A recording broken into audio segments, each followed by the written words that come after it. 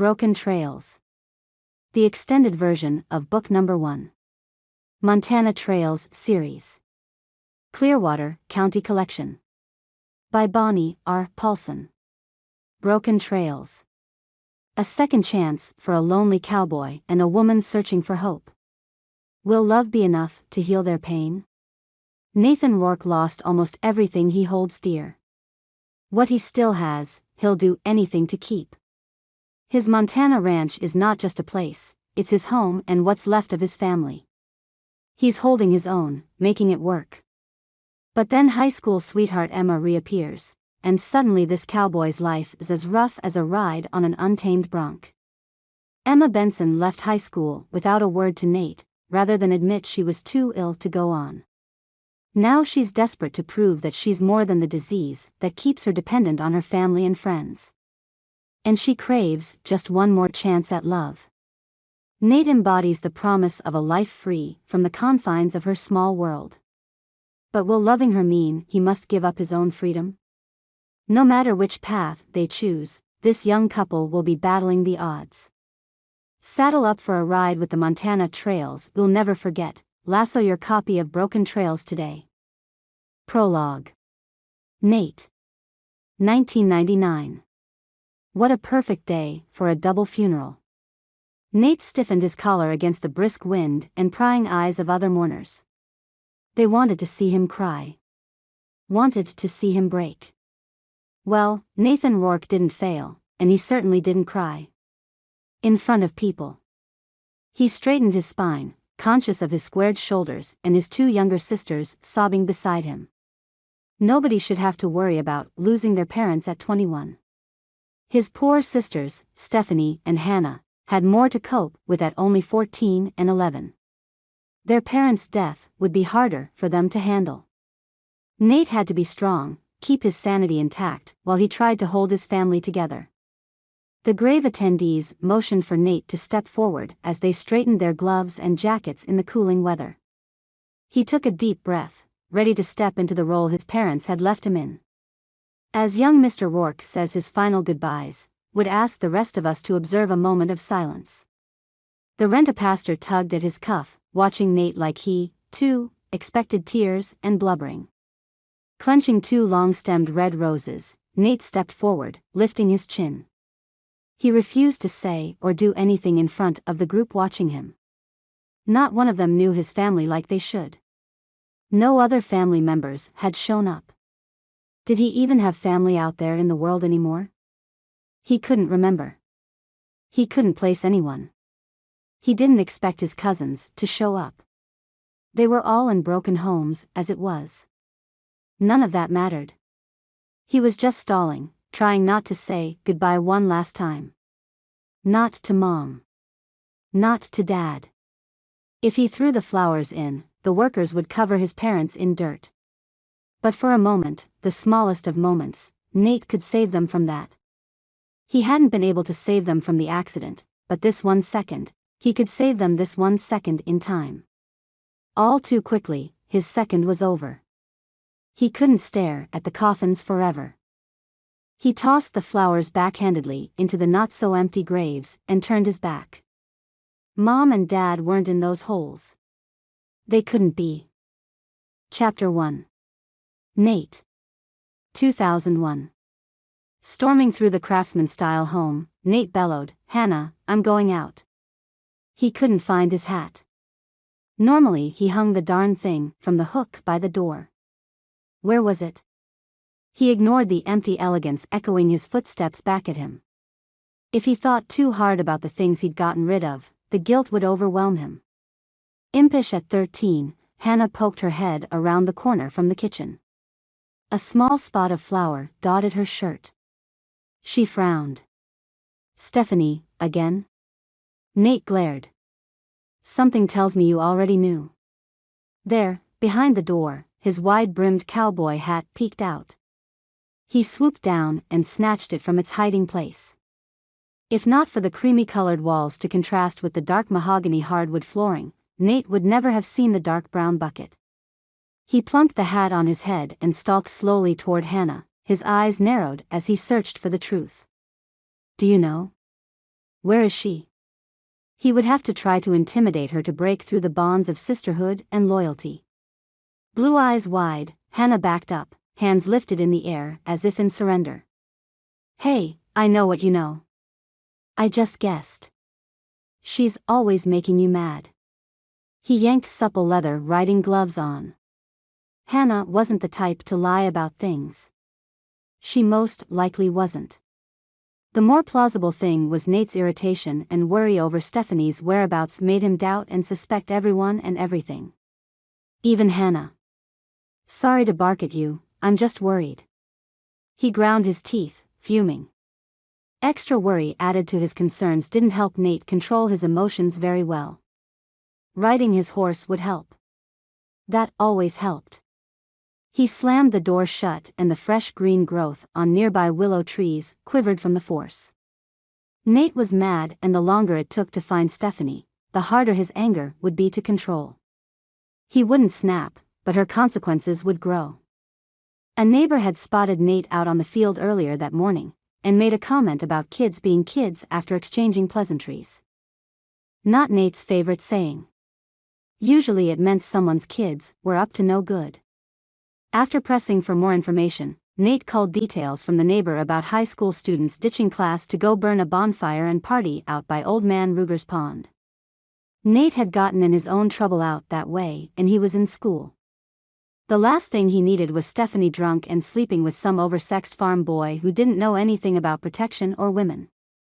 Especially when that woman was Nate's younger sister. He stormed toward the rundown barn, with an attached stable sitting off to the side like a lean-to. Everything was wood siding, wood trim, wood slats for roofing. The place was a veritable pile of kindling waiting for a match to fall and spur it to an inferno. But the building was all they had for a barn. In the back, Nate's dad had built a solid cement-walled room for forging. Somehow the presence of cement didn't make Nate any less leery about the safety of the rest of the tinder box. Nate had to open the door a specific way with a combination of moves done exactly right, or the old door would squeak and groan but not open. First, hit the top corner of the barn door with the flat of his palm just so. Next, yank on the long wooden handle while at the same time jerk his hip to the side. Nate wouldn't be surprised if one day he had to enter with a password. He already had to do the special handshake. Normally, they left the door slightly ajar, but Stephanie had put the horses away last and she wasn't one who cared about making things easy for others. Dust motes drifted inside the time-bleached building. Afternoon sunlight filtered through overhead fiberglass slats Nate's father had installed for windows. Closing the door enough to block the wind, Nate shut out the chaos of the world. He simply existed for a minute within the peacefulness of the barn. Old as it was, run down as it had become, the barn was a different world full of comfort and serenity. Muted nickering and the quiet lifting and chewing of hay mingled with the random clip and clop of hooves. Nate sighed, a little less amped up, but no less worried. He clucked his tongue. Hey, girl, where are you? He played the same game with his mare every day, pretending she wasn't in the middle stall with her name painted above her in pink. Missy, where are you? A soft whistle usually signaled her to poke her caramel brown head out and, yep, there she was. Hey, girl. Ready to go for a ride? We need to take Pluckster with us. The mention of her name pulled the attention of the dark sorrel mare from the feed box. Her ears twitched and she watched Nate stop at the tack closet and pull out the necessary items. He prepped his horses with care, but almost as an afterthought since he'd done the job so many times. He led the horses out of the barn, careful to close the door the right way before mounting Missy. He wrapped Pluckster's reins around Missy's pommel and set off at an amble. He didn't need to push the animals into a sprint and risk injury, especially when he couldn't afford more than a 30.06 bullet for care. Old Man Ruger's place spanned over 1,000 acres along the southern border of the Salish Reservation. Mr. Ruger didn't check his land much. Nor did he pay the ranch hands who worked the place enough to secure the properties from partying kids. According to rumor, some workers even joined in once in a while. 2 miles down the dirt road, Nate passed in front of the Benson place. He didn't want to look obvious as he studied the small patio and windows. Would she be there? Would Emma poke her head out? Was she even in town? Nate hadn't seen her in years. But the time didn't dim his affections or his anxiety to see her, to catch just a glimpse of her. Lights didn't even flicker in the house. Nate forced himself to accept her rejection way back in high school for the billionth time and nudged Missy further down the road. Turning right and headed south, Nate ran through all the possible scenarios he could find his sister in. She wasn't a drinker, so that one wasn't a huge possibility. Would she be swimming in the pond? Nah, the sunlight was warm, but the water was usually frigid in early May, at least in the northern section of Montana where Taylor Falls, Clearwater County was located. Stephanie hated being cold, with a passion. Come on, girl. We're doing good. Nate didn't fight the quiet. Since his parents died, the noiselessness unsettled him somewhat, but not enough to ramble on to no one in particular. He hadn't gone crazy, for crying out loud. He just had to face grief by himself, suck it up so his sisters had someone to rely on. A split-rail fence with a downed pole gave away the position of the trail, which wended its way off into the thickly grassed fields. Not more than 100 yards or so away from the fence, trees created a natural border where the tilled grounds gave way to the forest. Old man Rourke raised beef and he let his cows have their freedom in the wilds of his own forest. Free-ranging beef was something Nate understood. He appreciated. There was an honesty to the work. The integrity of the job was something he could respect. That kept Rourke from being on Nate's hated list. The trail was well maintained with years of numerous parties and secret rendezvous wearing down the grass and plants. Nate came to the tree line and ducked under low-hanging pine branches as they passed, clucking to his horses. The scent of smoke and burning damp wood lingered on the late afternoon air. Eyeing the skyline, Nate tapped Missy's flank with the toe of his boot. He'd be hanged before he'd waste his time trying to find Stephanie in the woods in the dark. She had no qualms running onto Salish land, with or without permission, and Nate would never find her then. Missy climbed the gentle sloping land easily, lowering her head as she picked her way through the trees and bushes. As if she'd been that way before. He pushed those memories behind him, leaving them to fall under Pluckster's hooves. He didn't have time to play at teenagers' parties or remember the dreams he'd had when he'd been at them. That wasn't in his plans anymore. Carefree laughter reached Nate through the wakening evergreens. He tightened his jaw. The rumors were true, sticking in his craw like a burr stuck between a jean and sock. Goldarn Stephanie for lying to him. She was supposed to be at school and then at her girlfriend's place. This wasn't the first time he'd caught her lying and sneaking around. What was it going to take to make it be the last? Whoa, he murmured. If he announced his arrival before actually getting there, the teenagers would scatter. He knew the rules. Heck, he'd invented some of them. Dismounting, Nate led the horses to a tree off the path and out of the way. He tied their reins with enough give they could still munch on nearby foliage, if they were so inclined. He braced himself on tree trunks as he passed. Minimal noise came from his slick, well-worn cowboy boots as he crossed over grass, rocks, and twigs. The recent rains had left everything moist and even the dried pine needles from the previous fall didn't break or snap as he walked over them. In seconds, the bright orange yellow of the bonfire blazed before him at the center of the clearing. Flanked by trees and surrounded by a pond the size of a football field, the clearing was the perfect place to lose one's inhibitions. An inlet stream and outlet creek added the noise of moving water to the ambience. Nate glared at the mass collection of students. Some looked young enough to be in Hannah's class and a few looked like they were old enough to have graduated about the same time as Nate. He stopped beside a large bull pine a few feet back from the line of sight. If any of them peered into the woods, they'd most likely spot him. Yet the odds of the self-absorbed teenagers thinking of even looking out of the circle of light were more in Nate's favor than he wanted to admit. The sun was up just enough to cast deep shadows, but hung low in the sky. Locate Stephanie. That was the first and foremost priority. Nothing else could deter him from that task. Where was she? A sliver of hope that she wasn't there invaded his anger. He studied the crowd as it moved and changed. Some people were in the water, their splashing and catcalling diverting Nate's attention momentarily. He shivered at the thought of the cold water. As it was, he'd worn a duster to keep any possible chill off. Teens were so stupid. He should know, he'd been one of the dumbest. At least his sister was smart enough to keep her butt out of the water. A group had planted themselves in front of the fire. Girls on guys' laps and some lying on the ground with their heads on each other.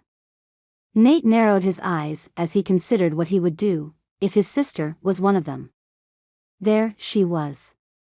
Stephanie stood off to the side with her friend. Nate could never remember her name.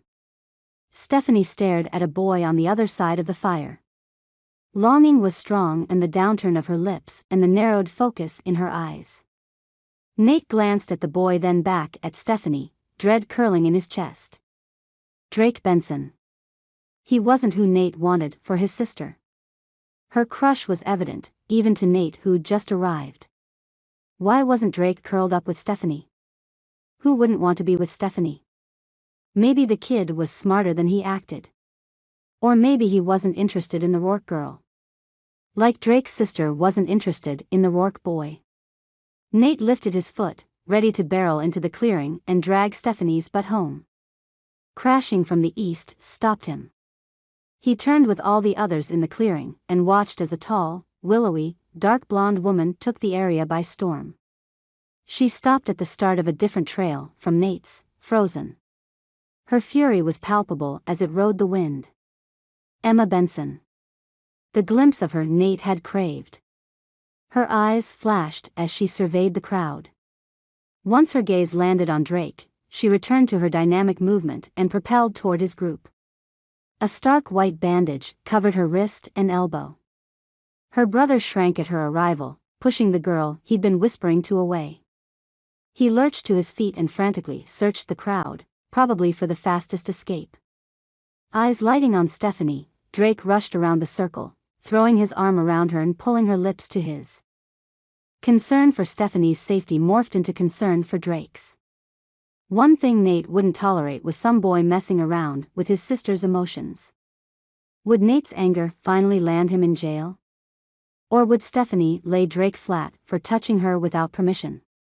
Nate clenched his fists and stepped further into the clearing, but no one noticed him as they watched the drama unfold.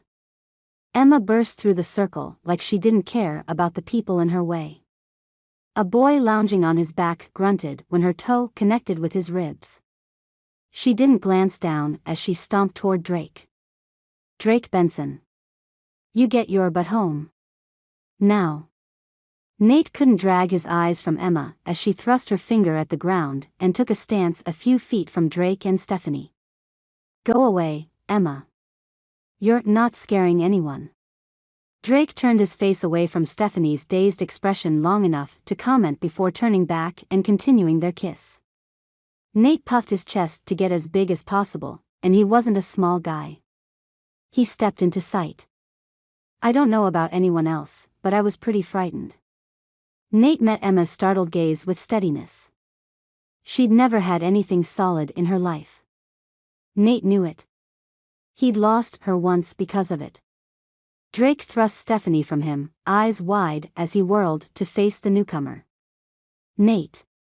Nathan, he wiped at his mouth with the back of his hand and avoided meeting Stephanie's eyes by looking down at the ground and then back to Emma. Nate didn't blame the boy.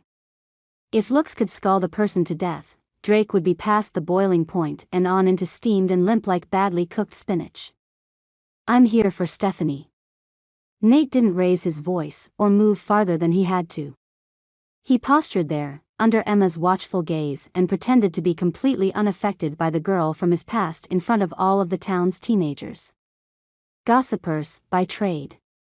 Stephanie stepped toward Nate, her eyes bemused like in a trance from the solid kissing Drake inflicted on her. Nate tried not to growl under his breath.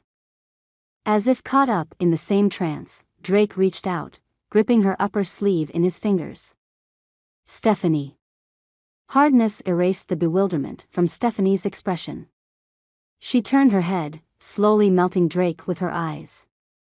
Oh, no, Drake. I'm not good enough for you, remember? Jerking away from his touch, she continued toward Nate, comfortable in her skin and who she was.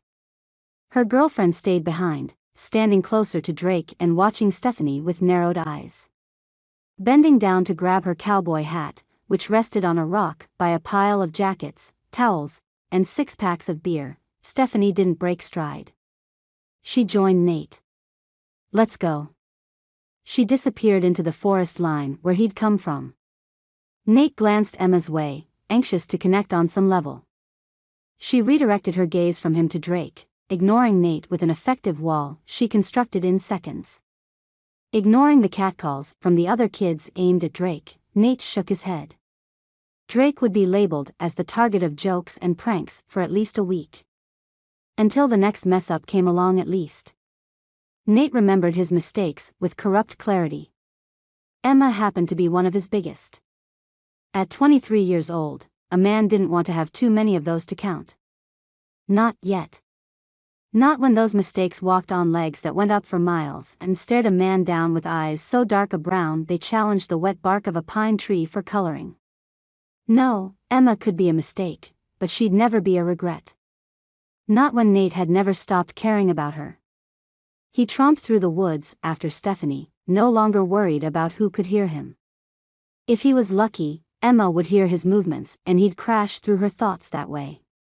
One way or another, he had to get back on her radar. Nate hated leaving anything unfinished, and Emma and he were everything but finished. Chapter 2. Emma. Emma couldn't believe she had just run into Nathan Rourke. No makeup on. Her hair limp. She hadn't even put on a clean shirt after attempting to muck out the chicken coop. She stomped along the path toward home with Drake directly behind her. Sullen. That was her little brother, always sullen. Always worried about what the world wasn't giving him. Mom attributed it to Emma getting so much attention because of her illness growing up. Jealousy. Emma huffed under her breath. If anyone had the right to be jealous, it was her. Drake never had to deal with hospitals or needles or exams or prodding or the cold. Oh, the cold. She shivered as another chilly ripple in the air grazed her skin. She didn't have a jacket that fit. They didn't have the money and her mother was wearing hers. Emma didn't look back to make sure he heard her or was even still following. It's gonna be dark soon. Mom said you still need to get your chores done. If he wanted to risk more of Dad's wrath, that would have to be on him. Emma's strength waned. Out of breath, she was already getting tired, and she hadn't had to walk more than a few hundred yards to get to the pond.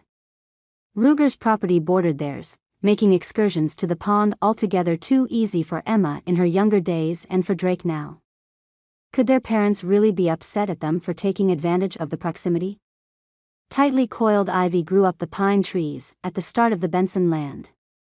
Emma reached out and plucked at the new leaves as they passed. Pushing the problems with Drake from her mind, she reluctantly returned to thinking about Nate. Again. Nate. Like growing up with him and loving him wasn't enough. As if she needed the constant reminder that dreams of a young girl didn't matter. Some wishes couldn't be granted by wish foundations. No matter how sick a kid got. The Rourke boy, no, man, was one of those dreams. He'd looked amazing. His shoulders filled out to match his height and the straight lines of his back and waist couldn't hide beneath his duster. Well-stacked jeans fit snug around his thighs that had thickened with muscle over the years. How long had it been since she'd seen him last? She was only 21, which didn't leave much time since graduation. 3 years? 4 at the outside? Suddenly, Drake pushed into her back, shoving her to the side. She fell, scraping her unbandaged arm against the rough wood of the fence post as they passed. Ow! What's wrong with you? Emma rubbed at her lower back where his elbow had sharply connected. She stared at his retreating form as he passed her, his eyes cast away. Whatever had crawled up his rear needed to be removed. Immediately. He disappeared into the shed where the feed for the milk cow was kept. A good couple of hours of work loomed before him. Even then, Dad might still get after him. Nothing took priority over the animals. They needed to be fed and maintained before the Benson family did anything else. Always. With their meager income, sometimes the animals ate when the family didn't. Emma slowed her pace, and still reached the house faster than she would have liked. Yes, her mom was worried about Drake, but with Dad's beat-up Ford in the drive, the mood in the house would be different. The tension thicker, difficult to breathe through. Opening the back door, Emma stepped inside. She listened as hard as she could for any fighting. The complete silence unnerved her. She tiptoed toward the humble kitchen with its one countertop no more than 4 feet long and a single sink under the window. As scarce as their belongings, Emma's mom kept things clean enough to lick. Her dad sat at the table, his head in his hands, while her mother rubbed his back as she stood beside him. Glancing up at Emma, her mom gave a quick jerk of her head. Emma ducked down the hallway to her room. She got the bedroom and Drake got the closet. Literally. A closet in the hallway had been designed for a washer and dryer to fit inside. Dad put the laundry machines outside on the back deck and gave Drake the closet so he'd have something of his own. Drake still grumbled about that. Not that Emma's room was much bigger. The only difference besides an extra 10 square feet was a window that couldn't have been bigger than a textbook which let in enough light to wake to. She picked up the rotary dial phone on the floor next to her bed and moved to dial. But she didn't have anyone to call. No one to talk to about seeing Nate again for the first time in forever and how crappy she looked. Or about anything. Flopping over on her back, Emma ignored the twinge of pain where her last 4 had been. The nurse was new and she'd jabbed Emma so many times Emma was convinced she'd leak like a sieve. The bruises wouldn't go away for a while. Not with the medications she was on. Was always on. At least the woman had bandaged her properly after taking out the line. The tape tugged, but didn't bother her as much as the bruises did. Emma rolled to her stomach and curled her arms around the flattened pillow. No noises carried from the kitchen. Most likely Dad was worried about money. Dad always worried about money. And Emma was usually the cause. Drake. Huffing as he pulled the hay out of the bale, Drake groaned when he noticed the cow's water pail had been knocked over. What was he supposed to do with that? Clean it up, of course, but with what time? His father would demand everything be done before dinner time, or Drake wouldn't eat. The tactic was a favorite of the man's when money was tight to use as an excuse to not feed the kids. His form of punishment was mean and unusually cruel, but it saved him pride, and Drake, on some level, understood. The more Drake worked, the cooler his temper got. By the time he'd finished cleaning up the stalls and feeding the cow and the mule, his gut was twisting with worry about Emma. He didn't want to hurt her. She'd been through so much and hurting her wasn't what he'd meant to do. He just got so frustrated sometimes, and he couldn't control it. That combined with the fact that kissing Stephanie Rourke had not turned out the way he'd expected. He'd hoped to distract Emma with the fact that Drake was kissing a Rourke and not hanging out with the O'Connells. Emma had threatened telling their mother if she'd caught him with any of the O'Connell girls. There were 5 of them, and that was hard, when they were as pretty as they were. But then he'd kissed Stephanie. And suddenly, the O'Connells had lost all importance. He'd reached out for Stephanie before she'd left. He hadn't meant to say she wasn't worth his time, okay, that wasn't true. She'd asked him something earlier at the party and she'd first gotten there and Drake had shaken her off. She was known as being a good girl and Drake wasn't interested. Not when he was more interested in causing trouble and getting attention from the right kind of people. Stephanie had less money than the Bensons did. Drake wasn't interested in living in a hovel the rest of his life. He never considered that maybe Stephanie felt the same way. It didn't matter. He'd kissed her without reason, and she knew it. She had to know he hadn't kissed her because he wanted to, initially, anyway. The spark he'd felt when their lips had touched had about knocked him on the ground. He couldn't focus on that right then. Not when he had so many other things to think about. Like how to get out of there. How to apologize to his sister for hurting her. And how to avoid his father's inevitable wrath. None of which he was very good at. Emma. Drake knocked on her door early the next morning. He stuck his head in and then stepped inside, filling the rest of the free space in her room. A sheepish cast to his normally cocky expression hinted at his intentions. Emma didn't move. She hadn't slept in a while. Her stomach growled from skipping dinner the night before. They didn't have any food, but Mom promised something today. Anything was welcome. The chickens hadn't laid eggs in almost a week, probably because of their diminished feed. Sorry about. Did I hurt you? Drake bit his lower lip. He wasn't a jerk, he just had a lot on his mind. Emma knew that and tried to cut him as much slack as possible. His pride was all he had left, and Emma got that.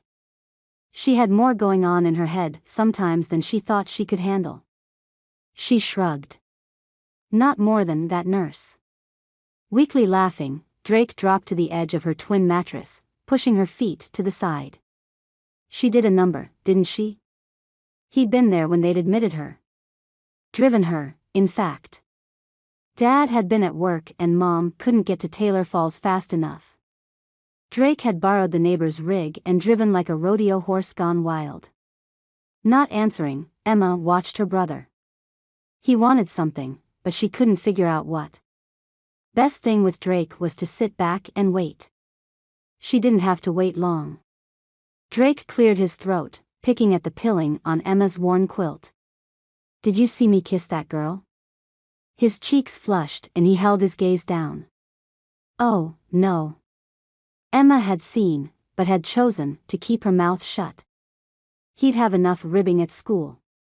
He didn't need crap from his older sister about it. She nodded, but since he wasn't looking at her, she added. Yeah. Stephanie Rourke, right? The mention of her name drew Drake's eyes to focus on Emma. He nodded curtly. Yeah. Well, do you think it looked like, maybe she was into it? She peered at her brother, like he was asking something other than his fairly blunt question. Emma shifted to sit up and face him better, give the topic the seriousness it warranted. Drake never came to Emma about anything. This moment was huge. At first, she looked like she was, but what she said afterwards kind of gave me a different opinion. What was she talking about? A pained expression shadowed his dark brown eyes. She's not very popular. She likes to hang out with the guys and she's stronger than half the boys on the baseball team. I don't want to be a bigger loser than I already am. His admission cost him many pride points from the slump to his shoulders and the drawn-out sigh. Plus, she's as poor as we are. Stephanie Rourke was anything but unpopular. Everyone liked her. But with Drake's pride, he'd ignore that. He had to. How else would he survive being rejected by the pond? When the Rourke children lost their parents, they gained the sympathy card that even surpassed the one Emma had for her chronic illness. Stephanie had dark hair with penetrating blue eyes that matched her brother's, and she was petite with an athletic build. Not to mention, her charm, when she used it, could get her just about anything she wanted. There was everything to like about Stephanie. For people like Drake and Emma, they had to protect themselves from rejection before it even happened. Living in the poorest section of Clearwater County, the Bensons weren't known for their class or their cash, more for their humility and hard work and desire to help anyone in need. While those traits were admirable, those same traits weren't the ones that got you invited to the cool kids' table at school or to the parties afterwards. I honestly doubt Stephanie would hurt your popularity, but I know that's not what's important to you. Do you like her? Emma held her breath. She'd always had feelings for Nate, and if Drake cared about Stephanie, well, things would get very uncomfortable if Emma got her way and was able to at least date Nate again. She couldn't give him a future, but dreaming about it never hurt anyone. He shrugged, screwing up the side of his face like he couldn't decide. I do, and I know she does, too, but I was drinking yesterday and, well, I said some things to her in front of everyone and, he swallowed, piercing Emma with his gaze. I think I hurt her feelings. Emma had seen the whole thing, and Stephanie's feelings were definitely hurt. She leaned forward to pat his shoulder. A shrill whistle carried to them from the front of the house. Pushing at her covers, Emma pulled on clothes over her tank top she wore at night and stumbled after Drake into the hall. The whistle was a command to hurry and get out front. Immediately. Even at 21, Emma still worried about upsetting their dad. She hadn't grown out of the dependence part of growing up since she'd missed out so much on actually being home. Plus, guilt held her in check. She relied on them for help health-wise. Without her parents, she didn't have anything. And because of her, they had next to nothing. Crashing into each other, Drake and Emma came to a stop in front of their parents, who stood by the front door with their jackets on. Mom clutched her purse, tears in her eyes. Dad narrowed his eyes at Drake. It's taken us some maneuvering, but after last night, we have a solution. I assume you haven't come up with any consequences to make up for your irresponsibility? Drake looked down and mumbled, No, sir. He kicked the toe of his boot at the matted carpet. You accept that ditching school and your chores was irresponsible and disrespectful? Their dad didn't soften his tone and held his back rigid. Yes, sir. Drake clasped his hands behind his waist and nodded shortly. Emma didn't know what was going to happen, but she hoped it wasn't bad. Dad met Mom's eyes with his and pressed his lips together in a thin, disapproving line. He spoke to Drake and Emma. I lost my job. They were downsizing, and I've taken too much time off over the last 3 years. I was cut first. Dad didn't look at Emma during the last part. He didn't soften the blunt edge of his words. He took off work to be with Emma at the hospital. He donated his blood and plasma so she would have some. Not only was her family poor because of her, but her dad lost his job because of her. Shame and guilt welled inside Emma, bringing more nausea than any of the chemotherapy treatments ever had. She swallowed back the bile threatening to come out of her like hot lava. No one replied, just waited for him to continue. Nothing irritated Dad more than being interrupted when he spoke. What would they say anyway? Sorry for your loss. That being said, and taking into consideration your antics over the last few months, Drake, your mother and I have decided to send you to live with Uncle Will. His words fell into the small house with impending finality. No discussion would be tolerated. Emma gasped, jerking both hands up to cover her mouth as she stared at her brother.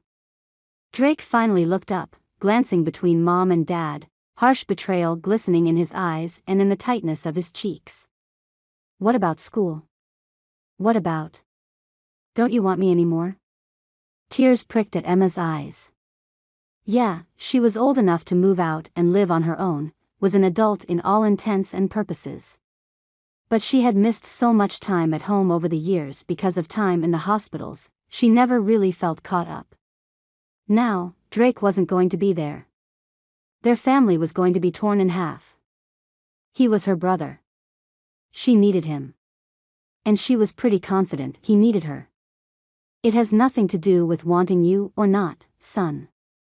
Uncle Will's a professor at Wyoming State University. You'll live with him, get your GED, and then go on to college there. Up to 3 dependents of his get an education free. You're going to be one of them. Dad pulled on his jacket, avoiding looking anyone in the eye. His next words came strangled, but he didn't relent. Go get your stuff. The bus leaves in an hour and I need to get to town to submit my resumes. Right then? He was leaving right then. No time to say goodbye. Can I go to town, too, Dad? Emma asked, quietly, her chest tight. Her dad didn't refuse her anything, and she rarely asked. She didn't want to compile more guilt onto her already overflowing plate. Their mother spoke up, her words choked. "We're all going, as a family." She nodded jerkily, brooking no argument. She stumbled out the door, steadying herself with the frame and pulling from Dad's outthrust hand. Emma met Drake's gaze, and they turned together to trudge down the hall, with the weight of impending separation dragging them down. "You have 10 minutes, boy." Their dad closed the door behind him as he followed Mom outside. "I'm so sorry, Drake. I had no idea." Emma bit her lip. Was he mad at her? Did he blame Emma? Would her parents send her away, too? She ran through the things she could have done lately, but came up blank. Her dependence on them left her in a shaky spot. They could send her or her brother away at any moment.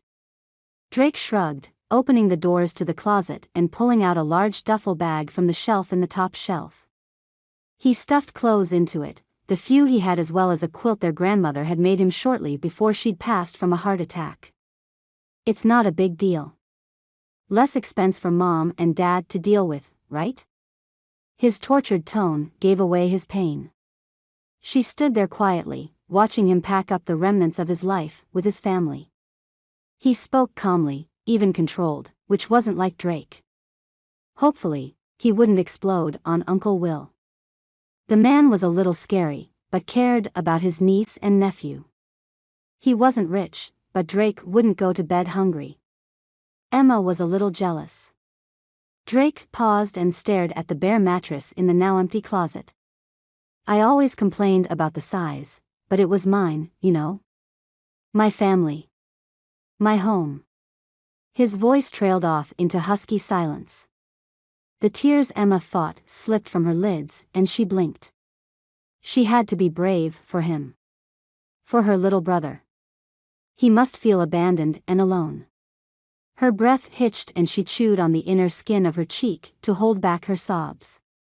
He stood from his crouched position and Emma threw her arms around him, pulling him close in a tight sisterly hug.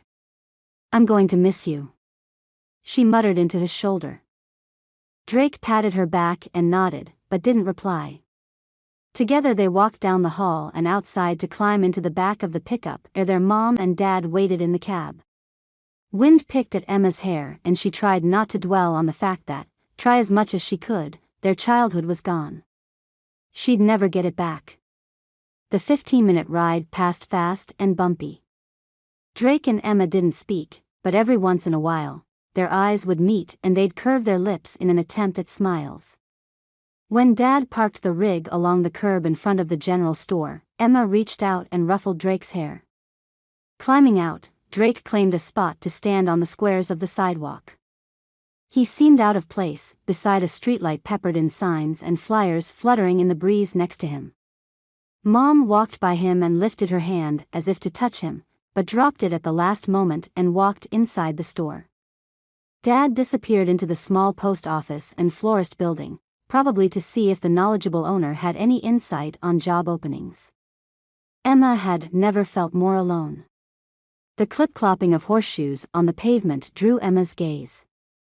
Her lips grew slack and she tried not to stare, but some things are just plain hard to do. Nate's horse ambled along, coming to a stop at the tailgate of the Benson truck. Nate stared down at Emma without blinking, as if he was taking all of her in. She pushed at her hair, extremely aware of the dust coating her skin and the fact that she hadn't had a chance to brush her teeth before leaving that morning. After his parents died, the word around town was he'd sold or gotten rid of all their cars and trucks. Now he rode his horses around like an old-fashioned cowboy. Emma didn't blame him. Losing his parents the way that he had, she didn't think his actions were that outlandish. He tipped his hat and then glanced at Drake, who he nodded at as well. "Emma, Drake, how you doin'?" "Good, thank you." She nodded abruptly. Why wouldn't he leave? She didn't need him stirring feelings up inside her she wasn't equipped to deal with. Seeing him the night before had nearly crushed her. He came in after her or she never would have gone into the clearing, Drake or no Drake. Was Nathan mad at Drake for kissing Stephanie? Was he going to cause trouble there? Avoiding Nathan Rourke had become a talent she excelled at. Drake grunted and shoved his hands in his pockets. He didn't say anything else, but walked to stand by the window of the small bookstore. Dismounting, Nate fiddled with the reins in his hands and glanced at Drake and his bag while addressing Emma. "Where's Drake off to?" "Away." Emma didn't elaborate. How many people watched them, wondering what in the world a guy like Nate Rourke was doing with a girl like Emma Benson? She played with the hem of her t-shirt, looking everywhere but directly at him. His soft chortle drew her attention. "You always did keep things private." He nodded. "All right, that's fine. I'd like to catch up, spend some time with you." His smile melted into a sober line filled with history and meaning. "It's been a long time." "Yes, it has." She considered his interest. How did Emma respond to that? He wanted to see her again? She couldn't be that lucky, but at the same time, she wouldn't string him along either. She wanted to be more with him, but a future with her wasn't possible. He was right, she always held things back, kept things tight to her chest. If she wanted to see him, she had to spell it out for him, keep things open from the beginning. Friends, right? Why did she always have to ruin everything? She was losing her brother and now Nate wanted to see her and she was adamantly pushing the friend thing? Things were so confusing. She was going to get lost in her emotional turmoil before she even had that breakfast Mom promised her. Drake didn't have any food to take with him on the long ride. She glanced at her brother, worry clenching around her waist, deep in the center of her stomach. Friends. Of course. Nate smiled tight, he watched her with a penetrating stare. "How about we go for a ride? Sometime next week?" He might think he wanted more with her. He always had, but she couldn't give him more. Didn't want to saddle him with what more meant. A bus turned the corner a few blocks down. Emma sighed in relief. She was off the ropes of talking to Nate and all his hidden meanings and magnetic pull. His presence wouldn't let her heart slow down. She caught her breath at remembering what the bus meant. Emma glanced back at Nate. "I'll ride over to Bella Acres one day next week. If you're outside on your horse, we can go." She nodded quickly at him, like take it or leave it, and swiveled her head in search of Drake. "What if I'm not?" Nate didn't take the hint and pressed for more. She'd always liked his persistence, but today wasn't the day for impressing her. "What if you're not what?" Emma turned back, drawing her eyebrows in. Seriously, she was going to lose her brother any second. "What if I'm not outside?" He pressed, twisting the reins around and around his leather work gloves. She shrugged, offering a coy smile and turning to stand with Drake. "Figure it out, cowboy." Nate moved to the side as Emma's parents joined them on the sidewalk. She pushed him to the back of her mind while her heart manhandled the next few seconds. Mom hugged Drake and sniffed, squeezing his shoulder. "You be a good boy, now."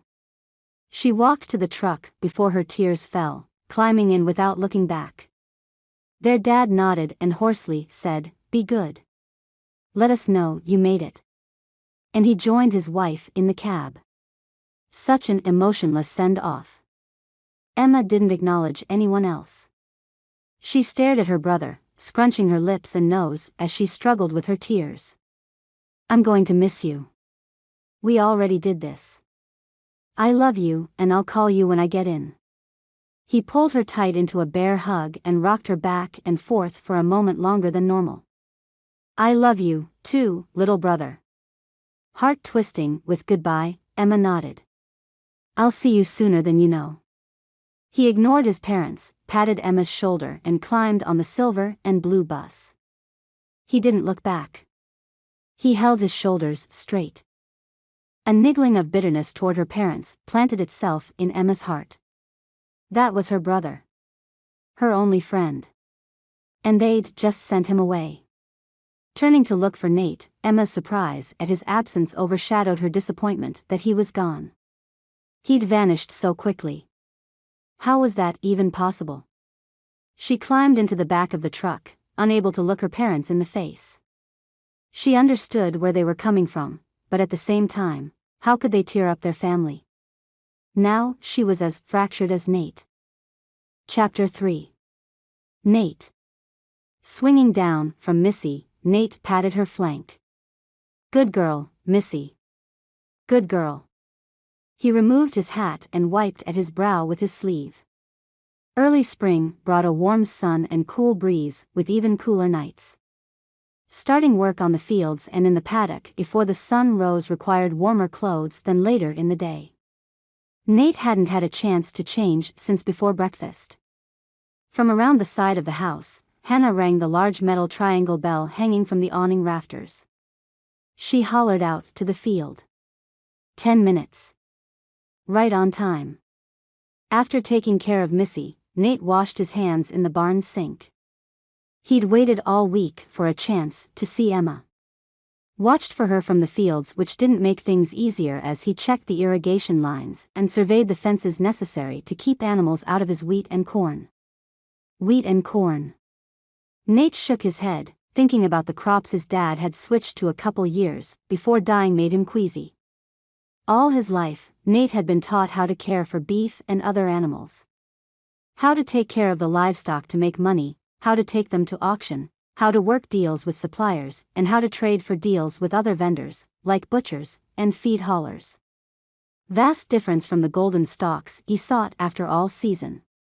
Meat prices dropped in the late 90s, and Nate's dad switched to wheat and corn, and a disease wiped out over 80% of his stock. 2 years. Not enough time to learn anything, let alone develop a schedule or production plan. And neither parent had life insurance or much in savings to carry past any real-time period. Before going inside, Nate paused on the deck, bracing his arms on the railing and staring out at the wide expanse of Bella Acres. Beautiful land. Named by his mom. No matter what happened in his life, Nate had the land. His sisters had a home as long as Nate had Bella Acres. Nothing could go wrong if they held on to their parents' dreams. No matter what it took, he wouldn't lose the land. The acreage didn't have any surface water, but it had a gravity-pressurized well and plenty of healthy soil. The latter didn't matter if Nate didn't have any idea how to cultivate and plant it and reap what he sowed. He wiped at his face. Hannah only gave him 10 minutes. He'd probably pushed the time past what she asked. Inside, Nate nodded to his sister at the table and took his seat. I'm sorry. I had to stable Missy and check on the other horses before coming in. Their mother had pressed manners on them from the beginning. Getting to the table when called was one of her biggest rules. You didn't come, you didn't eat. It didn't take more than once or twice to learn that lesson. You're okay. I forgot to make honey butter. I used the extra time. She smiled sweetly. At only 13 years old, his sister was already a heartbreaker. Without any agenda behind her looks, she really was an angel trying to manage her loneliness. Not for the first time, Nate wished he could trade his mom for a spot in that car accident. Not that he wanted to die, but so his sisters could have their mother. He missed her more than he could explain, but a girl needed her mom growing up. Not an older brother who knew nothing about anything. Hannah placed a large ceramic plate in front of him, piled high with chunks of steaming roast, carrots, potatoes, corn, and a roll. Condiments already claimed their positions on the Lazy Susan in the center of the large square table.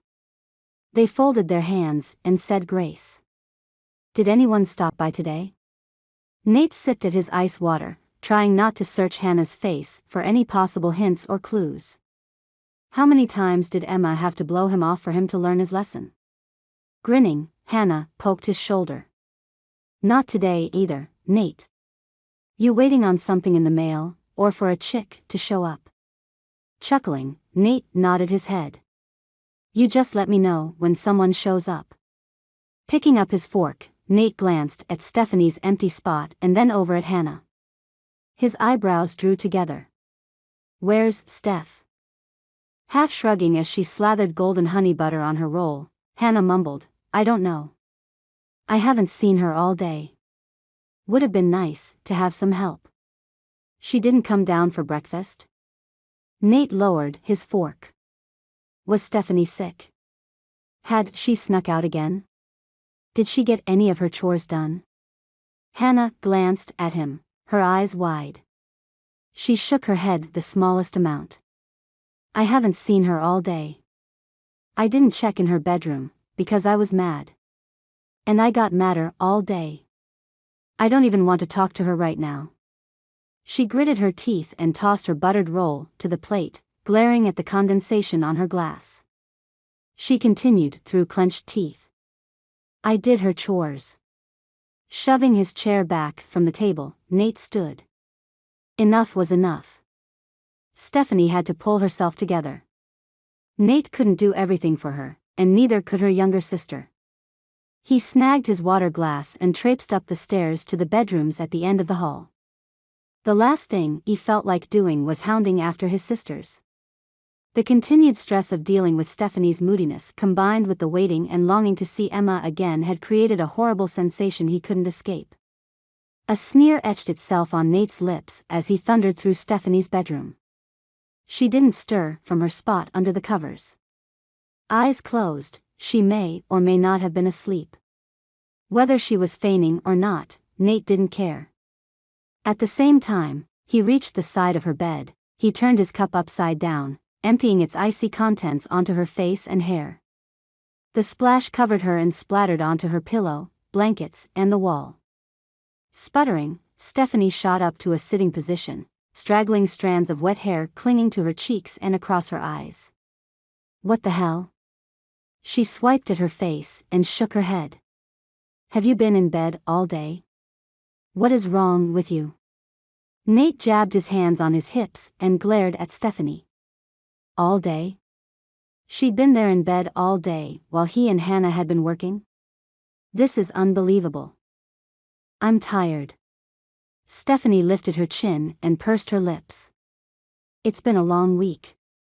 We had a bunch of finals and, she shrugged, wiping at her face with the corner of her blanket. Finals. High school. Nate didn't miss any of it at all. Plus, it was the week following the crap at the party. He calmed down a bit. He'd been there. He understood. Fine. I get it. It's time to eat. You have night chores now, all of them. Stephanie gasped. All of them? No, that's way too many. Can't Hannah help me? Hannah did your morning chores. Nate pointed his finger toward the door. She's been working since daybreak. Now, she gets to sit on her butt and watch a movie or read a book or whatever she likes to do for fun. You've been in bed all day. You're helping around here. She glared, crossing her arms over the water-dark spots on her nightshirt. Why?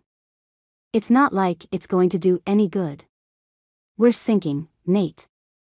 I saw the books. What are you looking at the books for? Nate scowled. He barely understood Dad's antiquated system of finances.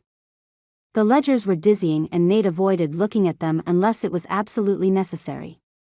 Dad used to have me help him. She looked down, tightening her features so she wouldn't cry. Stephanie was tougher than people realized. She was also more vulnerable than anyone, but Nate and Hannah knew. Her relationship with their dad had been the closest parent-child relationship in the house. She was also a whiz at math, sleeping through her calculus classes and passing with straight A's as a junior. You understand those things? Nate blinked a couple times to clear the disbelief from his eyes. Why didn't I know this? In 2 years, you'd think she would have said something. Because I didn't tell you. Scoffing, Stephanie climbed from her bed. Her sweatpants hanging low on her hips, and she yawned. Nate, you're sinking. No, we're sinking, little sister. If Bella Acres folds, we don't have a place to live. Angry, frustrated, disappointed in the situation with Emma, and irritated that Stephanie knew more about the land than he did, he turned and tossed over his shoulder. To get yourself out of trouble with me and Hannah, you'll do the chores and tomorrow you're going over those books. He glanced back. I want the chores done before I get back. Where are you going? Stephanie lifted her hand to the side, palm up. Out. Nate needed to relieve some of the tension, and one of the things he needed to do was see Emma. She hadn't come to him. Fine. He would go to her. Chapter 4. Emma. The dry line had to be clipped in certain spots, or dust would get under the clothes. Emma couldn't remember their dryer. Mom said the beast quit working around the time Emma had to go in for her first round of treatment. They didn't have the money to fix it or buy a new one. Story of her life. At least the washing machine still quasi-worked.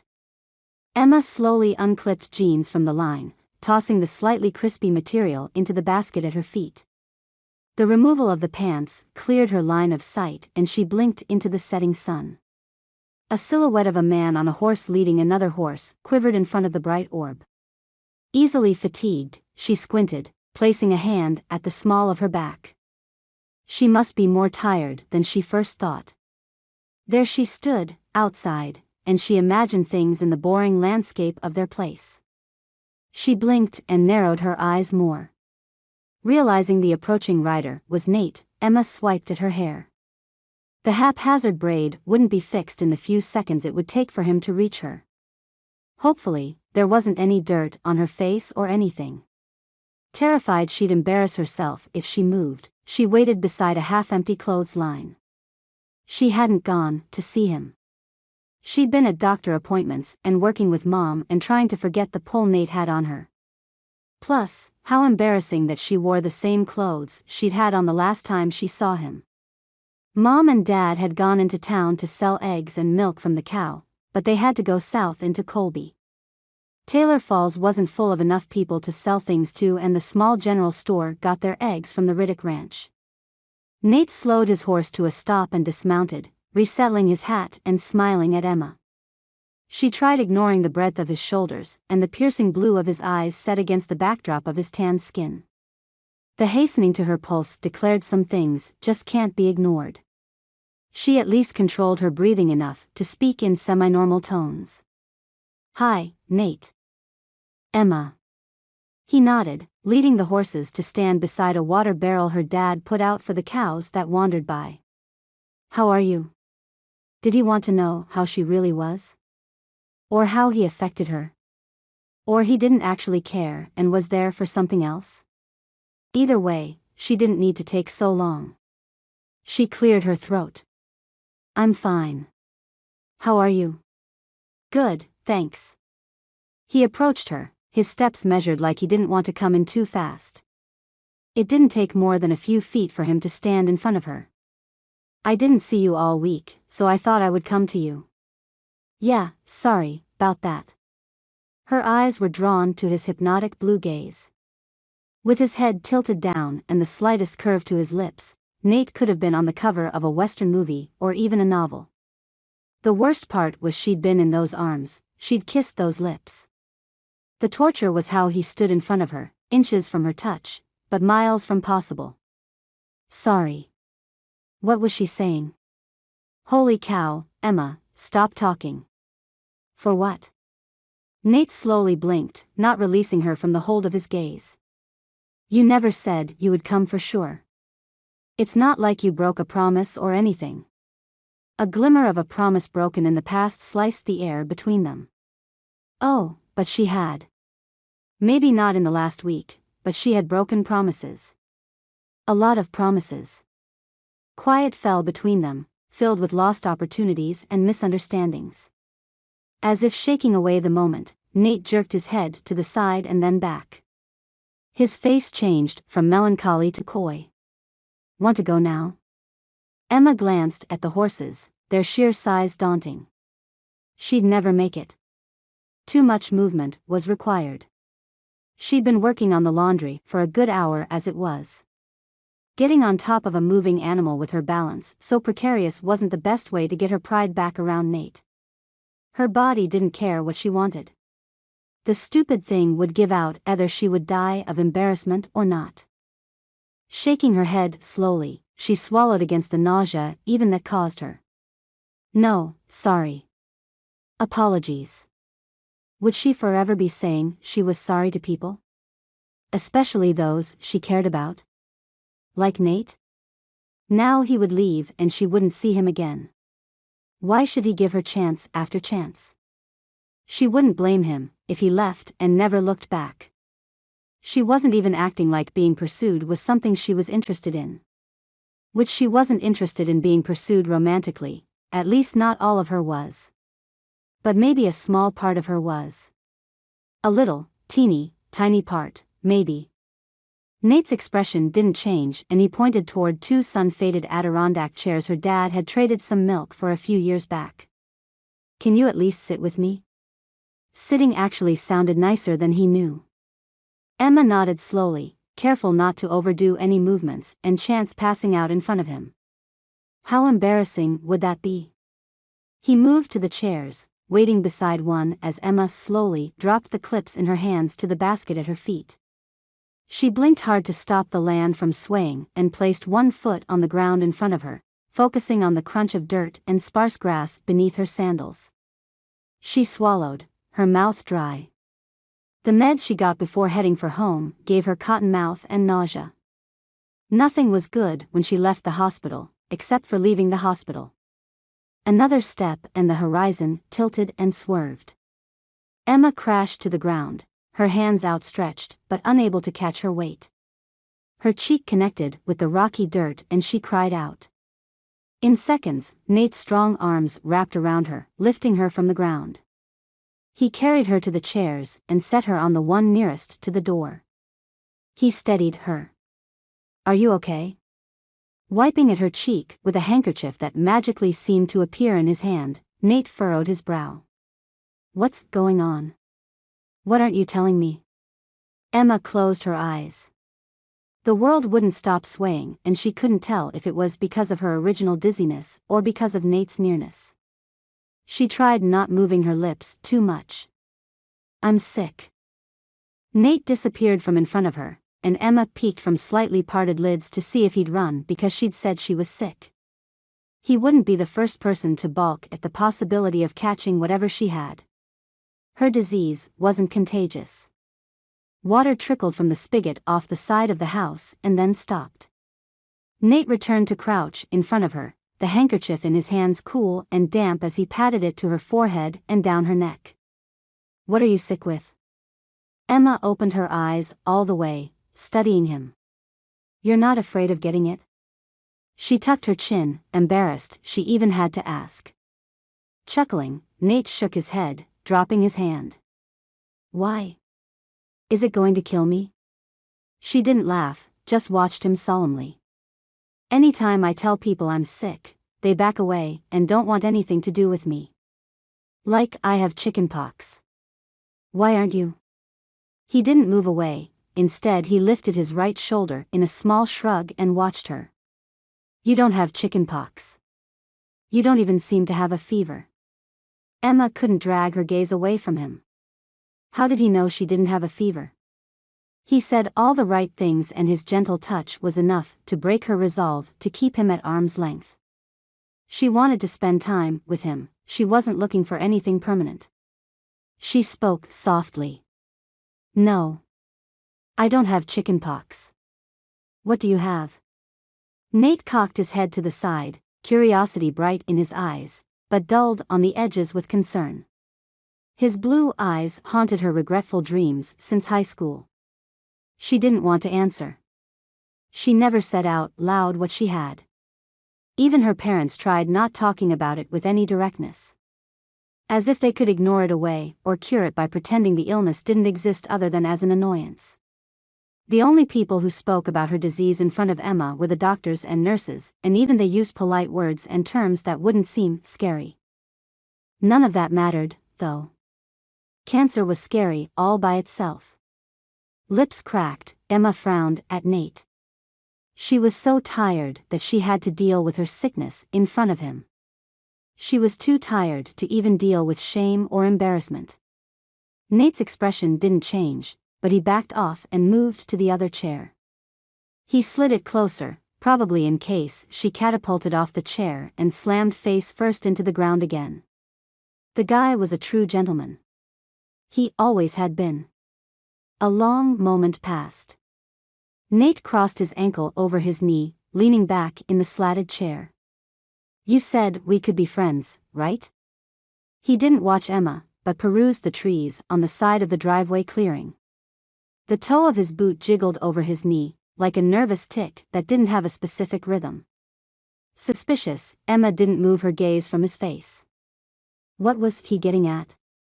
Did he need something? She didn't have anything and wasn't capable of doing much for him. She spoke hesitantly. Yes, I did. She'd meant it. She wanted to be friends with him. Wanted him in her life. She needed a friend. Badly. A man that smelled sagey and woodsy like Nate would be her first choice for a friend. I can see you don't feel well, but you're not telling me anything. You're saying you're sick, but all I've got figured out is that it's not chickenpox. Friends talk, Emma. He watched her, but didn't stare. It wasn't a creepy way to watch someone. Unsettling, yes. Creepy, no. Fighting the urge to talk to him was futile. She needed someone to talk to. Nate was pressing to be her friend. She hadn't had a friend in so long, nurses didn't count. Drake was gone and he'd taken her last tool against being completely lonely. She looked away from him, focusing on the granules of dirt at her feet. I've been at the hospital again all week. That's why I haven't come by your place. I think the stress of Drake leaving, she blinked back tears. For the first time in years, she'd been in the hospital without her brother being there beside her. Again? Are you okay?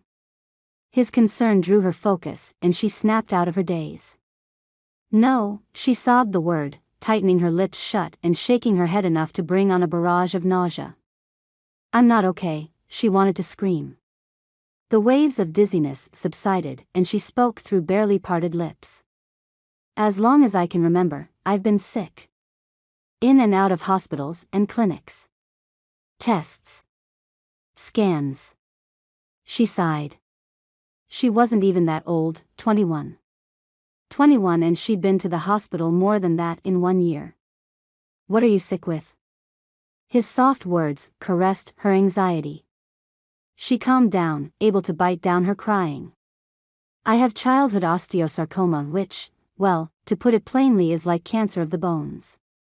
She said it. Could she grab back her words? Her admission cost a chunk of pride, brought forth a wave of shame.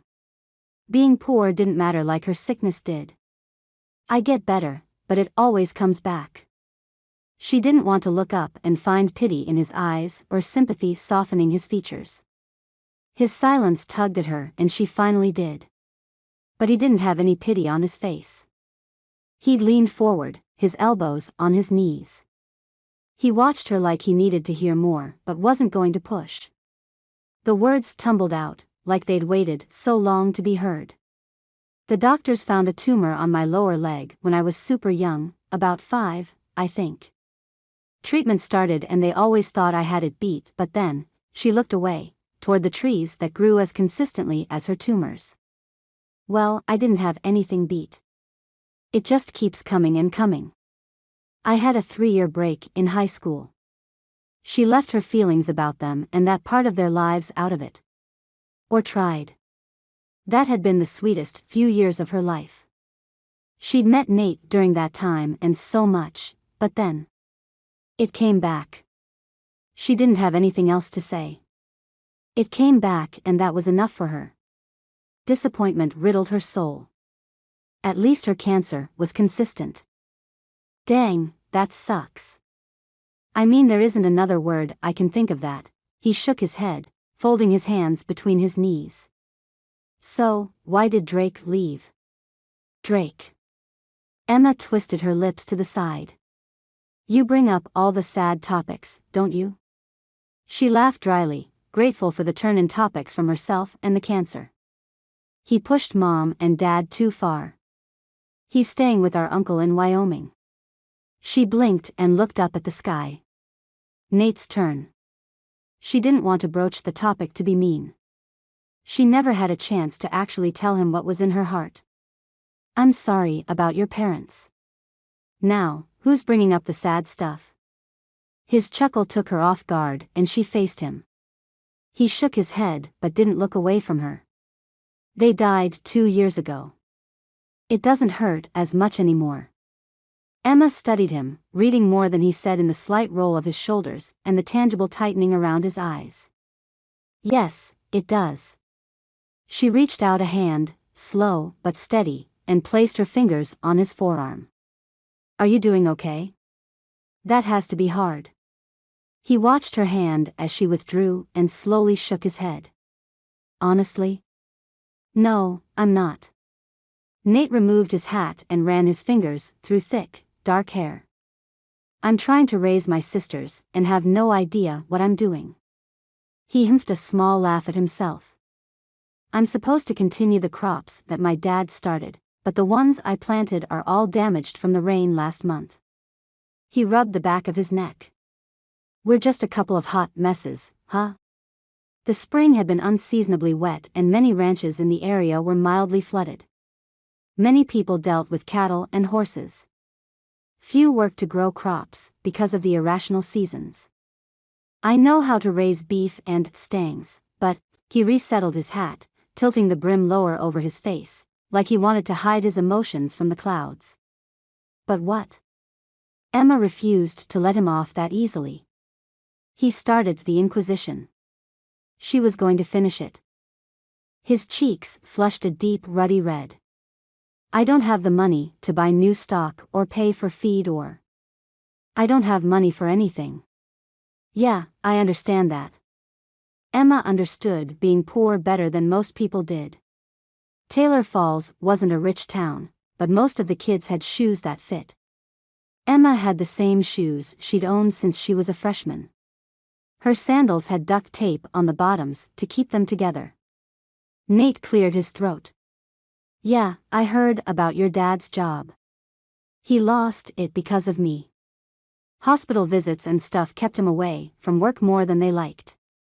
She wasn't as embarrassed talking with Nate anymore. He'd morphed from being some attractive magical creature to this real man with real problems that she could talk to. A man she was still severely attracted to. Except now, he was more reality than a memory of a strong crush. Tempered by her age and loneliness, Nate was a lot harder to push into the friend slot she needed him in. He turned to her more fully, taking her hand in his. I'm sorry he lost his job. It wasn't your fault though. You didn't choose to be sick, just like I didn't choose for my parents to die in that car accident. Warmth coursed through her at his touch. She'd never thought of her situation as one she hadn't chosen before. How could she not understand that she hadn't chosen to be sick? She hadn't wanted that. Didn't want to be poked and prodded. Didn't want to ache and hurt from all the procedures. Certainly, didn't want to throw up because of the medications they made her take.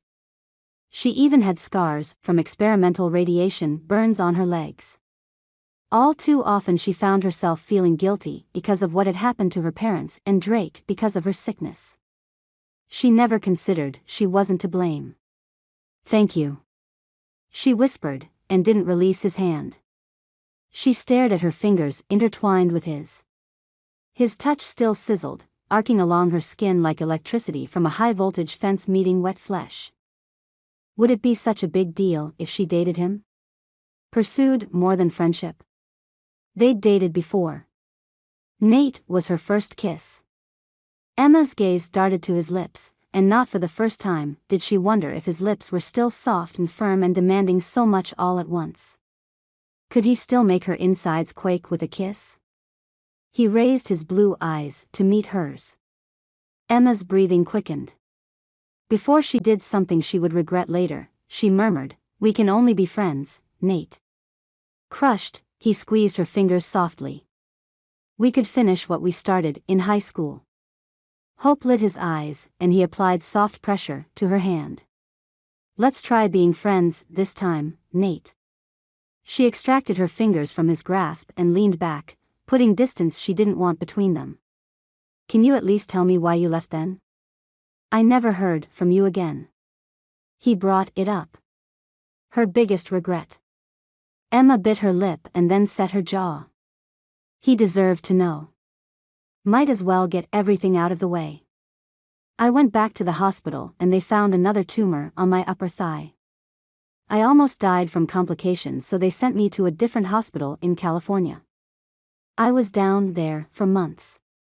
When I got back, well, I didn't even graduate. She'd been embarrassed, lost. Who would want to be with a girl who was so pathetic? She could barely stand to be around herself. I'll make you a deal. You don't leave again like that, you tell me what's going on, and I won't push you for more than friendship.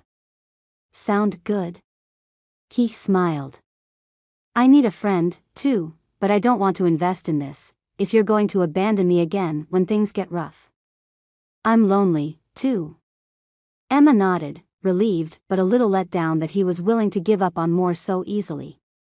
I won't leave. Do you think we can do that? Just be friends? What would she do if he said no? She didn't really believe she could be just friends, unless he did. If he could, then she would be stronger in her decision. I think so. Unless you think I'm too attractive for you to keep your hands off of. That might be a problem. He winked, his laugh contagious. Emma welcomed his teasing. It had been forever since someone besides Drake joked with her. Well, if the cravings get out of control, I'll let you know. How much was teasing, and how much did she really mean? You do that, Emma. He leaned back in the chair and grinned. Stephanie. Pacing the hallway outside the bathroom, Stephanie swung her arms back and forth. She couldn't focus. She wanted to go out to the Benson place and demand Drake tell her why he'd told her one moment that she wasn't good enough for him and in the next, he'd kissed her. Not to mention, what in the world was he thinking, smelling like he did? The cologne he'd worn at the party had been intoxicating, mixed with the smell of pine and hay clinging to his skin. Stephanie didn't need more things to captivate her imaginings with him. The bathroom door opened, revealing Nate wiping his hands on the towel and turning off the light. He glanced at Stephanie and then paused before moving completely out of her way. Hey, Steph. You get all the chores done. Why would he want to do that? Why would he think she needed to be consoled? She shook him off and straightened her shoulders. Okay, sounds good. Why did he seriously think she would care? Nate pulled his hand back and nodded. Got it. He turned to walk back down the hall, but turned back, blinking at his sister as she stared after him. It's okay to be upset when a friend moves without letting us know. I've had that happen to me, Stephanie. We've had a lot of surprises, haven't we? Stephanie nodded mutely but didn't answer. She wasn't sure what she would say. Quietly, she moved into the restroom and picked up her toothbrush from the cup where they all kept theirs, standing up at crooked attention. What exactly did she think Drake was? Not a friend. More of a crush. But what kind? She wasn't going to define it. She couldn't. He wasn't even there anymore. So, she didn't need to worry about what they were anymore, anyway. He was gone. That's all. She clenched her teeth. She had to stop thinking about him. She obviously didn't matter to him, why should he matter to her? Chapter 5. Nate. Coffee would only stunt Nate's buzz at finally having Emma back in his life. He didn't need caffeine to pull him from bed and through his normal morning routine. Even the glower on Stephanie's face didn't dim his chipper attitude. He rounded the corner of his dad's well-polished mahogany desk. What has you so grumpy? Even after 2 years, his dad's cologne hung around the office. If Nate moved to the side, it wafted around him. Stephanie could be catching the memories on the air, too. She crossed her arms and glared at Nate. What has you so happy? Nate shrugged.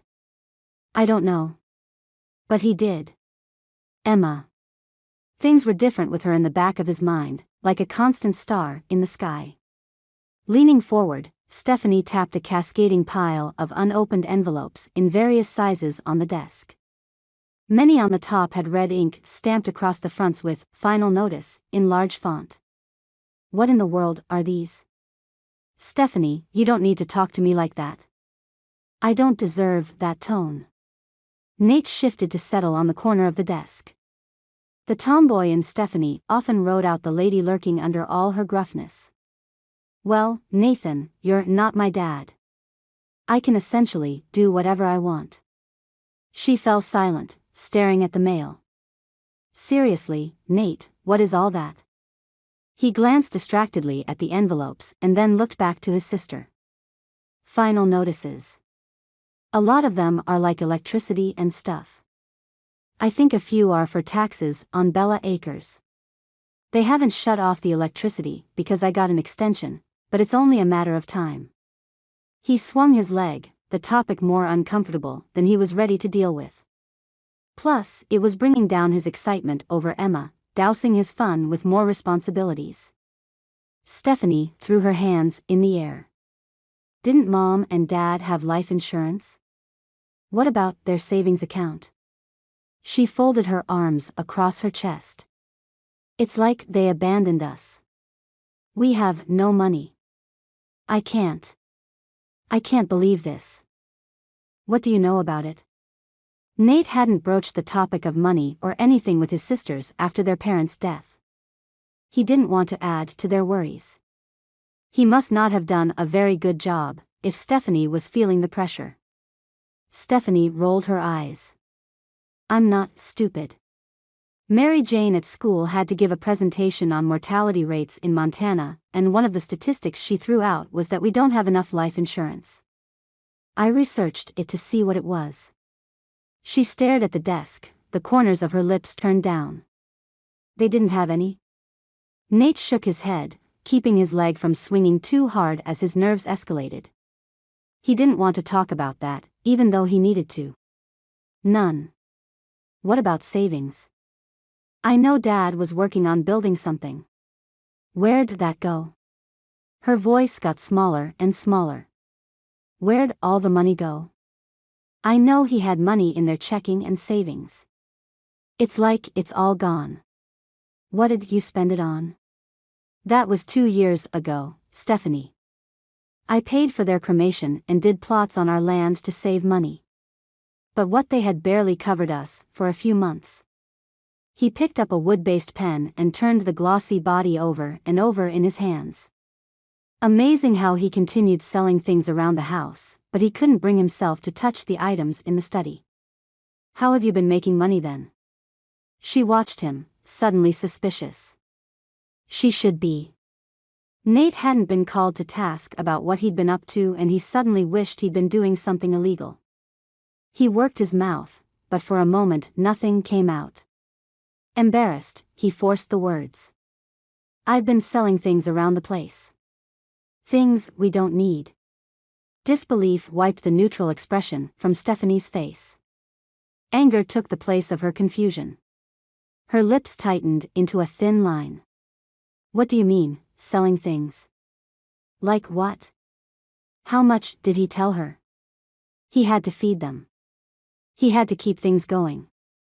Don't worry. I'm taking care of things. Stephanie jumped to her feet and whirled around the chair to put distance between them. No more. You can't sell anything else. Are you going to sell Bella Acres? Tears glistened in her eyes. Nate slid from the desk to his feet, hands out. No. I'm not going to sell Bella Acres. I mean, I don't want to. Why not? It sounds like you're selling everything else, right? Is that where Mom's quilts went? She tightened her lips and lifted her chin, winning the fight against her tears. Regret still pierced him when he thought of Mom's quilts. Unable to look Stephanie directly in the eye, he nodded to the side. Yeah. Those had been the hardest to part with, but the price he'd gotten for one handmade quilt had paid for their bills for a month and a half. Not to mention the food it had brought in. Apparently, Mom had been a very accomplished quilter. Her name had been all over Montana and people couldn't wait to get their hands on one of her pieces. Shock parted Stephanie's lips and she flopped back into Dad's desk chair. She huddled into herself, staring at the floor. No more. You can't sell any more. Nothing else. We won't have anything left of them, if you do. Tears eked from her eyes and she sobbed, bending at the waist. Her shoulders shook. How could he guarantee that? I won't. They needed to eat. He'd never seen her cry after the funeral. Hannah, sure, but not Stephanie. He had to make the promise, even though he had no idea how he was going to be able to keep it. Nate crouched beside her, placing his hand on her back. Stephanie, have you cried since Mom and Dad, he didn't want to say died. He didn't want to have that conversation, but he had to be there for his sister, as mother, father, and brother. She sniffed, avoiding his eyes. I haven't had a chance to. Hannah has been so upset and I wanted to be strong for her. Nate had been trying to be strong for them all. He spoke softly. I understand. Was there another reason, though? Was it his business to talk about boy and relationship things? Do you think you're upset a little bit about Drake, too? Stephanie blinked, smearing her tears with her fingers as her sobs calmed. What about him? I don't think it matters. Well, he's moved. I thought for sure you might be upset about it. Confusion quirked Nate's brow. He cocked his head to the side and studied her. Why would I be upset? It has nothing to do with me. Stephanie's eyes widened and she straightened in the chair, slamming her feet to the floor. Her adamant denial was harder to swallow than the fact that her eyes glistened with tears. He's gone. I just thought you would. I don't know. Care? Nate shrugged. Okay, her pretending not to care took him by surprise. Well, of course. I think I'm just trying to process it, you know? Stephanie looked away from Nate's face. She stared into the office, not really focused on anything, and then looked back at Nate. We have bigger problems to worry about than Drake Benson. We need to do something. Nate agreed. But what? The sun hung low in the sky, and not for the first time, Nate was grateful that summer was right around the corner.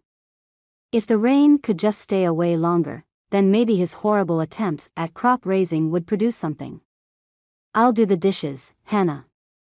Thanks again for dinner. Nate smiled at his sister.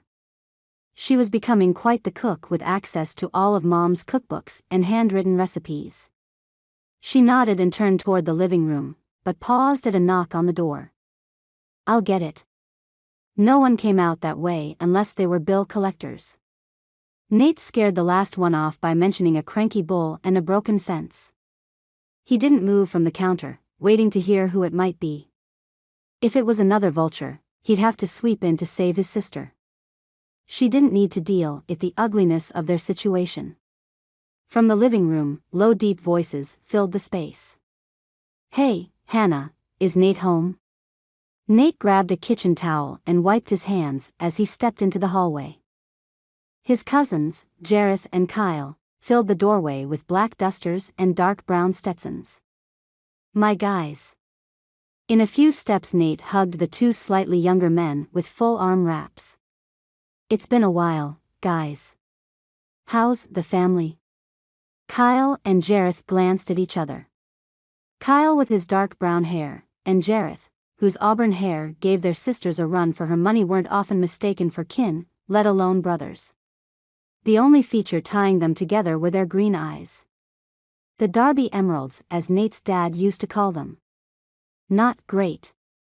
We're low on money at home. Mom's been sick and Dad, Jareth shrugged. Anyway, we're here, 'cause we're heading down to Colby. A ranch, peekaboo place, down that way hired us and Damon, but Damon can't get away from school. Apparently, he's going to summer school so he can graduate. Jareth rolled his green eyes at the mention of another cousin. The ranch is paying us huge. How long is the job? Nate might be able to swing it, if it was only the weekend or so. They could use the extra cash. A mental image of the pile of red-stamped envelopes flashed in his mind. He winced. Until October. They give us a place to stay with meals as well as pay. The owner even gives us days off. We're sending the majority of the money back to Mom and Dad. Kyle glanced past Nate's shoulder, his eyes softening. Hey, Steph, when'd you get all big? Stephanie moved beside Nate, nudging his shoulder with hers. Kyle, Jareth. Maybe you're getting smaller. She shifted her weight and crossed her arms. She eyed the cousins like they might bite, but also like she might bite back. Jareth laughed, his voice low and booming. Seriously, though, Nate. Do you want to go? Until October was too long. I can't.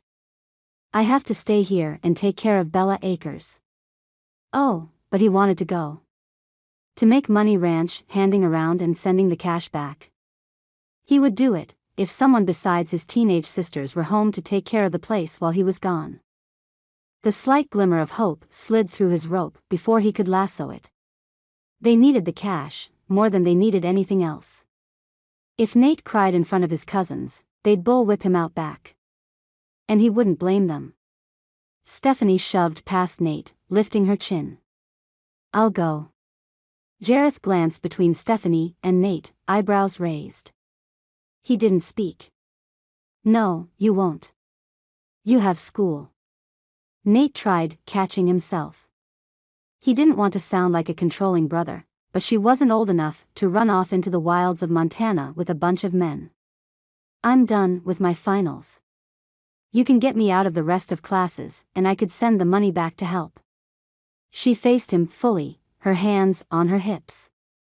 We were just talking about needing something like this. Come on, Nate. Don't hold me back. Kyle stepped forward, hands open in petition. We could actually use the extra body, Nate. I wouldn't step in with this and even consider taking her, if we didn't stand to lose a lot of money. We promised them 3 hands, and I can't get a hold of the Johnsons. We have to report there tomorrow morning at 5 sharp. He lowered his voice, desperation ringing in the deep tones. Seriously, Nate, she'll be safe with us. We're family. We need this chance. More than anxiety lined his eyes, and Nate recognized failing hope. He met Stephanie's gaze and held it, searching her for something, searching inside himself. What would Dad do? Nate couldn't dwell on that since Dad wasn't around and things had fallen to Nate's shoulders. Let me do this. Stephanie murmured, holding his eyes. She clenched her fingers at her waist. Nate wasn't her father. He didn't even know how to pretend to be one. He was just her brother, and he knew his sister needed to fly on her own. He sighed and nodded tiredly. Okay. I'll clear it with the school. Nate gave in, but didn't fight it hard. She would send money to help. Nate had to get a job or something on the side himself, or lose his role as provider for his family. Go get your stuff. If you need me, you'll call. It wasn't a question. Stephanie scoffed, bouncing on her toes in excitement. Call? You don't drive. What good would a call do? It's only a few hours to Colby by horse, Stephanie. I can come get you or come help. You agree, or you're not going. Nate hardened his jaw. He might not be there, but he could still be available for his sister should she need him. She stilled and nodded. Okay. I'll call. After a pause, like she weighed his seriousness for reality, she threw her arms around his shoulders. Thanks. I really need this. I know. Nate patted her back and glared at Jareth and Kyle. Anything happens to her and I'll take it out of your hides, understand? His cousins nodded, their own desperation cold. Hopefully, sacrificing Stephanie for the summer would do more than just the Rourke some good. Chapter 6. Emma. The walk to Bella Acres took longer than Emma planned. She stopped beside the dirt road and sat on a tree stump grown over with grass and moss. At least the clouds stopped raining. She wiped at her forehead. She hadn't planned on even coming, but she'd wanted to see how he was doing without calling. They were supposed to be friends, and friends visited. Plus, she had to get out of the house. 6 eggs nestled in the small basket she reclaimed when she stood. Hopefully, her mom didn't notice them missing. They hadn't been packed yet for selling to the general store. Emma had grabbed them to take to Nate and his sisters. He'd mentioned their chickens weren't laying because of the rain and she wanted to do something nice for him. But strictly as friends. She sighed, trying not to go too fast, but she wanted to get there this year. Another 15 minutes passed and Emma's breathing turned to a slight pant. The Bella Acres mailbox poked over the spring grass, giving her a focus point to walk toward. She stopped beside the green box, looking down the long drive to the At Last in View 2-story craftsman-style home. She'd been there often enough when they dated. Nate had never pushed her too fast or too far, and she'd never told him how much that meant. Bending at the waist, Emma dragged in a few more deep breaths. Wow, who would have thought she'd tire so easily? Come on, Emma, let's go, she muttered to herself. One foot in front of the other, over the gravel and onto the paved driveway. She followed the simple line between the cement and the grass, focusing on breathing and not passing out. In what felt like decades, Emma finally reached the wraparound-covered porch and the few steps up to the front door. Exhaustion pulled at her. She hadn't been out of the hospital long enough for the trek she'd undertaken. And conquered like a boss. She lifted her free hand in the air and shook her fist like a champion, still puffing at the exertion. The front door opened and a younger version of Stephanie poked her head out. Are you okay? She watched Emma with concern. Emma lowered her fist and blushed. Yes, sorry. I just walked a long way and I made it. She fluttered her fingers. I'm celebrating. She laughed as her breathing started to normalize.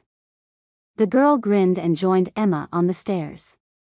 I usually try to pat my own back. It's something my dad used to say. Go ahead and pat yourself on the back, Hannah. She giggled. So, I try. She lifted a shoulder and scrunched her face. Why did you walk so long? I'm Hannah, by the way. Nice to meet you, Hannah. I'm Emma Benson. She gazed out over the fields leading to the road. I came to see Nathan, but I'm sure glad I met you first.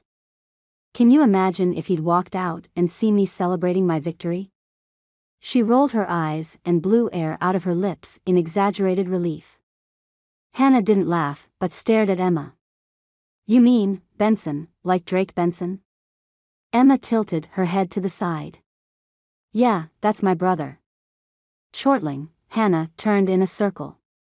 My sister is going to flip out. Oh, well, when I talk to her again, she'll freak out. She stopped spinning and frowned. Stephanie, and you are fighting? Emma pointed at the stairs. Do you mind if I sit down? I really did walk far. She needed to sit before she fell over. Hannah shook her head. No, of course not. Sit. She folded her hands in front of her waist and watched Emma settle on the second step up. No, we're not fighting. She went to Colby to ranch hand for the summer. Kicking at a crack in the walkway, she scrunched her face. I don't get to talk to her all the time like I used to. Oh, no. Tears glistened in Hannah's eyes, and Emma hadn't gotten over the emotional loss of Drake leaving. While Emma fought the tears in her own eyes, Hannah's spilled over. Reaching out her arms, Emma pulled Hannah down to sit by her. She stroked the girl's hair and rocked her side to side. It's okay. Drake left, too. She understood the pain and the loneliness. But where Emma had her parents still, Hannah had no one but Nate, and from the looks of things, he wasn't around much. Emma didn't let Hannah go, just tucked her in closer to her body and rocked with her there. The girl had to be early teens, and still needed to be comforted. Heck, Emma was early 20s, and she needed comforting sometimes. Where is Nate? I'm here. Nate approached from the corner, coming into view from over the railing of the steps. He searched Hannah's face and then Emma's. Is everything okay? He wiped at his hands with a dull gray cloth. Hannah shot up from sitting with Emma, nodded at her new friend, and darted inside. Glancing over her shoulder and then back at Nate, Emma lifted her hand. What was that? She's probably afraid I'm going to send her somewhere to earn money. He sighed and lowered himself to the same step as Emma and leaned against the opposite rail. Close enough to touch, but far enough that he wasn't in her space. She won't speak to me and refuses to cook anymore. Emma chewed on her lip. She hadn't seen him in a few days, and she wasn't sure how to act when he was all ruggedly handsome and dirty from working. Tips of hair peeked from beneath his hat brim, and his rolled-up flannel shirt sleeves revealed a dusting of dark hair on his forearms. Faded knees in his jeans went well with his scuffed, dusty cowboy boots. He leaned forward and tucked the cloth into his back pocket and glanced at Emma. He offered a small smile. Hi. Emma couldn't help giggling, and she smiled shyly. Hi. You came to see me this time. I like that. Did you drive? He looked down the drive for her car. I don't have a car. Pushed. She lifted the small wicker egg basket and quirked her eyebrow. I brought you eggs. You walked? All that way? Emma, I could have come to you. I, at least, have a horse. Concern narrowed Nate's eyes. I was out in the fields working on the irrigation system, but Hannah could have called out to me to come get you. It would have been a pleasure. I'm fine. It's no big deal. She waved at the drive like she pushed it away. No big deal. You could barely stand the other day from fatigue. I can't believe you walked all that way. His eyebrows drew closer together. Hopefully, he couldn't see how his concern for her warmed her insides and made her a little nervous. I wanted to surprise you. Say hi. Emma shifted her feet. She hadn't thought about the danger she put herself in by walking that far. If she was being completely honest, she would admit, at least to herself, that she had no business walking the distance that she did. The doctors had only cleared her for half a mile total.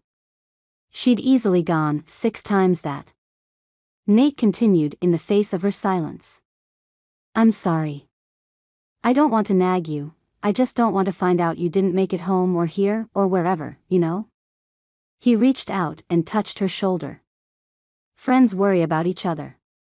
The intensity of his blue gaze suggested more concern than just friends would have.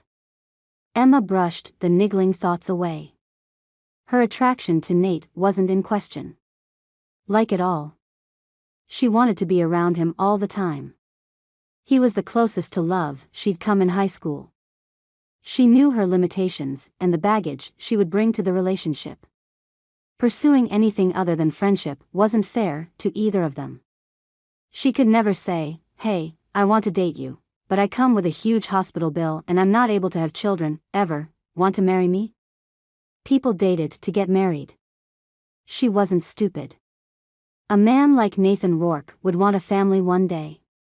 All men did. All women did. She did. Clearing her throat, she nodded, forcing herself back to the conversation at hand. It's okay. Yeah, you're right. I didn't realize how far the distance was between our houses until I was almost here. She lamely lowered the basket and set the straw-colored wicker between them. Where's Stephanie? Hannah misses her. He hung his head to stare at the wooden steps, dropping his hand from her shoulder and leaving a coolness behind. I know she does. Stephanie opted to go with her cousins for summer work down in Colby. She's sending money up, but it's not going to be enough. We have back bills, and I have skills, you know. I'm certified in blacksmithing and even have the experience, because I did it while my dad was alive. But I can't get a full-time job because of all the work I have to do on this place. Emma frowned. Yeah, I get that. Mom's selling everything she can get her hands on and Dad's trying to find work still. There's desperation in the air, you know? Yeah, I feel it, too. He crossed his arms and rested them over his knees. I sold the tractor last fall to pay off some bills, because I thought for sure things would turn around by now. They haven't, and now I have a field to roll over because of the rains, and I don't have a tractor. He leaned his head back, rolling his shoulders. With nothing to say, Emma sat beside Nate, dwelling on their situations, with no resolution in sight. Nate stood, sighing again. I hate to do this, but I have to get back to it. There's not enough daylight as it is. He motioned toward the barn. Let me get Missy and Dakota, and I'll give you a ride home. He smiled, but the gesture was tight, slightly depressed. She nodded. Okay, thanks. She was glad she came, but next time, she needed a better plan instead of showing up unannounced. Nate was busy, and Emma should have known that. As a friend, she'd do better. At home, Emma rested in the chair in the front yard. Things were abnormally quiet. The chickens weren't in the coop and the cow didn't low from the barn. She wasn't sure what was going on, but she glanced around to make sure there weren't any animals lurking along the perimeters of the forest. Their old pickup pulled into the drive with both of her parents in the cab. After parking, they climbed from the rig, her dad's face dark with worry. Where have you been? We came back to check on you and you weren't here. Her mom rushed around the truck and closed the distance to Emma in seconds. Oh, heavens, Emma, are you okay? Where did you go? What is going on? Do you need to go back to the doctor? She fanned her face, but studied Emma intently.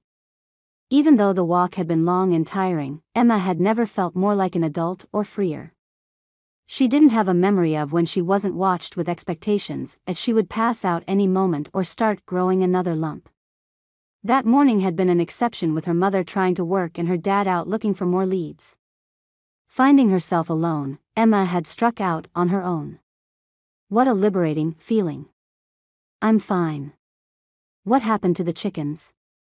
The cow's gone, too. Is everything okay? Did a coyote get them?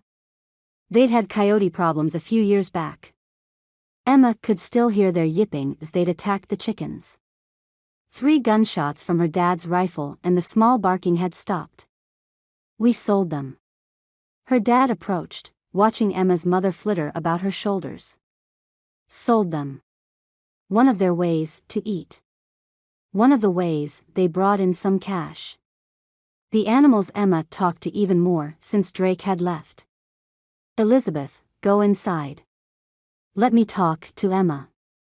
Dad's brisk tone didn't brook argument. Mom's hands settled by her sides and she dropped her gaze.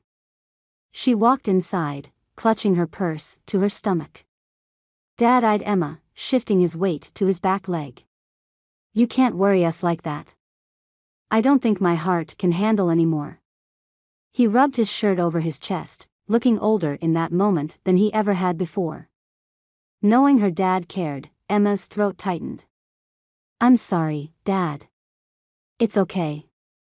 Just try to let us know where you're going or what you're doing. He nodded. I won't tolerate you collapsing on the road, Emma. She jerked her face to the side. No, I mean I'm sorry for all of it. I'm sorry for your job and Drake Ann. I could get a job, you know. There's a lot I'm sure I can do. That would help with you and Mom. Emma worried at the thread coming loose on her shirt with her fingers. Would he consider it? She was old enough to do it on her own, but disrespecting her parents wasn't an option. Not when they'd done so much for her and struggled with other stresses. Dad crouched down beside the chair, making him a few inches shorter than her. Hey, it's not your fault. I could have stayed at work instead of going to the hospital with you, but that wasn't an option for me. He rested his fingers on her elbow. And as for a job, I provide for my family. Or, I try to. Plus, I don't think any place will hire you with your limited capabilities. He leaned forward on his knees and kissed her forehead. Thank you for offering. I'll figure this out. I always get us through. He rose and went inside, probably to console his wife. But he left behind a crushed Emma. He'd sold the animals. He'd sent Drake away. What was next? Or who? At least Emma could count on her body parts not being worth anything for science, or she'd worry he'd sell her, too. Emma leaned back, shaking her head. That wasn't fair. He was just trying to make ends meet. She had to do something. Find something. Nate wasn't the only one desperate to survive. Chapter 7. Nate. Nate ran a hand over Missy's mane. He didn't have time to give her the thorough brushing she needed. He leaned forward and rested his forehead on her silken shoulder. At least you don't want anything from me but food and water. Which, if things continued on the way they were going, he might not be able to do that much longer. He sighed, straightening to adjust the stirrup straps. Hi, Nate. Emma stepped into the barn, her faded jeans tucked into brown leather cowboy boots and her daisy-printed long-sleeve shirt a welcome sight. She slipped her hands into her back pockets and beamed. Wow, did you walk all that way again? Concern covered Nate's excitement at seeing her again. Friends could worry about each other, should worry about each other. Were friends supposed to get a flurry of excitement in their gut when they saw one another? If so, Nate stuck to the friend requirements with ease. She held up her hand. I'm stronger. It's okay. Yes, I walked and I didn't even need to stop and rest this time. She pretended to flex her muscles. I'm getting to be invincible. Pretty soon, I'll be stronger than you. Her smile warmed the aching stress in his chest. Nate grinned. You never know, stranger things have happened. He swung his shoulder to the side as she advanced and playfully swatted at him. How are things over here? I haven't seen you in a week. She reached up and patted Missy's neck, watching Nate. She smelled of some kind of berries, and her scent mixed with the dusty straw aroma of the barn. He'd counted every day since he'd seen her last. The fact that she'd noted the time, too, worked wonders with his mood. Seeing Emma seemed to be the bright spot in his dark days. He shrugged as if it hadn't been that long and turned back to the saddle work. Emma rounded the front of Missy, putting herself directly in his line of sight. Nate? What's wrong? He shook his head, trying to ignore the panic welling in his torso. It's nothing specific, just a whole collection of things, you know? Stephanie's gone and I don't want her to be gone. We're not a complete family. Her chores need to be done and Hannah needs her here. Gosh, she needs someone, female, who's not me. She has school and she's working like an adult when she's only 13. Was he failing them? Was he failing the family ranch? He knew he was, but he didn't want to admit it. He was trying so hard. A knot in the leather straps of the reins drew his attention.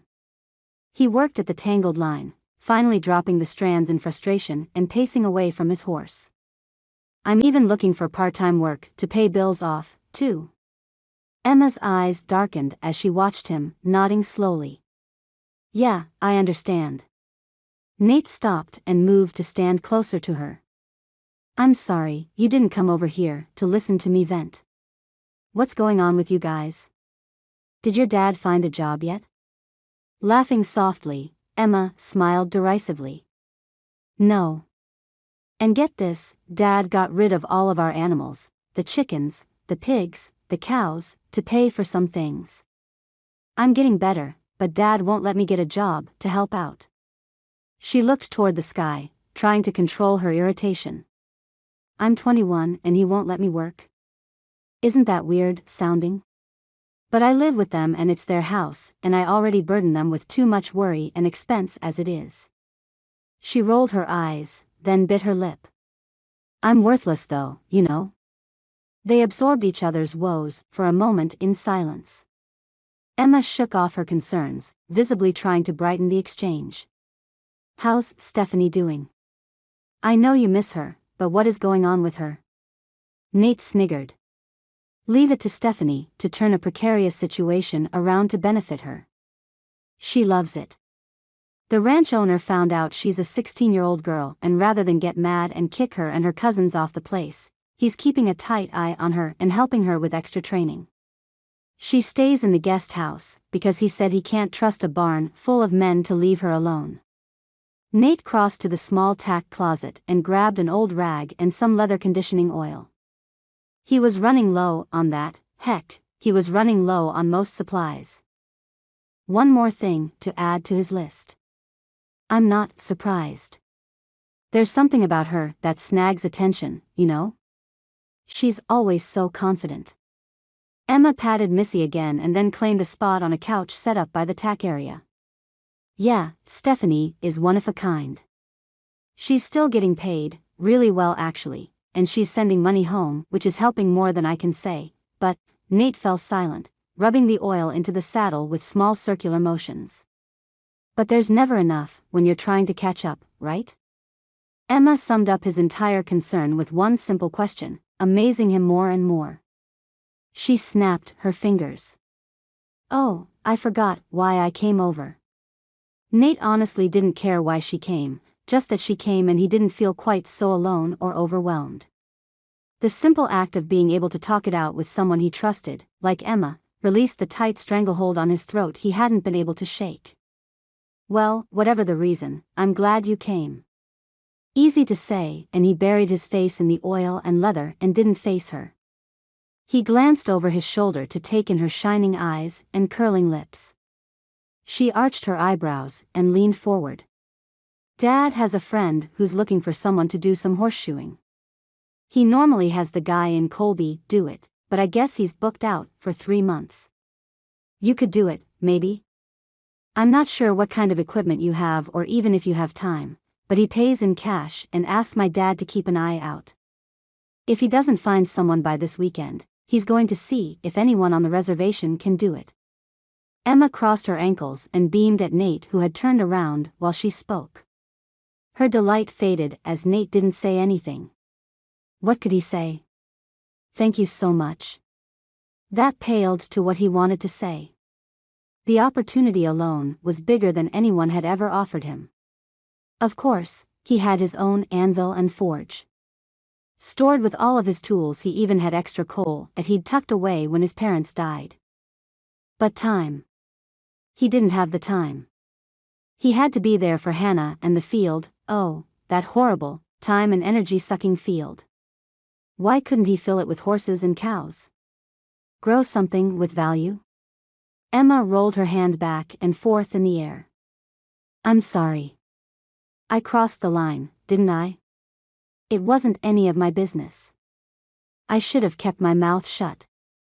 Nate snapped his gaze to hers. Her lips turned down in a slight frown and her eyebrows drew close together. He put down the oil and cloth on the side table and crossed to sit beside her. No, you don't have anything to be sorry about. Thank you for telling me. I was trying to figure out how I would be able to make things work.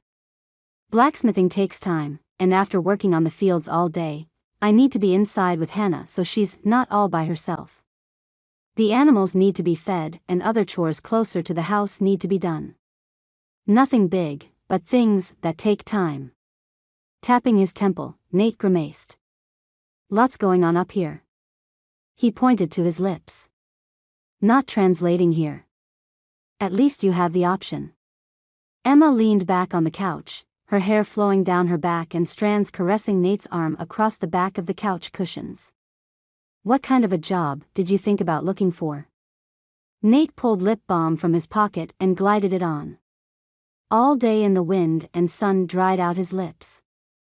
Plus, the action gave him something to do with his hands. He really wanted to reach out and hold Emma, but she'd set up the friend line with clear boundaries. He didn't need to keep crossing them. No matter how much he wanted to. Plus, how much rejection did he want to deal with? I don't know. There's not a lot I can do with my health. She tilted her head and looked to the ceiling while she thought. Probably something like what I'd do at home, or did when we had animals. She lifted a finger. Maybe a nanny or something? I like kids. I can tutor, too, but that's about it. Cancer hasn't exactly allowed me to work on my resume. She laughed, but the sound was forced. She listed everything he needed help with at the house. An idea blossomed and Nate folded his hands, his elbow still resting on the back of the couch as he continued facing her. Okay, so if I'm able to go after the blacksmithing work on the side, maybe you'd be interested in working for me. Emma dragged her gaze to his face, her eyes searching and questioning. Hear me out, I won't be able to pay you a lot, might not even be in cash. I have milk and eggs now that the hens are finally laying again, and we have a huge canned food storage in the root cellar. You said money is short at home, so maybe if you bring home food, the grocery money can be spent on other things? He didn't make the strongest job offer, but at least it was something. He'd be grateful for any help he could find, and Emma wasn't even supposed to be working. If she was at his place though, he could at least have her nearby, and he could see her more often. A slight smile curved her lips. What would I do? She arched her eyebrow. Wait, this isn't one of those things where I'll have to worry about the boss and his intentions, will I? Her smile turned to a grin. No, at least not at first. He winked. Was she considering it? A new level of anticipation curled in his stomach. The things you mentioned are exactly what I need help with. Feed the chickens, gather eggs, check on the cows. Help Hannah in the house and keep her company while I'm gone. She could really use an older woman around. Nate warmed to the idea the more he talked the details out. Pretty much act like you live here. He chuckled, but the idea of her living there was more compelling than any help she could bring. When had he stopped hurting from her abandonment? Had he? As far as he could tell, he'd always just loved her and figured loving her would never count for anything. Turning his attention elsewhere hadn't been an option with his parents gone. Having her back in his life reawakened all the feelings and yearnings he'd had when he was younger. The loss of time with her rankled, but maybe he was being given a second chance to make that time up. He didn't look directly into her eyes for a moment. Gathering self-control, Nate did everything he could to redirect his thoughts from her lips and leaning forward to kiss her. They were friends, discussing the possibility of helping each other out. He didn't need to complicate things by crossing boundaries Emma had set up. Finally, he looked at her in the silence. Why wasn't she saying anything? She gazed at him, tenderness soft in her eyes. I think that would be great. A suspicious sheen brightened her eyes, and she patted his leg. When do you want me to start? I brought that guy's information for you, but I can have my dad say something, if you want. She leaned forward and withdrew a folded piece of paper from her back pocket. She passed the number to him, making him look away from her face. Sitting there beside her reminded him of the last time they'd been together in high school. He wondered if she remembered. Her hair, tied back in a ribbon, had come undone, and she smelled of raspberries and cream. She broke his heart the next day. I thought you couldn't get a job. How are you going to explain to your parents where you're at? Nate pushed at the sadness rushing over him. They'd lost a lot of time together in whatever capacity. They could have done more with each other over the years. Emma's laugh tinkled around them. My mom got a cleaning job in Colby, and my dad is looking at work over all the place. They check on me throughout the day, but Mom said she wouldn't be by a phone today, and she's not going to waste gas to come all the way home to see what I'm doing. She rolled her eyes. I wonder who's getting more tired of the constant watching, them or me. She winked at Nate, her impish grin infectious. I'll talk to them when they get home tonight. I can always say, I'm hanging out with a friend. They'll be glad I'm not by myself when they're always so worried about me being alone. Since Drake, she lifted her chin. Well, I think we have a deal. Nate allowed himself to be excited. Why shouldn't he be? He'd see her more and he was helping her out while potentially making more money on the side. He needed things to work out desperately, and for once, he wasn't going to seek out the possible bad things first. What could go wrong if Emma in his life more? Chapter 8. Emma. The walk invigorated Emma more than she'd thought possible. Honestly, she just hoped to make it to Nate's without passing out. Leaving her place and walking had seemed easier and easier the further she went. Heading back home and leaving Nate had been harder and harder. She was definitely out of breath when she plopped down into her favorite chair on the lawn. She'd sit there in the sun until her parents came home. A cool breeze swept across her moist brow and she tilted her face to the sunlight. She smiled at the changes in her life. Being around Nate was like returning to that time of her life where everyone had believed the cancer was gone. She didn't have to stress about chemotherapy and radiation and other medications. She could just be her. And she could enjoy being a teenager and being with Nate and having friends. But then she almost died. She left Nate without an explanation, and that tore her in half. When her friends stopped calling because they worried cancer might be contagious, even though they knew better, Emma resolved to stay shut away from the world. Loneliness stung though. Now, with Drake gone, and her parents more stressed than ever, Nate's arrival in her life couldn't be more needed. She couldn't wait to start working for him. Of course, it was a pity job, but she'd take what she could get. Plus, her heart needed more Nate time. Even platonic time would be a balm on her spirits. Her dad walked around the corner of the house. There you are, Em, how was your walk? He claimed a seat on the steps near her, polishing a rusted wrench that would never return to its former glory.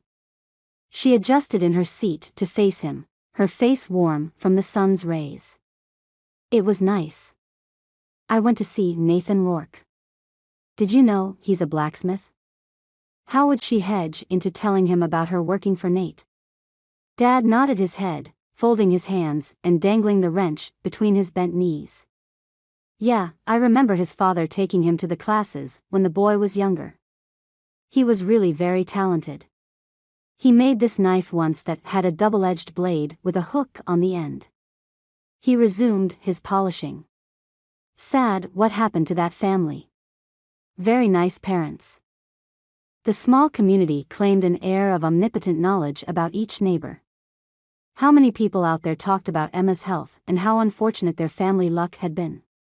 She cringed at the thought of just how high the number probably was. I told him about the custard job you were talking to Mom about yesterday. I didn't mean to eavesdrop, but I couldn't help overhearing. He's set up for that type of work, so, I thought, maybe it'd be a great way to help someone else out. She squeezed her mouth into a "did I do something that might upset you, please don't be mad" pucker. Yeah, that's a good idea. I never thought of him. His dad, sure, but I still see that boy as a young kid.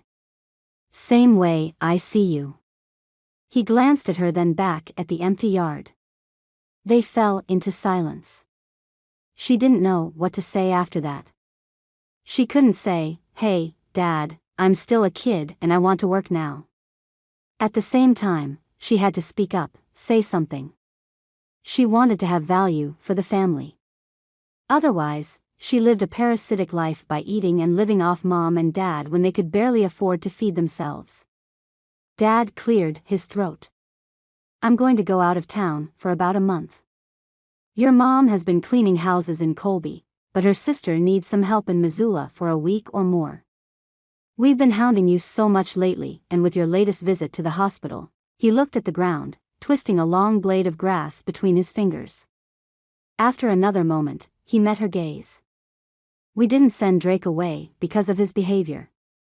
We can't afford 2 kids. Not right now.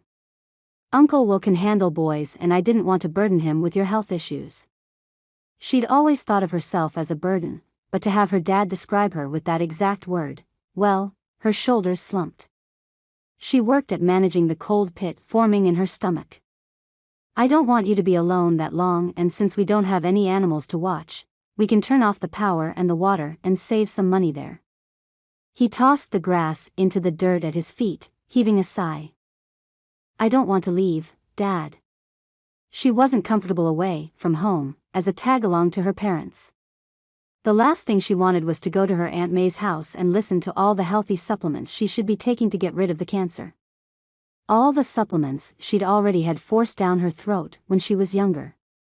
Well, I'm not letting you be alone that long. Dad stood, his jaw set.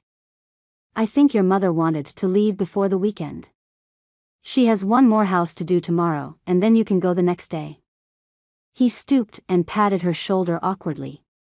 He'd never been easy to be around, but when financial issues came up, he grew even more uncomfortable around his children. Why do you need to go? Can't you stay here and find work? Emma stood, too. She didn't understand all the traveling or the running around. She needed stability, lacked it something fierce because of her constant stays in hospitals and clinics. Dad half-turned. I either go for this job or we file for bankruptcy. I'm not doing that again. He pushed open the chipped door and closed the thin panel behind him. She had one day to get ready to leave. Mom would be gone a week or more, knowing Aunt May. Emma didn't want to go inside. She didn't want to face her parents right then. Was it too soon to go back and visit Nate? He said he was busy today. No, she couldn't run to Nate until she'd told her parents she had a job with him. Forcing herself to follow her dad inside, Emma stiffened her shoulders. She could do it. She had to. Inside, she searched out her parents. Her mother rocked back and forth in a squeaky chair she'd had as long as Emma could remember. Her father sat nearby moving his hands as he spoke in low tones. Emma chewed on her inner cheek. Mom, Dad? Can I talk to you? We already discussed it, Emma, it's final. Dad stared up at her, his eyes unyielding. She lifted her chin. No, it's not final until you hear my side. She swallowed at the hard glint in his narrowed eyes. What I was trying to tell you outside was that Nate Rourke wants to get that blacksmithing job and he wants to pay me to nanny his younger sister. I'll be feeding the chickens and the other small animals and helping around the house, but mostly be there as company for Hannah. She tightened her hands at her sides, but didn't falter. I already accepted the job, so I can't just leave. Her dad leaned back and watched her, a finger resting alongside his cheek. You mean, you went and found a job after I told you no? I'm 21. You can't tell me no anymore. I can take a job to help this family. The situation was escalating into a situation she hadn't planned on, but she couldn't back down. They sent Drake away because they couldn't afford him. Well, Emma was going to be able to afford herself, so she wouldn't burden anyone anymore. He cocked his head, waving his hand at his wife when she moved to speak. You think I can't tell you no when you live in my house? You may be 21, but you still live under my roof. I still provide for you. Barely. But she didn't voice her thoughts. Where had her anger come from? She wasn't normally an angry person, but right then she wanted to scream and rage all over the place. She held her control tight around her like a blanket. What are you saying, Dad? If I want to be treated like an adult, I can't live here? Her mom gasped, grabbing onto her dad's arm. Bob.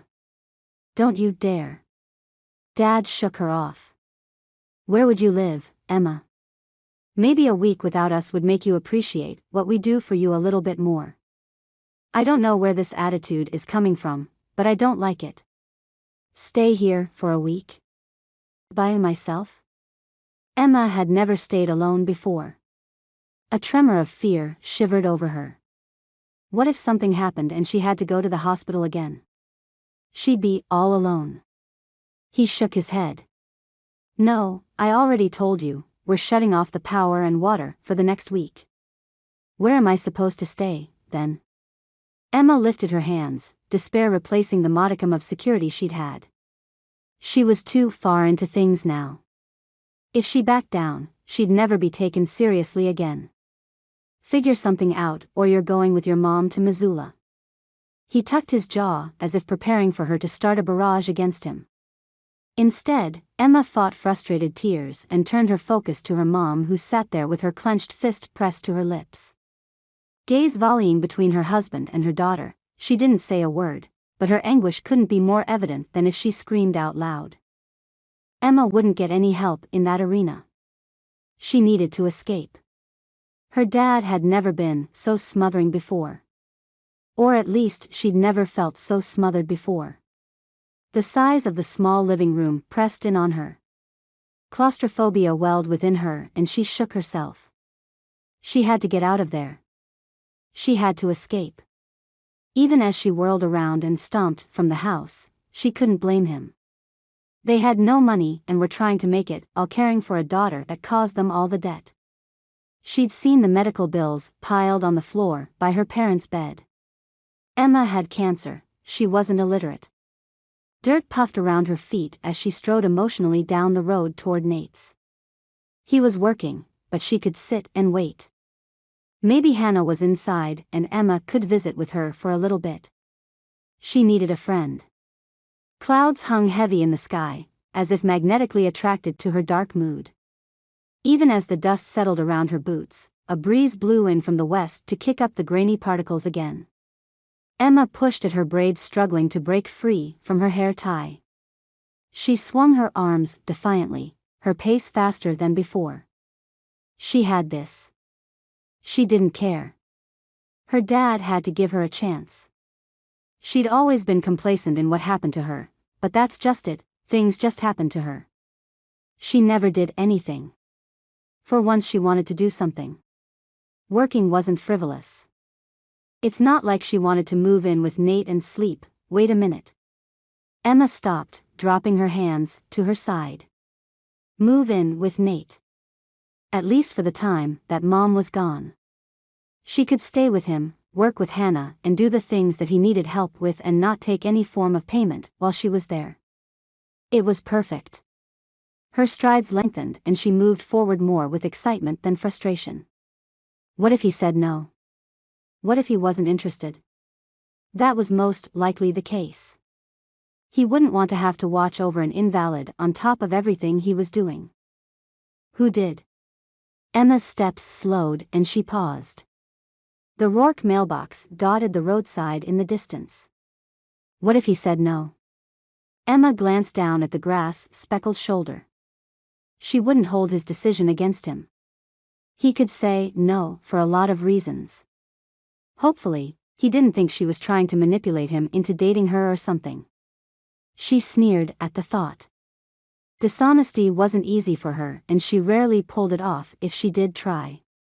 Manipulation was along the same lines. Nate would be able to see right through her. Turning back to her home, defeated without really trying, Emma crossed her arms, slumping her shoulders. The wind tugged harder but pushed her from the east, pushed her back toward Nate's. What if he didn't say no? What if he said yes? She half turned again, staring at the speck on the horizon. He could. Her logic wasn't manipulation, and then she could simply ask him after she explained her thought process. She lifted her shoulders and turned back toward Bella Acres. If nothing else, all he could do was say no and she at least got out of the house for a little bit to cool off. Hope riddled through her, making her skip a little as she tried getting to the mailbox, without looking like a child in her excitement. She kept her fingers crossed for luck just in case. The house appeared empty from the drive and Emma's hope shriveled enough to let doubt in with questions and nagging sensations. She mounted the steps and knocked on the door. Mid-afternoon. Hannah should be home at least. Nate was probably outside somewhere, but Hannah. The door opened and Hannah's cherubic face, still slightly round, caught between childhood and adolescence, peered out the screen door. Her eyes widened and she smiled brightly at the sight of Emma. Hi, Emma. Want to come in? Smiling, Emma stepped through the suddenly opened doorway and glanced around. Sparsity appeared to be the name of the game at Bella Acres. No pictures graced the walls, but nail holes attested to their presence at one time. The muted afternoon light made its way through windows around the house, giving a colder feel to the interior than Emma would have thought possible. Bella Acres used to be warm and inviting and safe. The type of place a kid ran to after school because they wanted to be secure again. Nate's mom used to have cookies for all of them after school and any friends they brought home. Until she decided they all needed healthy food and she started giving them celery and peanut butter, with cookies on the side. "What happened to all your stuff, Hannah?" Emma covered her mouth, her eyes wide in horror. "I'm sorry, that was very rude of me." She bit her lip. Job or not, Emma desperately wanted Hannah to like her. The girl's cheerful and friendly attitude ranked on Emma's need to have list almost as high as air. Hannah giggled. "You're okay. Nate has a problem. He likes to sell things, so I took down as much as I could last year and hid them from him." She held up her hand. "Don't ask to see my closet, because I don't think I can open the door." She motioned for Emma to follow her. "Nate's out in the barn for a little bit longer, but you can come keep me company. I'm making dinner." The mention of food slammed Emma into awareness. An aroma of sautéing onions and garlic hit her like a blanket wrapped around her face. "Wow, that smells amazing. What are you making?" "I started out making stuffed peppers, but the dish turned into a casserole when the peppers weren't as good as they looked in the store. Sometimes I don't like the small town life, you know? The lack of good produce is kind of irritating." Hannah turned into the kitchen and Emma followed, entranced by the neatly maintained space even while Hannah was in the middle of cooking. "Whatever you're making, it smells delicious." Emma's stomach chose that time to growl and she hurriedly shoved her palm over the offending sound. "Did you already eat dinner? You can eat with us, if you want." Hannah beamed at Emma. "No, I haven't, thank you. Let's ask Nate if that's all right first, but if he doesn't mind, would like that very much." Emma omitted that the last dinner she had was a few days before. She had some applesauce that morning she'd found in the back of the fridge. 8 a.m. was a long time ago. Emma leaned against the counter and tapped her finger on the granite top. "Can I help you with anything? I'm not the best cook, but I can certainly follow directions." She'd give anything to learn how to cook. But when a person wanted to learn how to do something, they needed access to materials.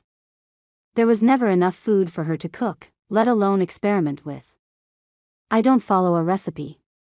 I used to, but now I toss things together and hope they turn out." Hannah smiled, a dimple appearing in her right cheek. "I can teach you some basic stuff my mom taught me before she died." She spoke as if talking about the death of her parents didn't bother her. The topic made Emma uncomfortable and she shifted to the side as if avoiding a blazing arrow coming her direction. "Did Nate tell you he hired me to help out around here?" Hopefully, Nate had already let Hannah know and Emma didn't ruin anything. She didn't need to spring things on Hannah or mar the communication between Nate and his sister. Hannah crouched at a cupboard and pulled cans from the shelves inside, placing them on the counter above her. The back of her head moved like she nodded and her muffled voice reached Emma as if from inside a shallow cave. "Yeah, he said Stephanie left a lot of work around the place that made things harder for us than they should be. So, he asked you to come help out and we're paying with food and stuff." She bobbed her head back out and grinned again as she stood, pointing at the food on the counter. "I'm excited. This is going to be so fun." Her countenance dimmed and she moved toward the sink, washing her hands. "It'll be nice to have another girl around. I miss Stephanie lots, but she's doing what she can to help us, so I can, too." Her brave words struck Emma with simplistic strength. The back door banged closed. Nate kicked his boots off and strode into the kitchen, his hat in his hands. "Hannah, I'm starving and that smells amazing." At the sight of Emma, he stopped and met her gaze. Every time she saw him, she couldn't get over how blue his eyes were. Emma faced him fully. "Hi. Sorry to show up again without any warning, but you said we're friends and I didn't have anywhere else to go." She worked her mouth, trying to fight off the tightening hold her nerves suddenly had on her. She cleared her throat and partially laughed. "I'm so nervous, I'm sorry. I had this big long speech planned out and I honestly cannot remember what I needed to say." The stress of the day catapulted her frustration back to the forefront and she blinked back more stupid tears. Would she ever not need to cry when she was upset? She didn't even care that Hannah was there to witness her meltdown. Emma sniffed, wiping at the lower lids of her eyes in case any tears tried to escape. "Ugh, I swear I'm not a crier. This is ridiculous. I think I'm still tired from my last treatment." She shook her head, ignoring her shaking fingers. Nate raised his hands to waist level and walked slowly toward her. "It's all right. I'm glad you showed up. I was stressed out myself earlier and I didn't mean to be rude. Since you're here now, let's talk about whatever you need to." He slid onto a barstool hidden beneath the opposite side of the counter and leaned on his crossed arms. "I'm ready. Let's hear it." Anticipation furrowed his brow. His collected calm in the face of her near meltdown settled her simmering nerves. She took a deep breath. "My mom's going out of town to help my aunt for a while. My dad is going out of town for at least a month, I think to find work. They want me to go with Mom to my Aunt May's." "No, that's crazy. Stay with me, I mean, us." Nate motioned between Hannah and himself. "Oh, sorry, I didn't mean to interrupt, I honestly don't want you to go anywhere." He rolled his eyes, exhaling on a whoosh. "Before you think I'm all crazy and a stalker, I mean, we just agreed on the job, I'd hate to have to push it off." He puckered his lips to the side and then rushed on. "We have a dryer for laundry. Way to sweeten the pot, Nate." Hannah coughed as she turned to stir something in the saucepan on the stove. Emma's cheeks flushed. He asked her to stay with him. Or rather, he told her. She didn't even have to ask or tell him everything. She'd be lying if she didn't admit that moisture gathered in her eyes once again, and not because she was frustrated. She nodded. "Thank you, I was actually going to ask that." Her independence was within grasp, and the more she was around Nate, the more plausible her dreams became. Nate and Emma had slipped so easily into friendship it was like they'd always been friends. As if they didn't have that time together ere they held hands, kissed, and talked about their hopes and dreams for the future. When Emma had once believed she could plan on the future. Hannah leaned over the counter, passing a grater and a block of cheese to Nate. "If you're sitting, make yourself useful." She steered Emma toward the stove, as if Emma belonged there as much as Nate did. "I need help with the rice, Emma." Her parents would have to agree to the arrangement. For some reason, Emma had the sinking sensation that her dad expected her to go with her mom, not because he'd said so, but because he didn't think she could take care of herself.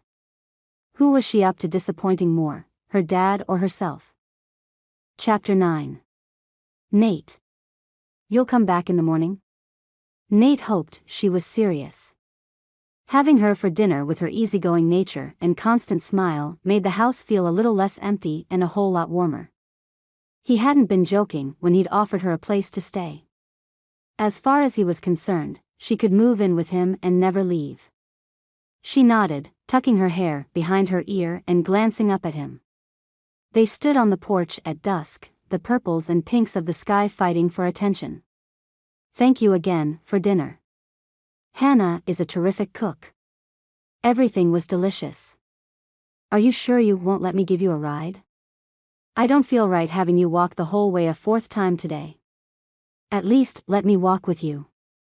He moved to the edge of the steps, hell-bent on spending more time with her and making sure she was safe. A soft hand on his bicep gave him pause, and he turned. She gently shook her head, her eyes warm. "Thank you, but no. I need to plan out what I'm going to say, and I get home and I won't be focused on that while I'm with you. Her shy smile warmed him. I'll be fine. Don't worry. She thought of him as distracting. How nice that he wasn't alone in that. Why were they keeping it platonic again? Oh, how he hated that word as he took in the soft waves of her hair and the intensity of her gaze. Her lips parted softly as she shifted on her feet. He could have sworn a gust of wind moved between them and pushed her hair from her shoulder. Were they close enough friends yet that he could demand she let him walk her home? She seemed to struggle for every gram of independence. Nate would hate to stand in the way of any improvement. Yet, his worry compounded when he thought of her passing out by the side of the road or someone stealing her. He watched her walk down the stairs and out to the road, everything in him warring with the idea that she wanted to go alone. He didn't like that. Something bad would happen, and only because he wasn't with her. His heart was more attached to her than he wanted to acknowledge. He called after her, "Let me know you made it okay." The sun wouldn't set completely for another hour or so. She turned and waved at him, not pausing as she walked. Her long legs ate up the distance. While he waited for her call, Nate could help Hannah in the kitchen. He waited until Emma had traipsed out of sight before returning inside. At the counter, Nate stopped and watched his kid sister put things away. She wiped at the sink edge and scraped plates into the chicken scrap bucket.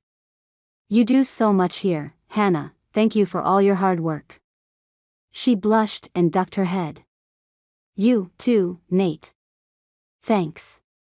She slowed down as she put dishes in the cupboards and rehung the towel on the fridge handle. After a moment she turned, her eyes misty.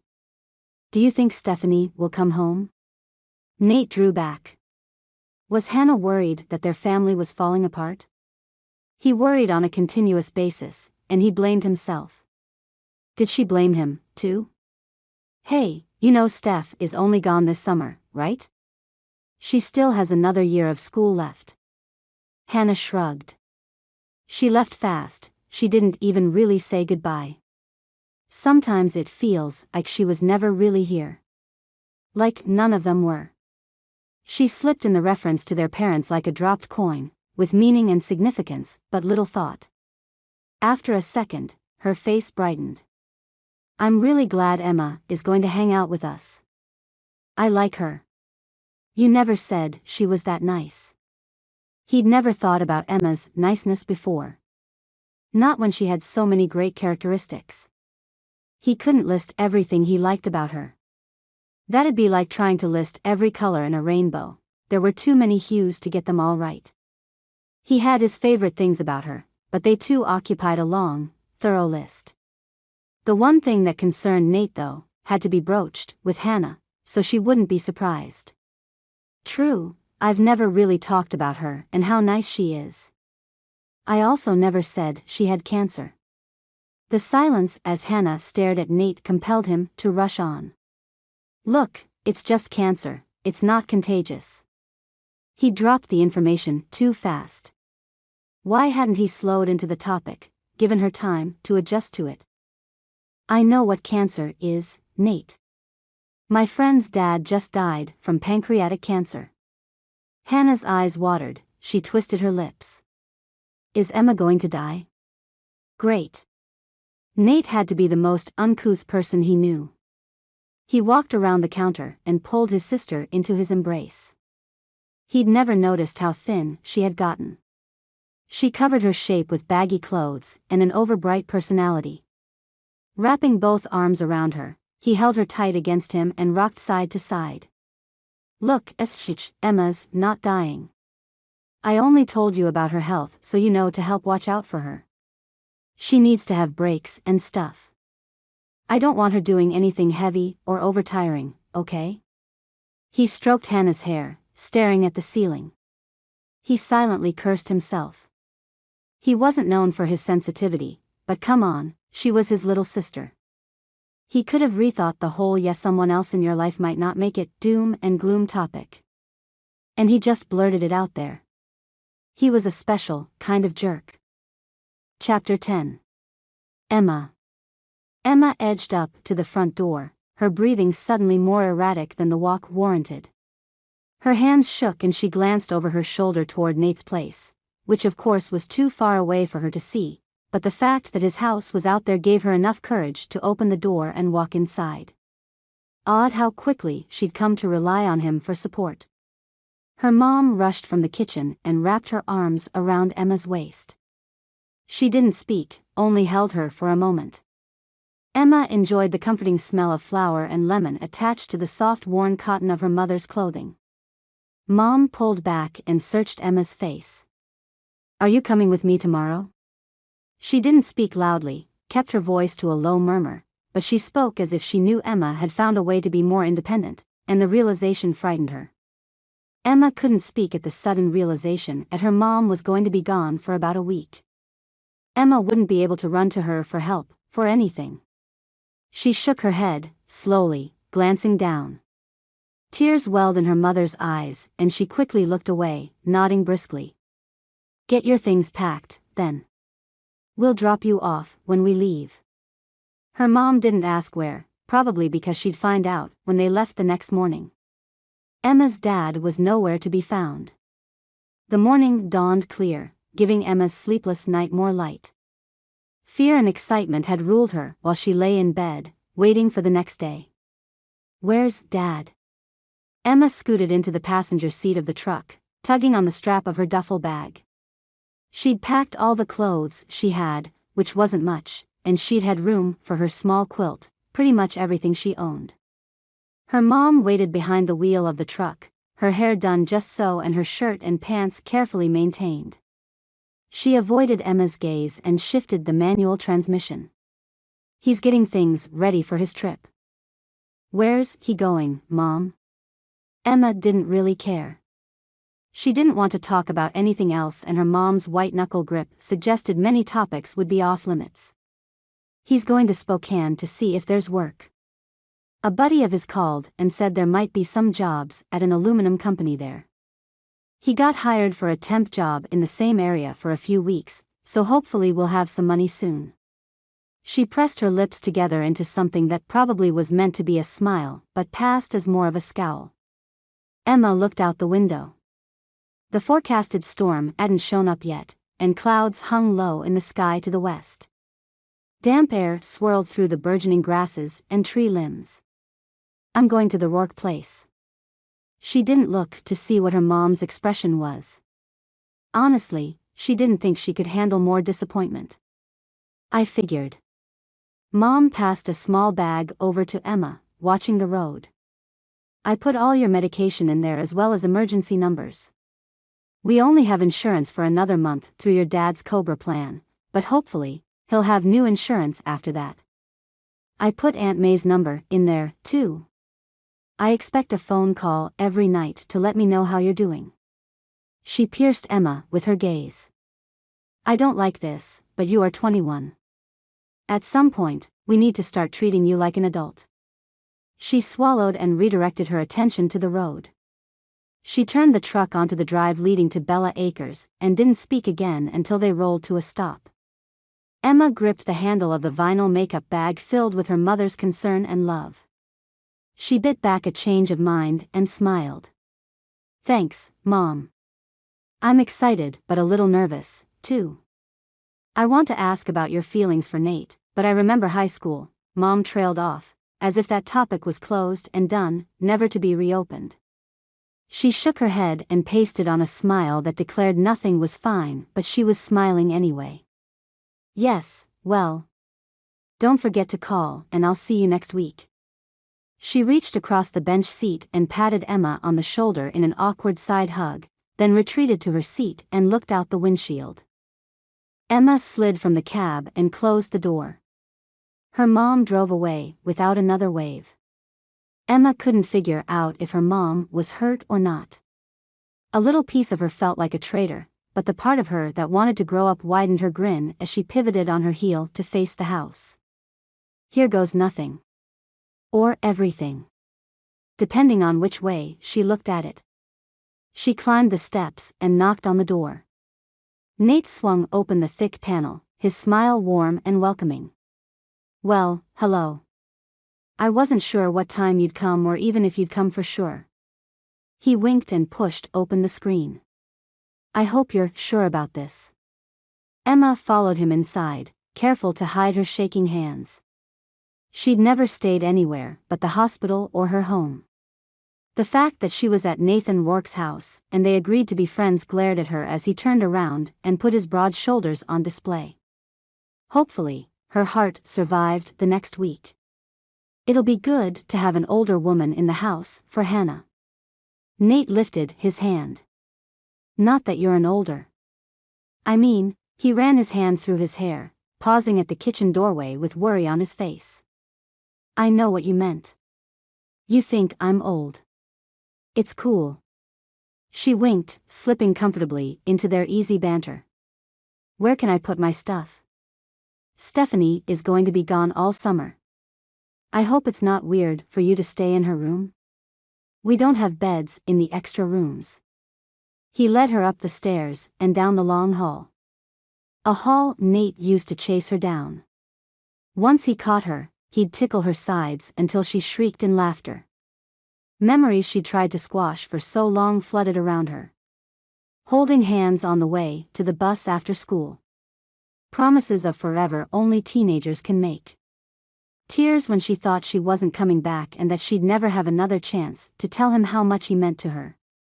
Seeing him for the first time after she'd survived a few weeks before, and all of the other survival instances since the last time she'd seen him had ripped through her memories. Each trip to the hospital, she'd worried that she wouldn't live. At one point, she'd stopped wishing and hoping the world would bring Nate back into her life. Why would she want him to see her as she was? Broken, frail, hanging on to life with an 4-tube and a throw-up bucket? Thankfully, Nate didn't look at her as he walked toward Stephanie's room. Emma blinked the longing away. The memories. Neither of them needed to complicate things and both of them needed the situation to work out. Nate pushed open a white-painted door, revealing a rustic-style room with artful touches in the lace doily draped over the lamp and the blue ribbon woven between the curtain loops. A handmade quilt in browns, blues, and greens adorned the full-sized bed with its hewn log posts and simple headboard. Emma stepped further into the space, intertwining her fingers over the strap of her bag as she took in the simple elegance of the room. A thick cream rug spanned the length of the bed, allowing only peeks of the hard mahogany flooring around the edges. It's gorgeous. She glanced at Nate, embarrassed by her awe but unable to hold it in. Only a few inches separated her shoulder from his chest. She peeked at him from under her eyelashes, and hoped she smelled half as good as he did with the scent of pine and linseed oil mixing with a masculine scent of aftershave. Do you want to eat breakfast with us? I understand if you've already eaten. His breath was a gust of minty freshness. Yes, please. She pulled her bottom lip between her teeth. Would she ever stop being nervous around him? Not even a bad nervous. More like an excitement intertwined with anticipation that made her pulse quicken. His voice lowered, and he stared at her. Okay, well, I'll see you down there in a few minutes. The bathroom, if you need it, is across the hall. He held her gaze for a moment longer and then walked out the door. And took her breath with him. Emma straddled the stool, her knees higher than her hips and her elbows above her shoulders. She pushed on the cow's udders with her palms and grunted. Oh, my word, boss, do you do anything besides make milk? She'd been working on that one bucket all morning. Okay, only about 30 minutes, but still. Since before breakfast Nate had been absent because he'd been called by the neighbor with the blacksmithing job. Hannah turned out to be great company, but she didn't give Emma a racing pulse. After they ate an aromatic meal of hash browns, bacon, and eggs, Hannah showed Emma the ropes. For her first job, Emma chose the cow, thinking that'd be the most fun. Boy, was she wrong. Their old cow hadn't produced as much milk in forever. Emma sighed and leaned her forehead against Boss's warm side. Oh, my arms hurt. Walking all the way to Bella Acres had been strenuous, but Emma would trade the milking for that any day. She took a deep breath and straightened up. No, I can do this. Come on, boss. Let's get you milked. Squeezing and pulling on the teat with more concentration, Emma soon emptied the milk cow's udders into 3 solid buckets full. She stood, nodding at the cow and the straw and anything else she could see. We did it. Finally. Next, eggs from the chickens and tossing out scratch as well as checking on the troughs for the pigs. The easy stuff. She'd been doing chickens since she was little. The barn door banged open against the side wall. Hey, Emma. Hannah called from the bright opening. Yeah, I'm here. Still here was more like it. Emma dusted her pants off and carried a bucket of milk to the processing area Hannah had shown her. She glanced at Hannah, who was dressed for school, her hair hanging down her back. Are you heading to school? Another bucket joined the first and a last short trip delivered the third. Yes. But, Hannah glanced behind her out the door and then back into the dim barn. Do you think you could walk me to the bus stop? Nate usually does, but he left for that meeting and I'm not sure when he's going to be back. The stop isn't far. Emma joined her at the door, smiling. Sure, let's go. They fell into step as their boots crunched on the gravel beside the driveway. Emma had to borrow a pair from Stephanie's closet. She didn't want to wear them out on the pavement. Dirt roads were messy, but they were kinder to shoes than blacktop.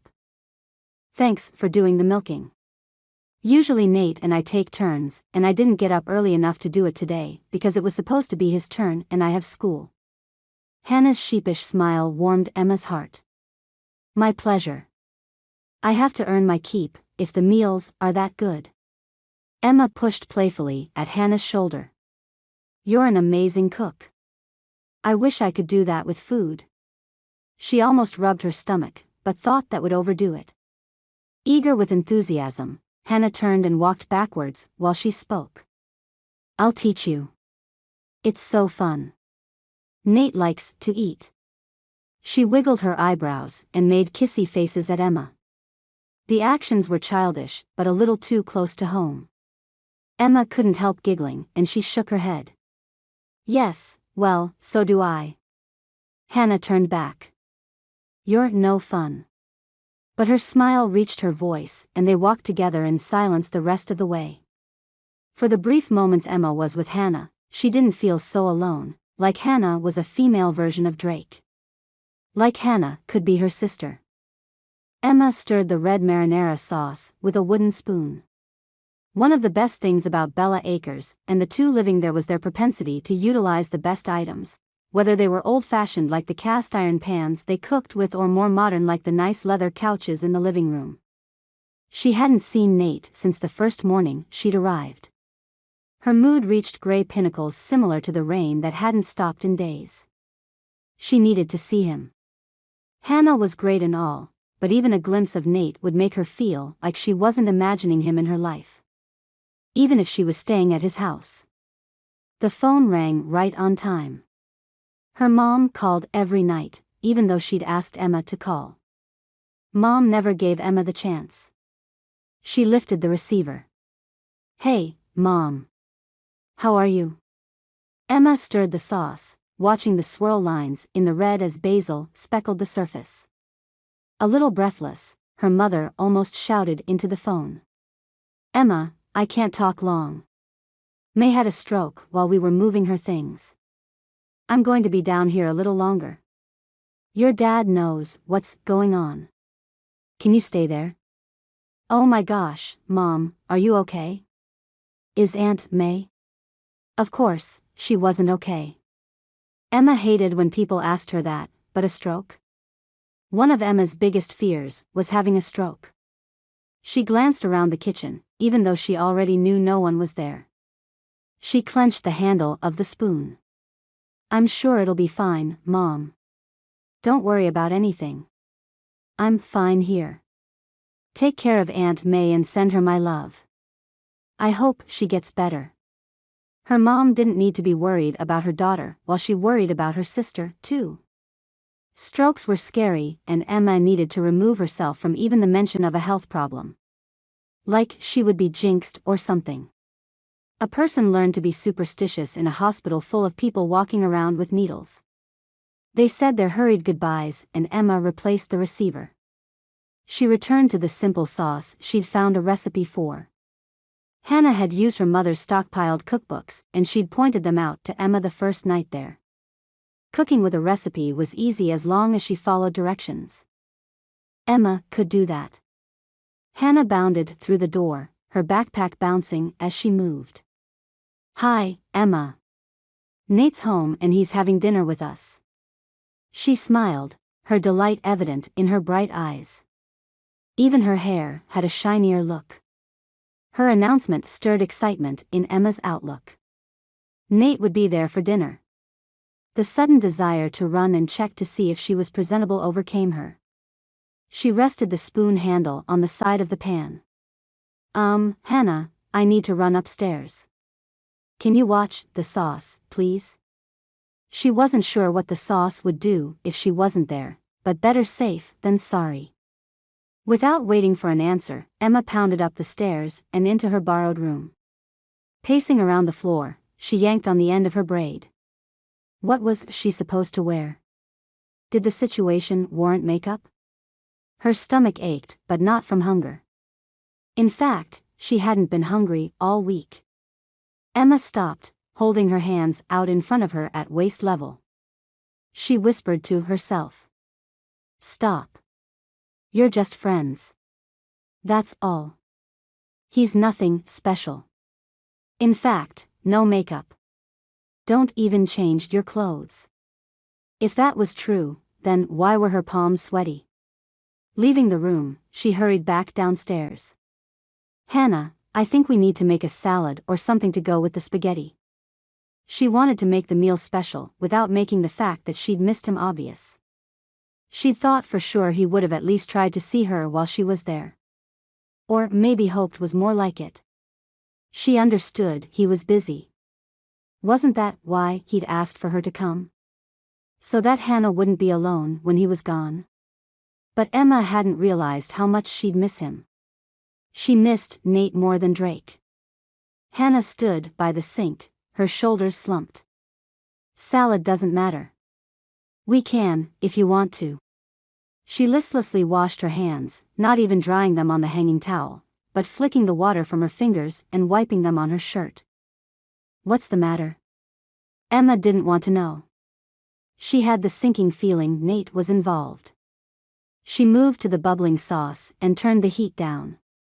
While it simmered, she'd boil water for the noodles. Hannah sighed. "Nate will be late. He stopped in here on his way to the barn. He said go ahead and eat without him." She sniffed, crossing her arms. Emma swallowed her disappointment. Hannah didn't need Emma to pile her own misery on top of hers.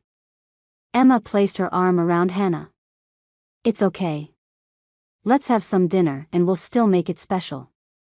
That way, if he gets done sooner than he thought, he'll still be able to join us." She squeezed Hannah's shoulders and turned back to the pasta. She closed her eyes for a brief moment, struggling to hold on to the glimpse of excitement she'd had. Soon they sat to eat, both glancing repeatedly at the door while passing dishes and loading their plates. The tension grew tauter and Emma didn't want to eat. Her stomach was full, but not with Italian food, instead with disappointment. Hannah and Emma didn't say much. The meal ended when Hannah cleared the dishes from the table, her movements punctuated with sighs and pouting. She slouched off to do her homework, leaving Emma sitting alone. Leaning her head back, Emma rested her forearms on the edge of the table. Staying with the Rourkes had kept her own stresses at bay. Every day she felt stronger and more capable. With her parents gone, her own independence grew. And there was always a but, wasn't there? Acclimating to the family life at Bella Acres, and with the dynamics still fresh from the most recent change of Stephanie leaving, Emma wasn't quite sure how to proceed. She cleared the table, cleaning up both the dining area and the kitchen. With a mug of cranberry vanilla tea in her hands, she padded out the front door and onto the oversized wraparound porch. Off to the side, A swing hung from support beams, the split log style appealing with large dark brown cushions and a folded blue blanket on the side. Tea in hand, she claimed the swing, pulling her feet up and covering herself with the blanket. Rain drizzled and dripped with a steady rhythm that drummed onto the roof and the new leaves of the hostas in the flower bed at the base of the porch. Emma sipped her steaming tea and soaked in the warmth under the blanket against the cool bite of the rainstorm chill. She'd never been a big tea drinker, probably because her parents could never afford the leaves. Hannah claimed they made their own sometimes. If Emma lived there, she'd think about selling the blends that they had. They were addicting, even without having caffeine in them. A little bit of honey, and she couldn't stop drinking the sweet warmth. The door opened and closed softly. Emma sipped her tea. Usually Hannah joined her after her homework and they talked about whatever they hadn't covered earlier that day. She lowered her mug. "Done early tonight, huh?" Glancing over, she almost dropped her tea. Nate lounged against the outside wall, his ankles crossed and his arms tight to his body. He watched her, his own cup of steaming something or other in hand. "I guess you could say that." Emma shook her head, flustered but in a good way. "No, sorry. I thought you were Hannah. When she finishes her homework, she joins me." She flexed her feet, excited to see him, but unsure what to do. Did she invite him to sit with her? It was his place. He could technically sit anywhere he wanted. But Nate was a gentleman and he wouldn't sit anywhere without asking or being invited. Emma suddenly wanted him to sit by her with animal ferocity. She drew her knees closer to the side and patted the fluffy cushions. "Come sit with me." Lifting her mug, she hoped to hide her nervous hope that he would, but was prepared in case he said no. He pushed away from the wall and joined her on the swing, bringing with him his own heat. Sitting, he set the seat in motion and Emma lifted her cup to avoid spilling the liquid. They contemplated the rain in silence, drinking from their mugs. Emma glanced at Nate a couple times, cautiously excited to have him close. She didn't want to read anything into it, nor did she want to put anything where it didn't belong, but sitting there with him. Emma could see what their lives would look like in a few years, if she allowed them to go further than friends. If she could plan. If she could count on having a future. Nate was long-term. He was a commitment. And her disease didn't allow for that. Plus, when you loved someone, you didn't want to burden them with stress that was harder than most people could handle. "How do you like it here?" His voice reached her like a caress, warming the cool pitter-pat of the raindrops. Emma faced him, turning on the cushions and wrapping her arm around her knees. "I love it here. But I think I'm gaining weight. Hannah's cooking is amazing." Nate nodded, chuckling. "Yeah, when she started cooking, my waist grew thicker. I had to finally ask her to stop making so many desserts and treats. The girl was bound to kill me with diabetes before I even turned 25. His gaze traced Emma's face and what he could see of her form. His voice lowered and he sobered. "Well, you look terrific." He rubbed his eyes, lowering his head. "I'm sorry, I'm tired. My guard is down." What is an appropriate friend thing to say? Emma winced at the unintended reminder about them staying friends. She already chanted that to herself. She shrugged, unable to smile or even joke when she wasn't sure what she wanted anymore. She wanted Nate, but she didn't want him to suffer because of her. What a horrific quandary to be in. The rain lent its seriousness to their cocoon. They could have been the only two in the entire Clearwater County area. All alone. Just them. She licked her lips and went with it. "I'm not sure what a friend would say. I don't have any but you." She gathered her courage and continued. "But it was nice to hear." She tugged on the bottom of her jeans. "Is it breaking rules to say you look the same?" Nate stilled, using his foot to stop the momentum of the swing. The lack of motion tightened the cocoon around them. Emma held her breath. Nate reached out a finger and traced the curve of her wrist leading to her bent hand. His fingertip was warm from the coffee and sent tingles up her arm. I think, Emma, since you made the rules, you're going to have to be the one to break them.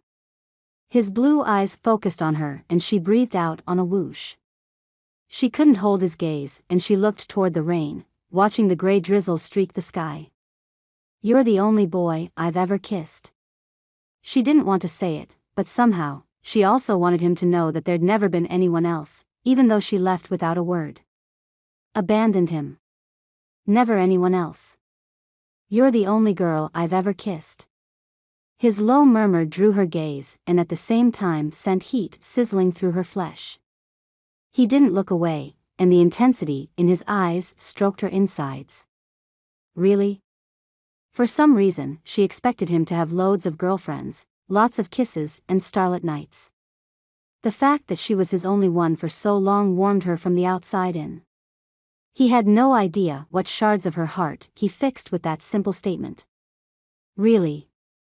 He opened his hand and put it between them, palm up on the cushion. Emma couldn't help the draw.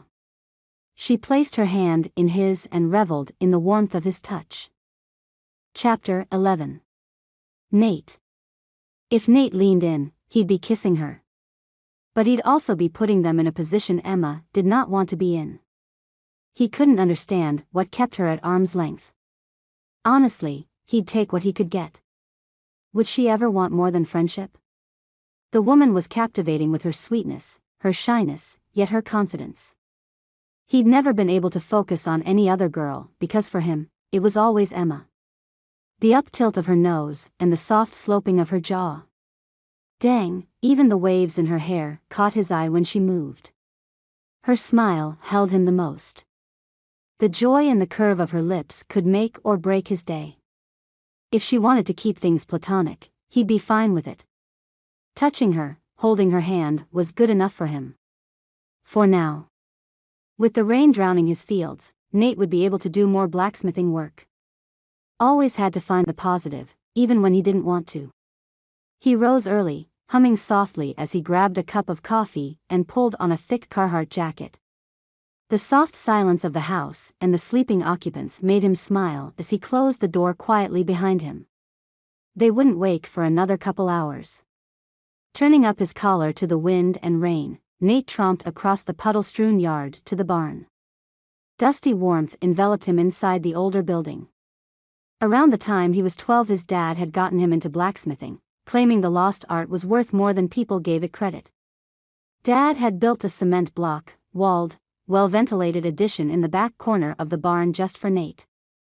While Dad had been trained for blacksmithing, he'd claimed the talent passed him by, even though he took small jobs on the side. When Nate forged, he felt like his dad watched him from the doorway. He hadn't been in that room in almost a year. Not long after prices on coal rose, Nate adjusted his forge to accept red fir logs, which he had to maintain more often, but could burn as hot as the charcoal pellets he'd been buying in the bags. Instead of a manual pump fan like the original still hanging on the wall, Nate had rigged up a port for him to hook his shop vac to. When the switch was flipped to reverse, and only on a little while, he didn't have to stop his metal work and breathe new life into the fire at the base of the fire basin. Building a fire in the small basin couldn't be easier, and he soon had to remove his jacket and hang it from a hook in the growing warmth. He grabbed up wrought iron tongs and stoked the mounting burn. If he was lucky, he'd be able to lose himself in his work and not get distracted by constant thoughts of Emma. Like the softness of her hair or the light pink color of her lower lip. He might not have to wonder about the different shades of brown in her eyes or the small freckle just below her left ear. The slope of her neck. He wasn't lucky. He never was. The barn door slammed shut and Hannah's yell barreled through the walls. Nate! Nate! Hurry! Nate pulled off his eye protection and wiped at his brow. He'd been forging a gate latch for a few hours, and the heat in the cement addition was high. He carefully placed the hot tongs to the side and searched out Hannah's frantic calling. I'm here. What's wrong? It's Emma. She fell. I can't wake her up. Hurry. Hannah motioned him from the doorway, not taking time to come inside the barn to get him. Fear eroded her normally bright countenance into a duller version, tight with worry. Hold on. He couldn't leave the forge burning. It'd burn the place up. He dumped the 5-gallon bucket of quenching water into the forge. Normally, he wouldn't treat his equipment with such disregard, but emergencies required the mess. He could always clean up later. Emma had fallen. He didn't remove his leather apron but tossed his gloves on the side table as he raced after Hannah to the house. His boots thudded dully on the grass, slower than his pulse. Emma. What happened? He stormed up the stairs and into the kitchen. Hannah stood over Emma lying in a heap on the floor. Hannah wrung her hands and whimpered. Emma's hair splayed about her shoulders and her skin had never looked so pale. Crouching down, Nate gently shook her shoulders, straightening her out with her back flat. Emma? Emma, honey, come on, wake up. Feeling for a pulse, he placed 2 fingers beside her neck and lowered his cheek to her chest. To Hannah, Nate asked, what happened? She was laughing about something. I told her not to do too much, but she's been working hard all morning.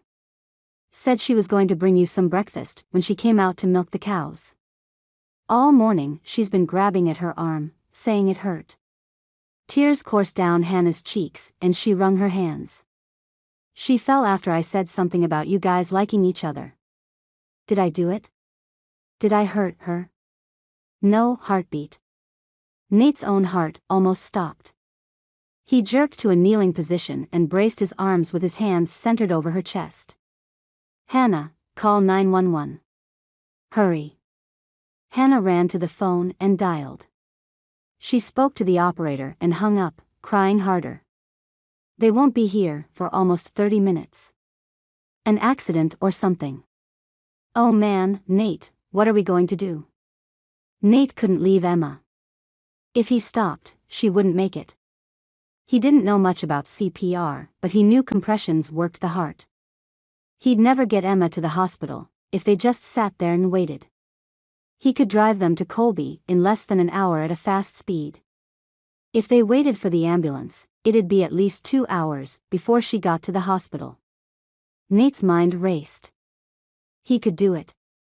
Hannah could help him. Come here, fast. I need you to focus. Hannah's open sobbing subsided to sniffles and hiccups as she listened for his direction. He narrowed his eyes and continued pumping on Emma's chest. They won't get here in time. I need you to take over and push on Emma like I am. Not too hard and not too soft, okay? Arms straight. Eyes wide in horror, Hannah backed away. No. I can't do that. What if I do it wrong? Why can't you do it? Her voice rose as she got closer to hysteria. Shaking his head, Nate spoke calmly even though utter chaos ripped through his emotions. You can do this, it's easier than it looks. You're not going to do anything wrong. I'm going to get the truck out. Gaze whipping to Nate's face from Emma's, Hannah's mouth fell open in a perfect O. Cautiously, she knelt down across from Nate and watched him for a moment. Nate didn't push her. He was scared, he couldn't imagine how his little sister felt. Her tears dried and she slapped her upper thighs. Okay, I think I can do that. She moved into place.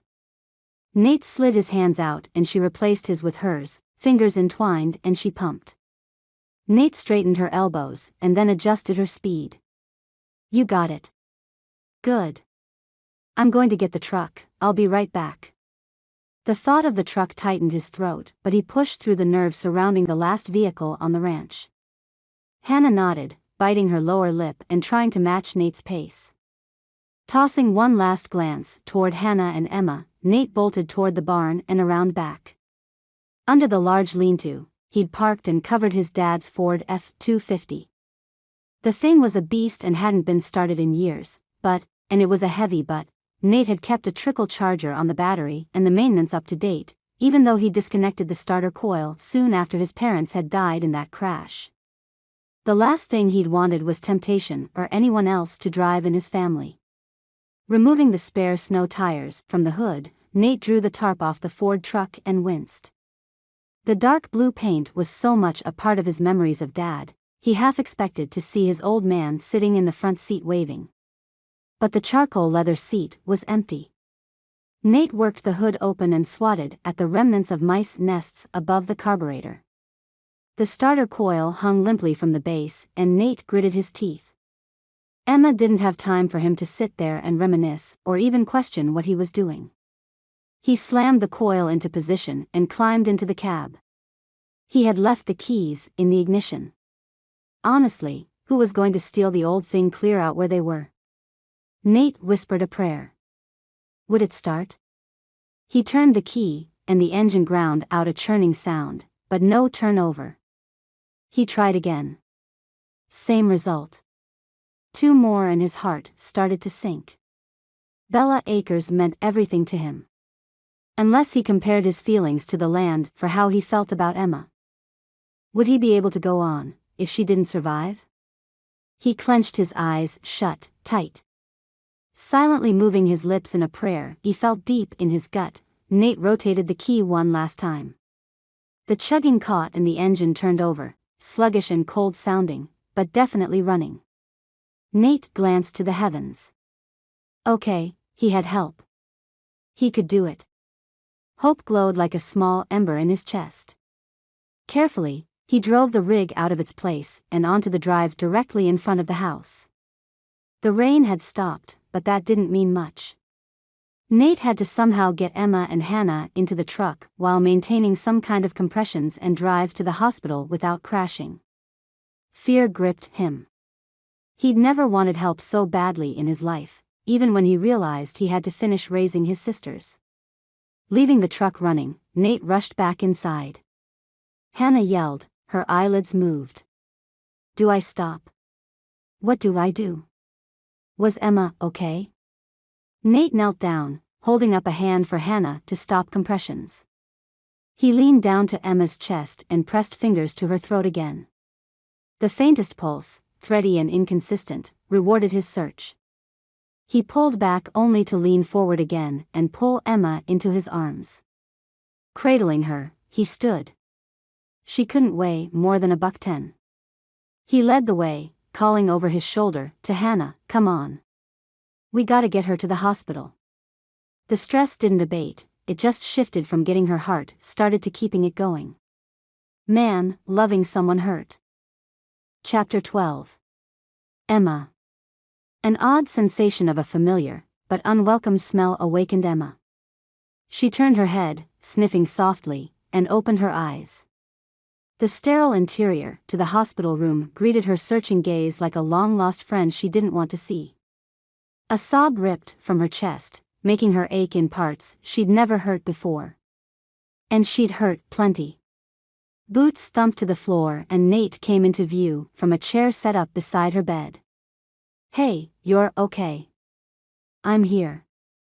He reached up, caressing her hand with the 4 in it.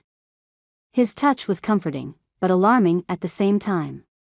The last thing she remembered was being so happy with all the work she could do and smiling at Hannah, who she was starting to think of as a sister.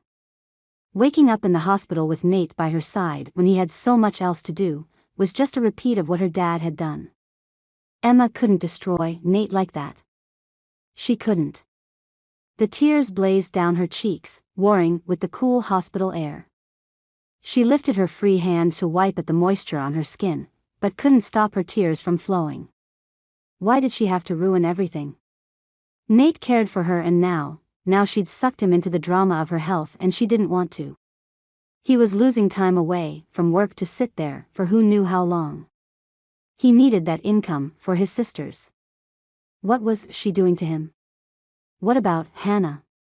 She would be alone without him at home. It didn't matter that Emma was scared and didn't understand what was going on. Her health had always been a toss-up. Fear was a constant in Emma's life. How could it not be when she was certain she would die young? She'd never had a reason to want to live so badly. Shh. It's okay. I'm here. Nate rocked to his feet and walked around the bed, opposite the monitor and 4-bag. He adjusted the blankets and climbed on beside her, pulling her into the crook of his arm. Bending his knees, he let his boots dangle off the side of the bed. The heat of his body close to hers, and the strength and comfort in his hold soothed her. Emma calmed down. Her fear ebbed, but her worry at his presence prevented her from completely relaxing into his embrace. "I'm so sorry, Nate. You don't have to stay." She chewed on the soft inner skin of her cheek, cautious about making eye contact in case meeting his gaze made her lose all control. "Thank you for bringing me, but I don't want to be a bigger burden." "You're not a burden, and I could never consider you one. Hannah's downstairs eating horrific cafeteria food, and I tried calling your mom, but no one answered. Don't worry about us. With all the rain, I can't work today, in the fields anyway." He leaned his head closer to hers and kissed the top of her hair, softly.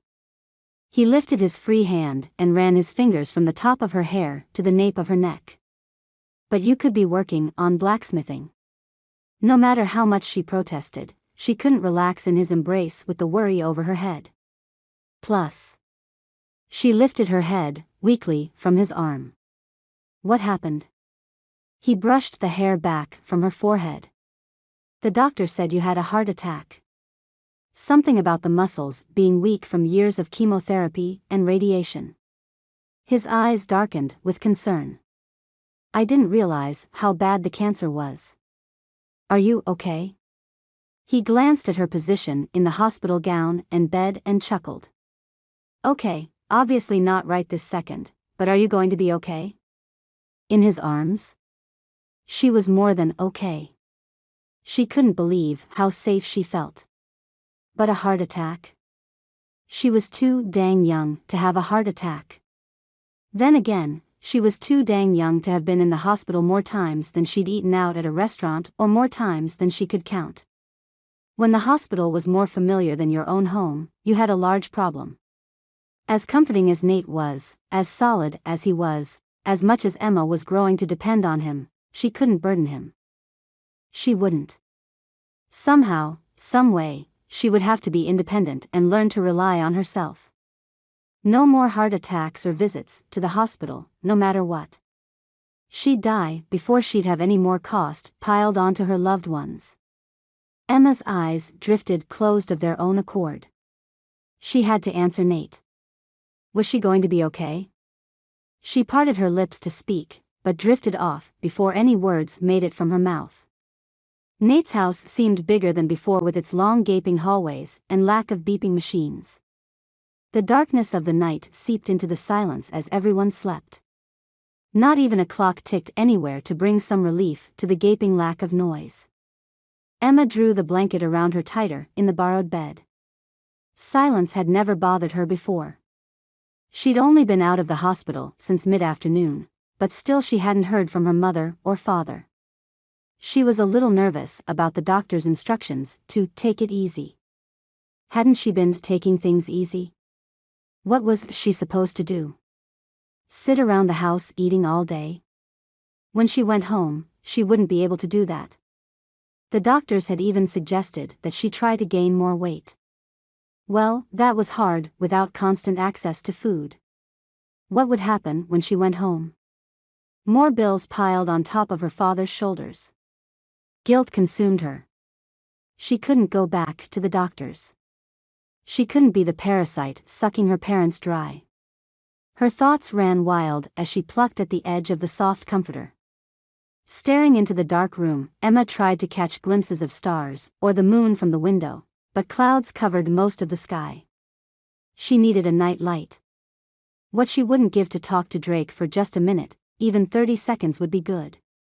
Drake was free from the guilt of making things harder for Mom and Dad. He couldn't claim to be a burden to anyone. Emma still hadn't heard from him. To be fair, though, he didn't have the phone number where she was at. Being fair didn't make her less lonely. Overwhelming sadness overcame her. She hadn't felt this lonely in a long time.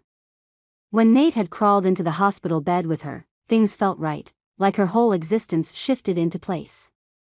She kept claiming she only wanted to be friends with him, but at what point did she stop lying to herself and accept the fact that she had feelings for him? Had always had them? But that wasn't the problem. The problem was that acknowledging feelings for Nate meant she would have to deal with them. Why should she be faced with questions about the future she wanted to have when all she was certain of were her health problems? More loneliness assaulted her, and she broke down into ever-present tears. Certain uncertainty about her future compounded her exhaustion from the hospital stay. She didn't stand a chance emotionally. She tried to hold in her hiccups and whimpers, but couldn't. She shoved her face into the pillow and sobbed brokenly. A knock on the door startled her. Emma gasped. She wiped at her face. What time was it? A quick glance at the clock on the nightstand revealed it was roughly 1 a.m. Great, she woke someone up. Would she ever stop being a bother? The knock came again and Nate opened the door softly. Emma? Are you okay? She nodded, then realized he couldn't see her in the more dark than not lighting. Yes. But her voice broke and she closed her eyes. Of course, she wasn't okay, and he'd know she was lying. Her crying obviously woke him up. Thank goodness he couldn't see her in the dark as heat flushed her cheeks. That was the second time he'd caught her crying. He was going to think she was an oversensitive girl. Clicking quietly, the door shut. Lovely, now she'd run him off with her crazy girl emotions. She opened her eyes when the mattress dipped. He hadn't left her. Scoot over, it's chilly. He pulled the blankets back and slid in beside her. Come here. His husky demands soothed away the loneliness as he drew her into his arms, and they settled on the pillow, sharing its support. He kept his voice just above a whisper. Okay, now tell me what's wrong. Emma sniffed, his scent pervading her senses and calming her further. His warmth and strength consoled her and faded her loneliness. Her eyelids grew heavy. I was lonely. A long moment of silence stretched between them. If not for his arms around her, she would have thought she'd imagined him. After a moment, he kissed her forehead, his lips warm on her skin. Go to sleep, Emma. You're not alone anymore. Emma wrapped her arm across his waist and caught his fingers in hers. She closed her eyes and gave over to the fatigue pulling at her. You're still coming over every day, right? Hannah handed Emma's bag to her beside the Benson truck. Emma's mother waited in the cab. Smiling, Emma nodded and leaned forward to hug Hannah. Of course. I'll be back tomorrow. She didn't want to leave, but she'd missed her parents. She finally spoke with her mom on the phone the night before and told her what had happened. Her mom came to get her. Simple as that. But oh, so complicated. Mom had hinted at changes coming and that Dad would meet them at home. Emma didn't want to go home and she didn't have a chance to talk to Nate about it, so she left him a note. She couldn't help drawing a heart at the bottom. The ride home was quiet. Mom was still mad at the whole thing. She'd ranted on the phone about knowing something like that was going to happen and she'd told Dad. Emma tuned her out halfway through. Sometimes Mom just liked to vent. Pulling up and parking, her mom climbed from the cab and went inside. She didn't wait for Emma or even acknowledge her once she ascertained that Emma wasn't dead. Like it was Emma's fault no one could get a hold of her mother. She hadn't planned to go to the hospital. Sometimes those things just happened. Emma slowly made her way into the house, which didn't have the homey feeling she thought she'd missed. No, Drake wasn't there and her parents had so much stress going on, they weren't exactly present for Emma either. Emma, come in here. We need to talk.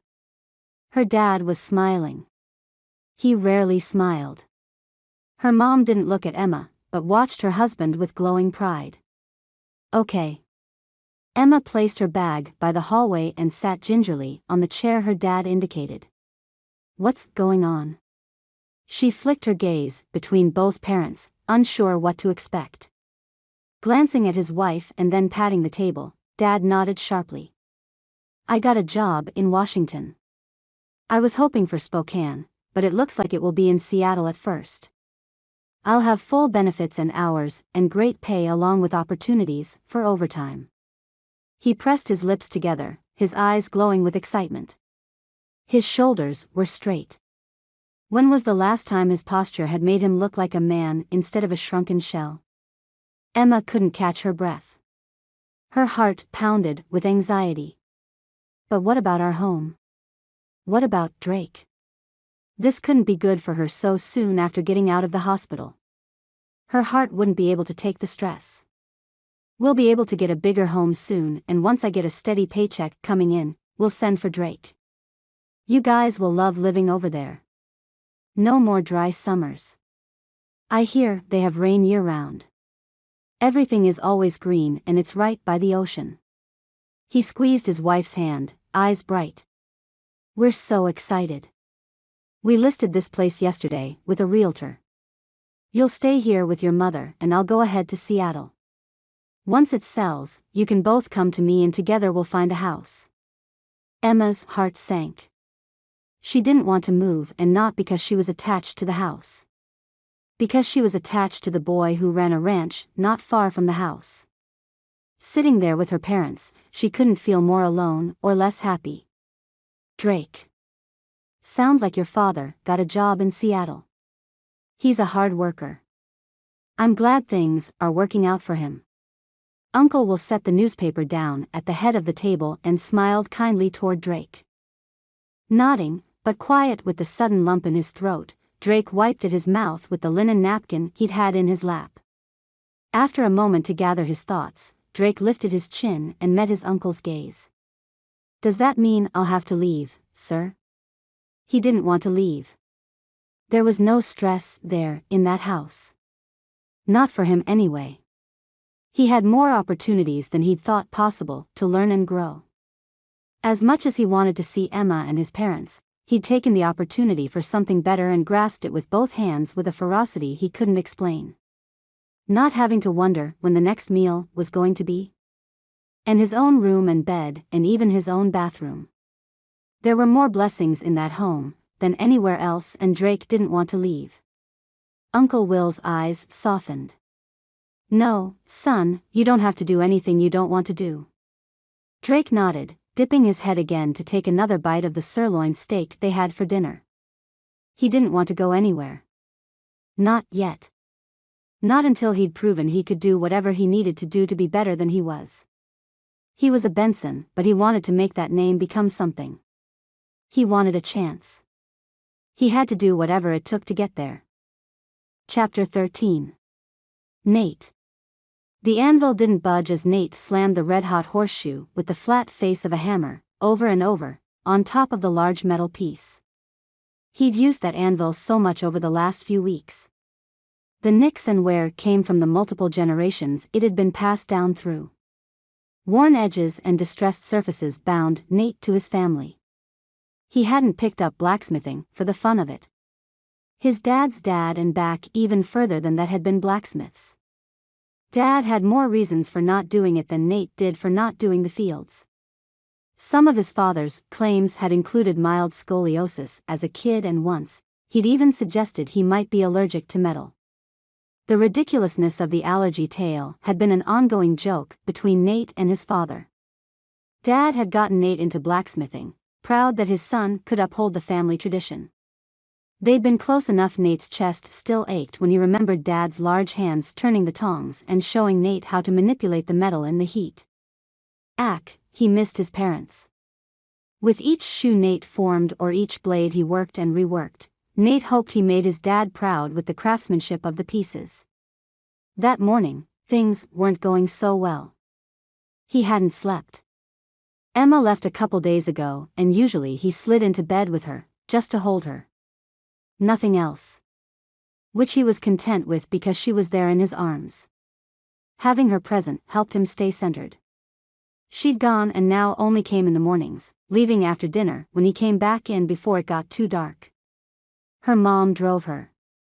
No big deal. That was part of the arrangement. Yet Emma's brightness seemed dimmer, like someone had covered her happiness with a shroud. Whatever was bothering her had started bothering him. And when he didn't know what was bugging him and he couldn't fix it, he got irritable. Hello? A man's voice reached Nate through the pauses between banging.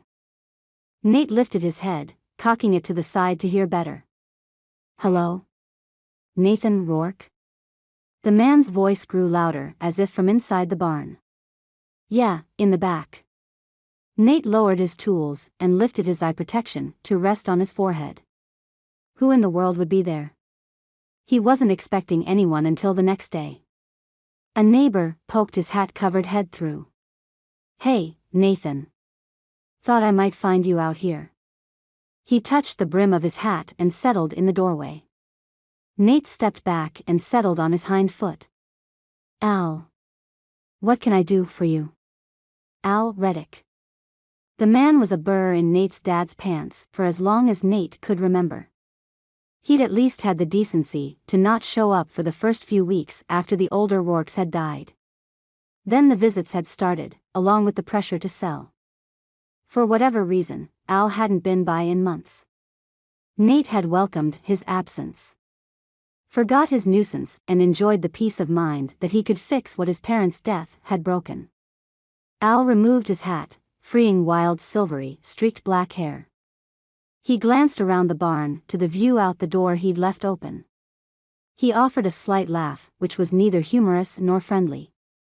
Well, now, Nathan, you know what you could do for me that would be extremely neighborly. I'm willing to pay full market value still. The same offer, never worded differently. Nate sighed. No, Bella Acres isn't for sale. Is there anything else you needed?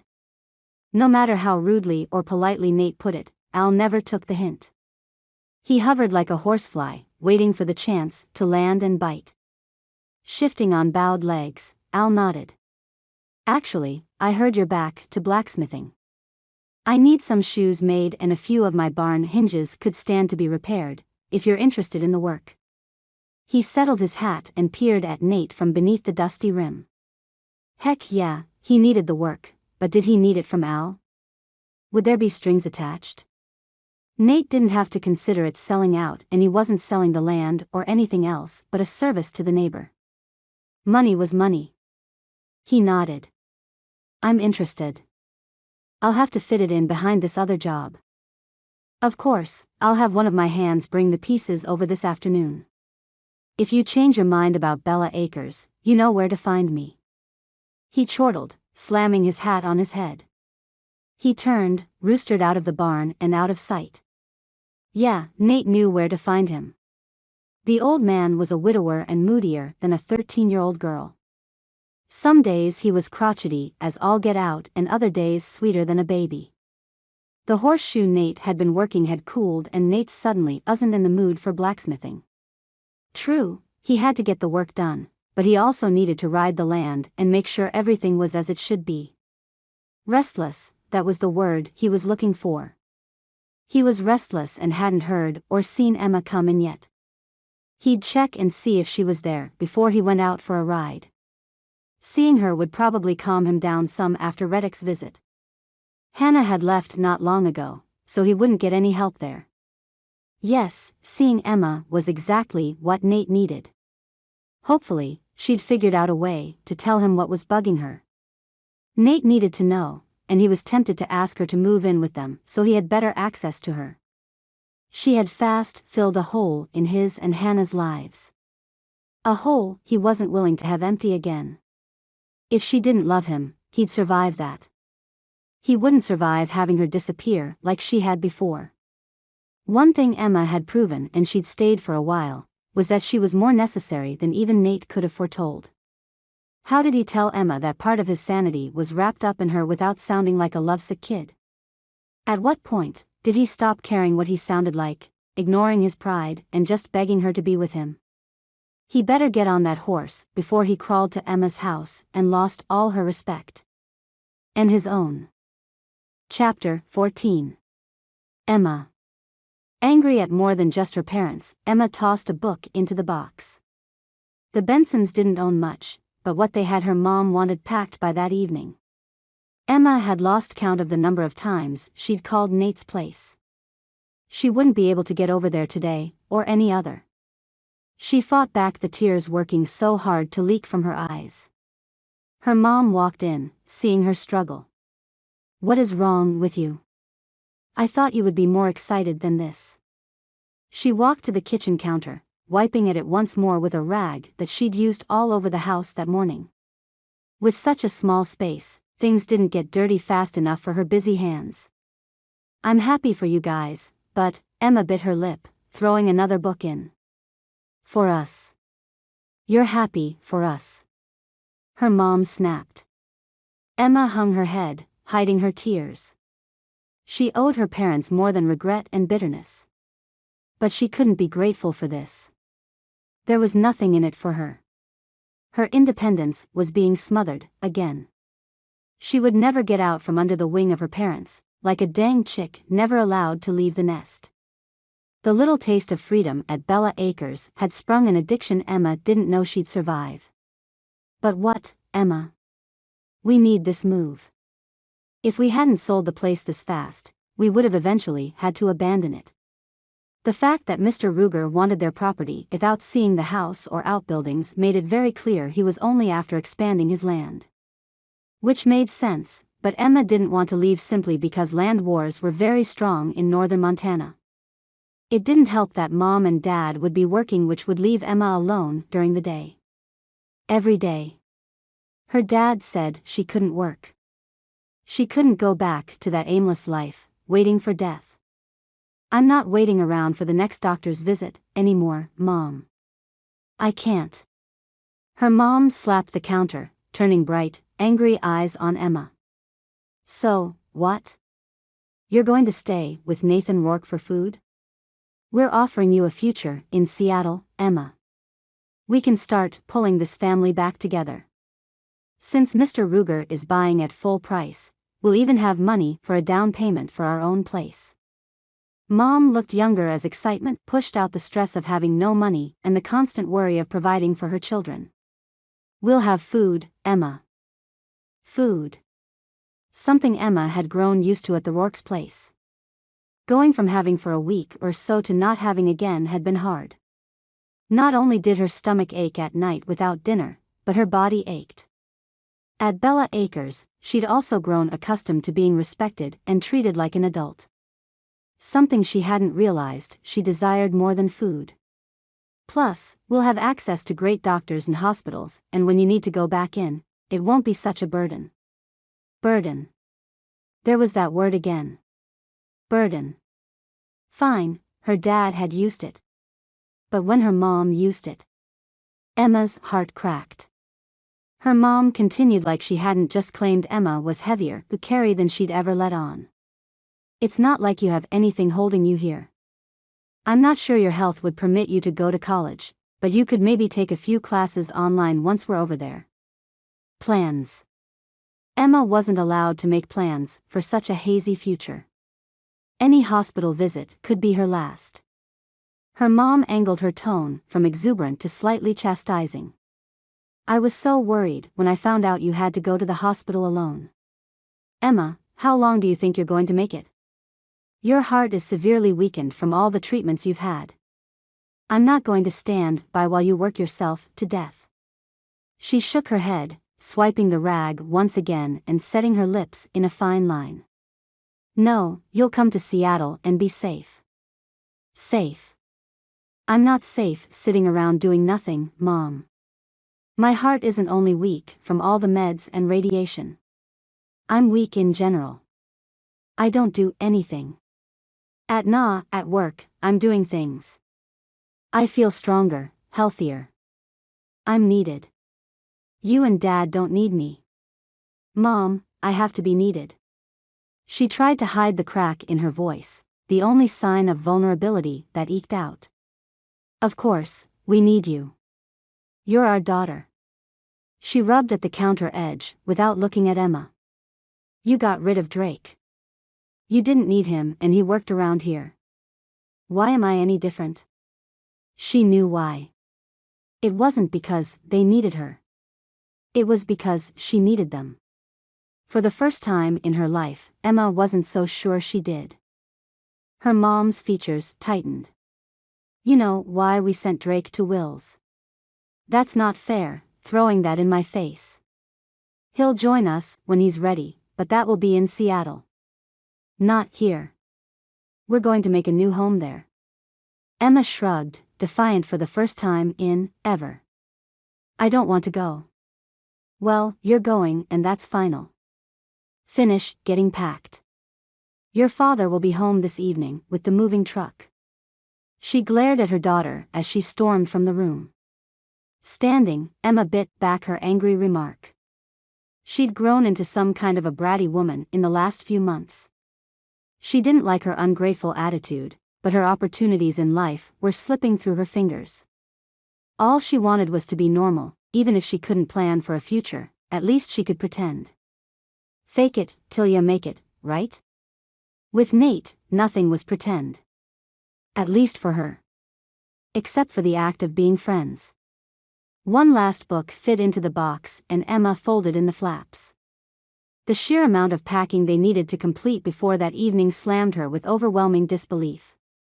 She pushed herself from the ground and darted from the house, stopping on the front drive, bent over and bracing her hands on her thighs.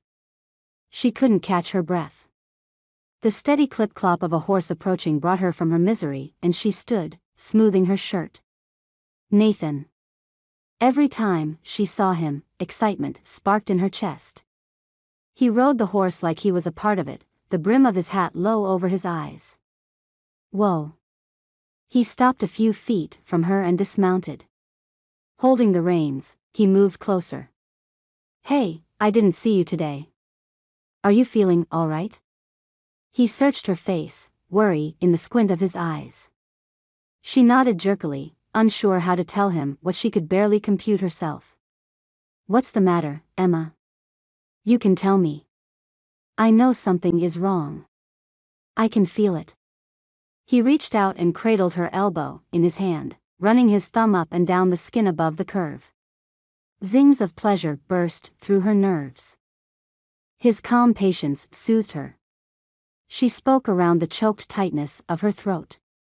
We're moving.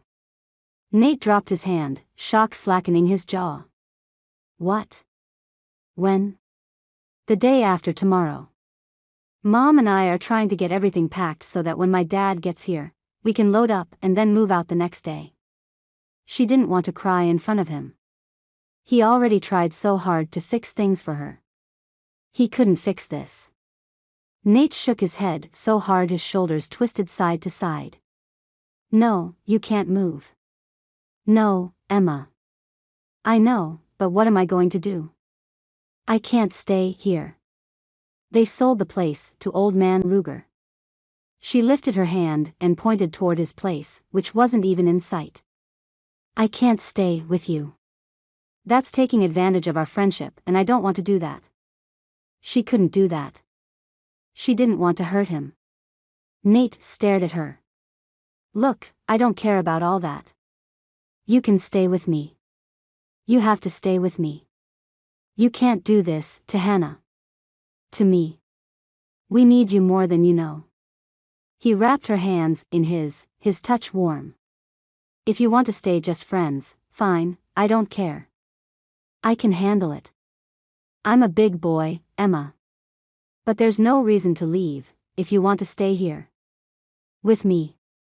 We can plan some great things, you and me. He squeezed her fingers. No, I can't make plans. Remember? I'm sick, always sick. I go into the hospital, constantly. I'm a bigger burden than you realize. She would give anything to stay with him and Hannah, make a home at Bella Acres, where she didn't feel like she lived off other people, especially her parents. Then no plans except you're not moving. He didn't release her hands, held her tight. I don't want to hear you call yourself a burden again. You mean more to me than even my own sisters, and you're not a burden. His voice faded, and he reached up and tucked a stray hair behind her ear. He cupped her face in his hands and forced her to meet his gaze. You're not a burden, Emma. His words and touch heated inside her. If she stayed, they might not be able to limit themselves to a relationship based on friendship. If she stayed, she might get to enjoy adulthood a little bit longer before her imminent death. Imminent because everyone was so certain it was only a matter of time before her heart gave out, or she needed more treatment, or the cancer went deeper into metastases. He was all but begging her to stay. "Please stay, Emma. Please," he begged. She'd never had anyone beg her to do anything except not die. Yet there he was, the man of her dreams, begging her to stay.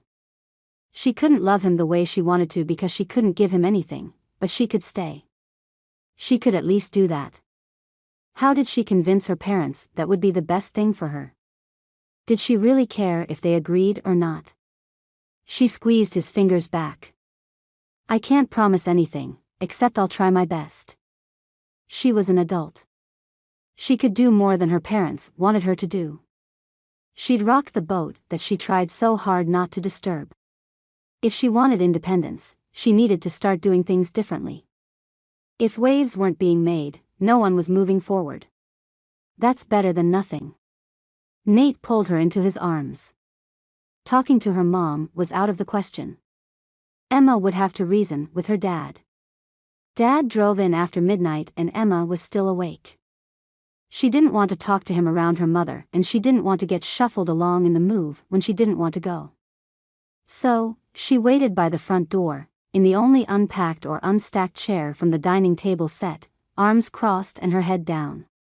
He opened the door and jumped back when he saw her. "You scared me, Emma. You should be in bed. We have a big day tomorrow." Emma stood. She could do it. She had to. "Dad, Mom said I have to move, but I don't want to. I can stay with the Rourkes and work." Disappointment flooded her. She'd blurted everything out. She hadn't said anything that she'd practiced. She fidgeted her fingers at the waist of her shirt. Dad rubbed his eyes and thought. After a long moment, he met Emma's gaze. "We'll talk about it in the morning. I'd like to meet the Rourke boy again, officially, before I make any decisions. Are we clear?" At Emma's nod, he motioned toward her room. "Get to bed so you're not weak tomorrow. We can stop by the Rourke place after we get everything loaded." Emma didn't know what to say, surprise holding her mouth shut. He was considering it. Like actually going to think about her idea? Since when did he give credence to anything she said? If she didn't frustrate him, maybe he really would consider it. She wanted to get to Bella Acres as soon as possible. She couldn't wait the entire day, and there was no way Dad would let her lift heavy things to load. He considered her too frail for much use at anything. Emma might be able to go to Nate's early in the morning and see Hannah before her last day of school. Why not go for broke?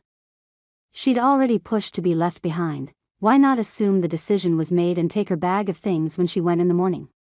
She could taste the fringes of freedom, like a well-cooked barbecue floating on the afternoon air. "Do you think they'll say yes?" Hannah hadn't stopped asking since she got home from her last day of junior high.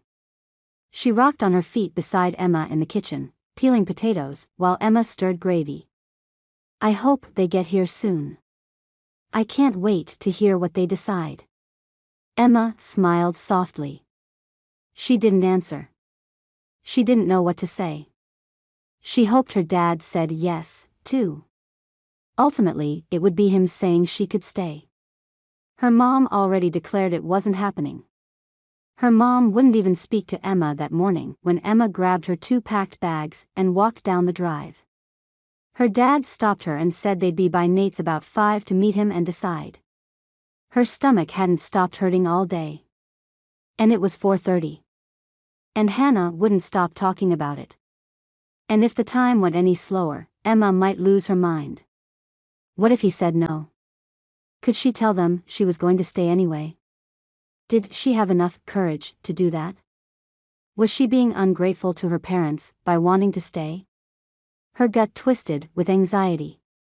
Needless to say, she hadn't slept the night before. "Hannah, can you check on the chickens and the cows before dinner? I need to talk to Emma." Nate's deep timbre soothed Emma's anxiety. She faced him, smiling, even as she continued stirring the gravy. Hannah groaned. Okay, I'll hurry. Oh, I hope they say yes. He didn't release Emma's gaze. Me, too. Emma blushed, glancing down and turning back to the pan. I really want to stay, Nate, but I need you to understand that I won't have insurance and I don't have a job. You're my income and I can't work, you know? You don't have the money to pay me. You need to be absolutely certain that you're okay with that. She refused to meet his eyes and stared instead at the bubbling, thickening gravy. I'm not a healthy person and I've always been told that I don't have a future, at least one that is very long. She half laughed, but still couldn't look up. His boots thudded on the hardwood as he crossed to her. Hands on her shoulders, Nate turned her to face him, forcing her to leave the wooden spoon in the pan. He ducked his head to capture her gaze. See why it wouldn't be wise to move away? What if you only have a year left and we waste it? You over there and me here. Friends don't miss out on time together. He had a point. A really important point. If she went to Seattle with her parents, she wouldn't progress. She'd wait to die. Wouldn't that guarantee her death? Quality over quantity. She shook her head. You're getting really philosophical. But she smiled at him, unable to look away.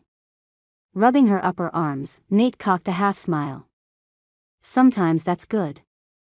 I don't want to lose any time with you. I hope you stay. I'm nervous. She whispered, hopeful he wouldn't hear the quavering in her voice. I'm nervous, too. He whispered back. He leaned forward, pressing his lips to her forehead. It'll be okay, though. Don't worry. Emma leaned back and met his gaze. Why are you worried? She understood why she was worried. This was a huge decision that may or may not break her chances at independence. She didn't want to ruin her relationship with her parents. She even understood why Hannah would be worried. Nate didn't have any real reason to be nervous, though, did he? Because I don't want them to know how much I care about you. He met her gaze directly, as if he could see through to her heart. Maybe he could see it breaking. She nibbled her lower lip while trying to gather control over her emotions. I know. I feel the same way, and it's growing stronger. But, Nate, you can't feel like that about me. We can't. You keep saying that. You're an adult. I'm an adult. This isn't like we're kids. He pushed away from her, turning to brace his arms on the counter opposite her. After a moment, he spun back. Come on, Emma. I've loved you since high school, even after you left. I've always loved you. You have to know that. Tears fought their way down her cheeks, dripping to her carefully chosen blue shirt. You can't love me. What happens when my heart gives out for good? You love me and I die. You'll be worse off than if we were just friends. She wiped at her cheeks, shaking her head and lifting her chin. If we can't be friends, I'll go with my parents. I'm not going to do that to anyone. Least of all you. Nate stared at her, his jaw tightening and clenching. No. I keep pushing and I'm sorry. I won't anymore. He stepped closer, but kept his hands by his sides. Can you at least tell me how you feel? He pleaded with his eyes as he searched her face. His whisper nearly ripped the tension between them in two. Please. Pretend you have years ahead of you and you can make all the promises in the world. Just pretend. His voice broke on a whisper. Did she tell him she couldn't stop thinking about him? That seeing him made her feel like she could conquer anything? Or how her heart didn't feel weak when he was around? What about all the times he casually touched her and her knees quivered, threatening to drop her to the ground? Or how important his friendship was? If she told him how she was falling for him, all over again, it wouldn't be fair. The confession would be tortuous, especially if he loved her like he declared he did. Emma shook her head, fighting her feelings, fighting the draw of him. Leave it alone, okay? No, Nate glanced from her to the front of the house. The sound of a truck engine carried through the open windows. He flicked his gaze back to Emma and slowly nodded his head. For now. I'll leave it alone for now. The truck sounds grew louder as they pulled closer to the house, giving Emma the escape she desperately needed. But so desperately didn't want. Chapter 15. Nate. Nate washed his hands, lingering in the bathroom to give Emma a private moment to welcome her parents and invite them to dinner. Her parents were supposed to just stop by to meet Nate and let Emma know their decision, but Hannah had suggested they stay for dinner before their drive and Nate couldn't argue with that. Emma wouldn't see her parents for a while, if she ended up staying with him. He'd promised not to push her anymore. What was he thinking? She'd barely admitted she wanted to stay because he pushed her. She hid so much in her eyes from him. Asked him to leave it alone? Why? What was she hiding from? He wouldn't hurt her. If she let him love her, she'd never be lonely again. She'd know she was important. How much did she hold back? Would he ever hear her say what he needed to hear? Holding her at night might not be the best idea. When she stayed with him, and she would be staying with him, no matter what he had to do, he might have to put a stop to the nightly visits. Okay, the decision was final. He wouldn't let them sleep together. If she pressed him, he could explain why. Maybe that would make her feel better and she wouldn't talk about having no future and dying all the time. The possibility of her death wouldn't register. She seemed so healthy, even in the hospital her color hadn't been horribly pale, at least for Emma. She'd always been on the lighter side. Maybe Nate missed something. A man's deep voice carried down the hall. For a slight second, Nate closed his eyes and pretended Dad just got home and was being welcomed by his loving wife. The break from reality only lasted the space between seconds, long enough to remind Nate he couldn't lose anyone else he cared about. Determined to convince Emma's parents that Bella Acres was the best place for her, Nate charged down the hall, a mission to accomplish. Prepared to be charming and confident, Nate faltered mid-step at the confusion and fear on Emma's face. He rushed to her side, ignoring the newcomers who hovered in front of her with hands wrapped together. Concern laced Nate's words. Emma, honey, what's wrong? So much for hiding his feelings for her.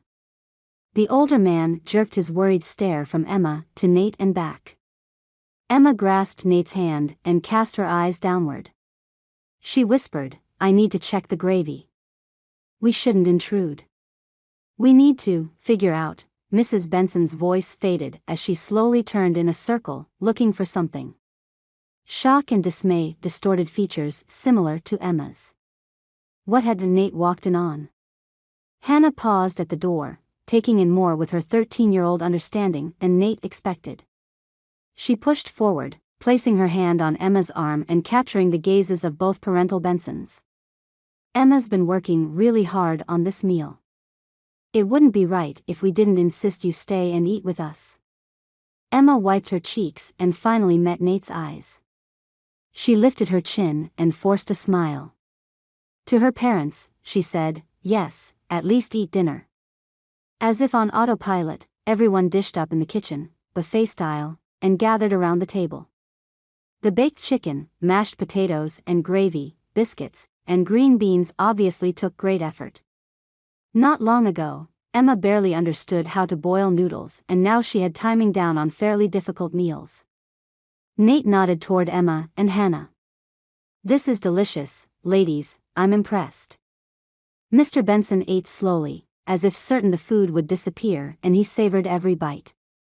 He nodded at Nate's compliment and mumbled around a large bite of potatoes. Best meal I've had in a while. With tears in her eyes, Mrs. Benson stared at Emma. She swallowed and asked softly, do you eat like this here all the time? Hannah glanced up sharply. It's not always this fancy, but if you want it to be fancy for her to stay here, I can try.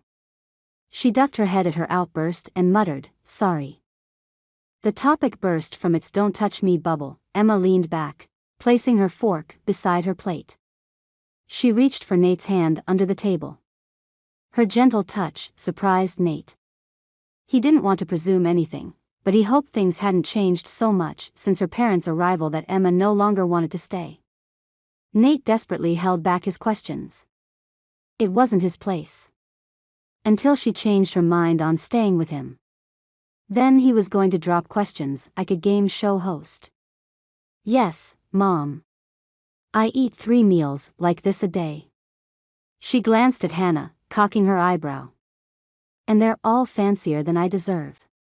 The Bensons shared a glance filled with silent parent language Nate had never understood. We can't hope to give you that in Seattle.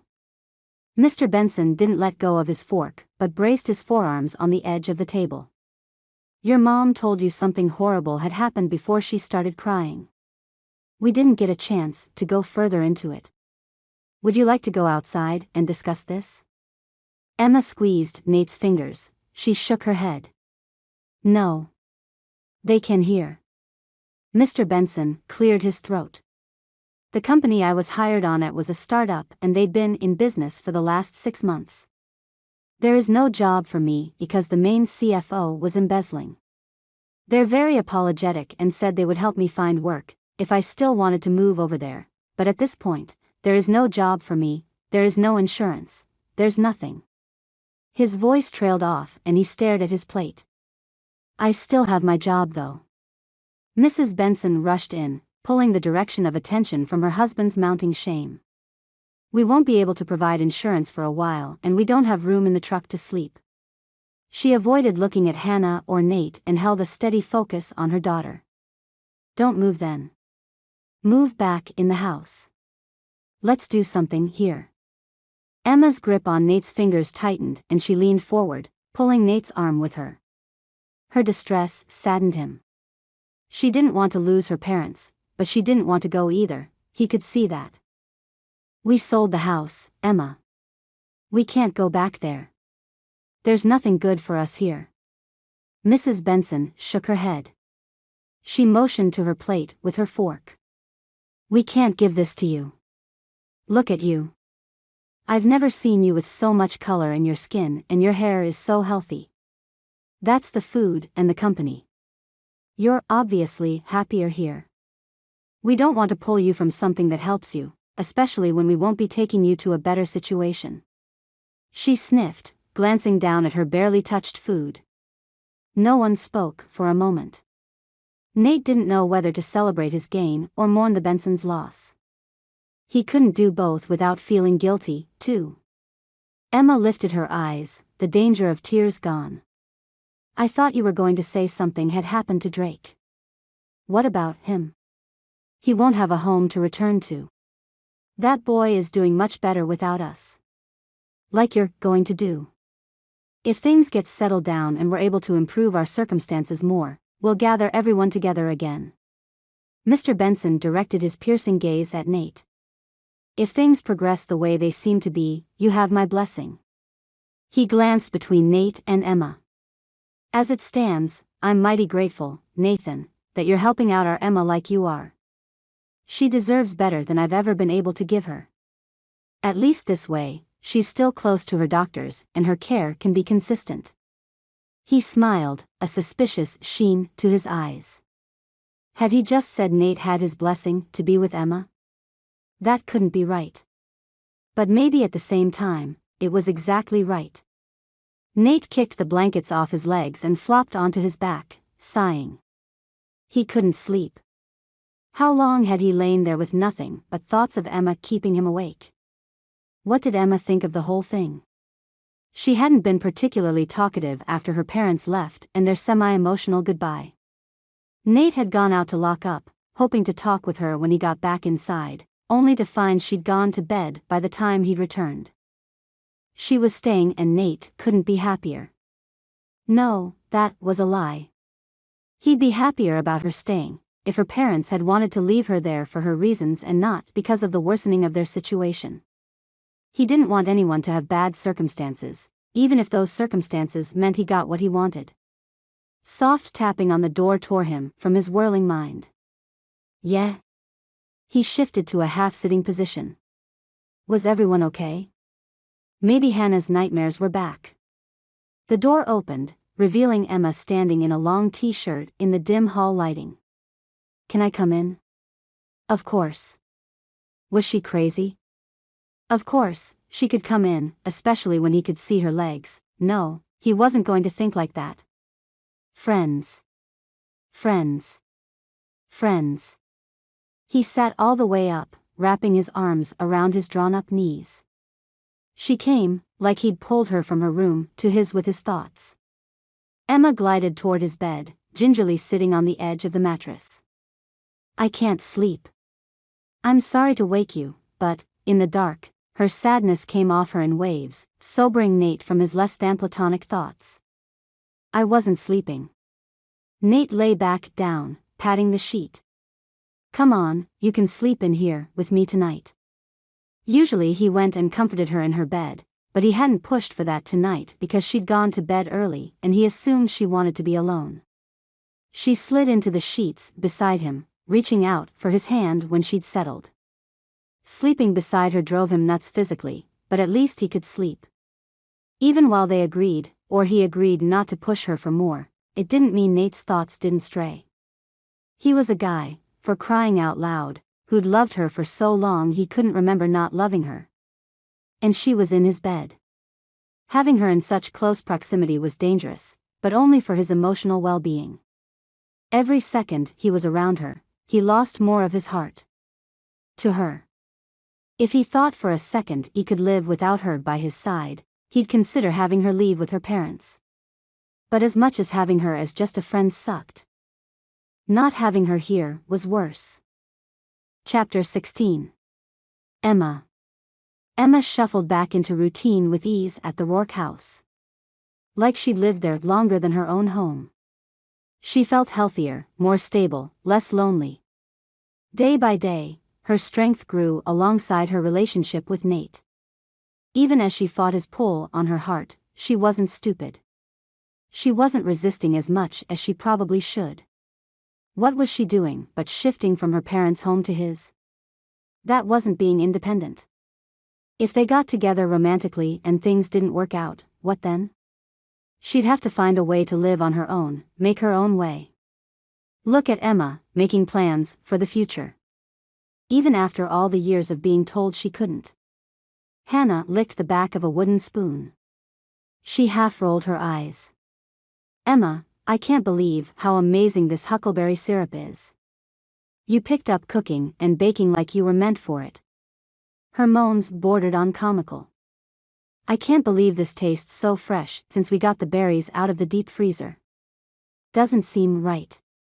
Emma laughed, scooping another ladleful into the last mason jar on hand. I love doing it. Thank you for teaching me. She loved cooking with the smells, tastes, and colors. She wished she could make a living at it. But she couldn't work at a restaurant. Even where she was, sometimes she had to sit down from easy fatigue. With a weakened heart, she wasn't surprised, but sometimes the out-of-the-blue weaknesses did shock her and slam her back into reality. Those moments helped keep her guard up against forming anything commitment-related with Nate. Too bad her guard didn't protect her emotions. A shout from out front drew their attention. Emma turned off the stove and wiped her hands on the blue and white patterned cloth hanging from the oven handle. Come on, let's see what's going on. Hannah followed Emma from the kitchen to the front deck. Jareth stretched over the back panel of his brown '79 Ford pickup with its orange, yellow, and black side stripes. He soothed someone out of view in the bed. It's okay, come on. We'll get you inside now. He glanced up and saw Emma and Hannah, relief mingling with worry on his strong Darby features. He shouted, Stephanie broke her arm on the ranch. I'm bringing her in. Oh, no. Hannah gripped Emma's upper arm with surprising strength. Cheeks red and tight-lipped, Stephanie glared when Jareth took her into his arms. She stared at Emma standing beside Hannah and Hannah's hand on her arm. Her glare refocused on Emma. Carrying her in a cradle hold, Jareth climbed the steps and into the house. He deposited her on the couch with an unceremonious plop. Straightening his shirt, Jareth eyed Emma. "Where's Nate?" Hannah spoke first. "He's out in the barn." "You have to yell though, he has the vacuum on back in the forge room." She sidled past Jareth and Emma and knelt beside Stephanie. "Are you okay? Why don't you have a cast on?" She glanced over her shoulder at Jareth. "You said she broke it." "It's broken. She doesn't have insurance and the free clinic in Colby isn't open until Monday." He shrugged, half apologetically and half accusatorily. "You can take her Monday to get a cast." He tilted his hat at Emma and strode from the house. Free clinic? Emma had never heard of such a thing. Her parents had always taken her to specific doctors and hospitals. When money was as tight as it was, maybe she could at least check out the clinic. See if there was something that could be done. Nothing was ever free, but it was called the free clinic for a reason. Stephanie murmured to Hannah, but kept glancing at Emma like she expected Emma to do something. Suddenly, feeling very misplaced, Emma cleared her throat. "Hi, Stephanie. I'm sorry you got hurt. Is there anything we can do to help?" Emma moved forward, putting herself in the conversation. She recognized a threatened person when she saw one. Even Stephanie's insecurity didn't mask the brilliance of her dark hair and tan skin setting off her eyes like a spot of blue sky seen from a dark cave. She arched an eyebrow at Emma. "Sounds like you already took my room. What more do you want to do?" Her blunt attitude was exactly what would draw Drake in from the beginning. Trying not to grin, Emma nodded her head. "So true. I'm sorry about that. I don't want to put anyone out. That's the last thing I want to do. Let's talk to Nate when he comes inside. While we're waiting, let's see how we can make you more comfortable." Determination set Stephanie's expression, but she didn't balk when Emma arranged the pillows better behind her and brought her a glass of ice water. Step by step, and Emma would hopefully have an ally, if not a friend, in the older of the two sisters versus an enemy. Emma had to fight with her health. She didn't want to fight with anyone else. Chapter 17. Nate. Nate. Nathan. Jareth's shouts broke through Nate's concentration. With Emma stable in his home, Nate's worry had faded.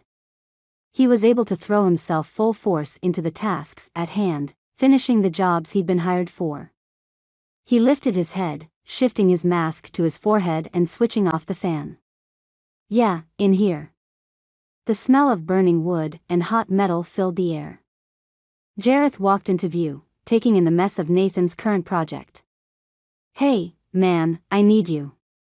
He jerked his head in a haphazard nod. "What happened? Is Stephanie all right?" Just when things were starting to look up, of course, something would happen to bring Nate down again. He couldn't ride the happy wave for too long or he was bucked aside to wallow in the dirt. Every time. He tugged his gloves off, letting the warm air hit his skin. "She'll be fine. She has a broken arm." Jareth palmed the bucket of his hat and slapped his thigh with the flat brim. "You need to rein her in, cuz she thinks she's as strong as a man.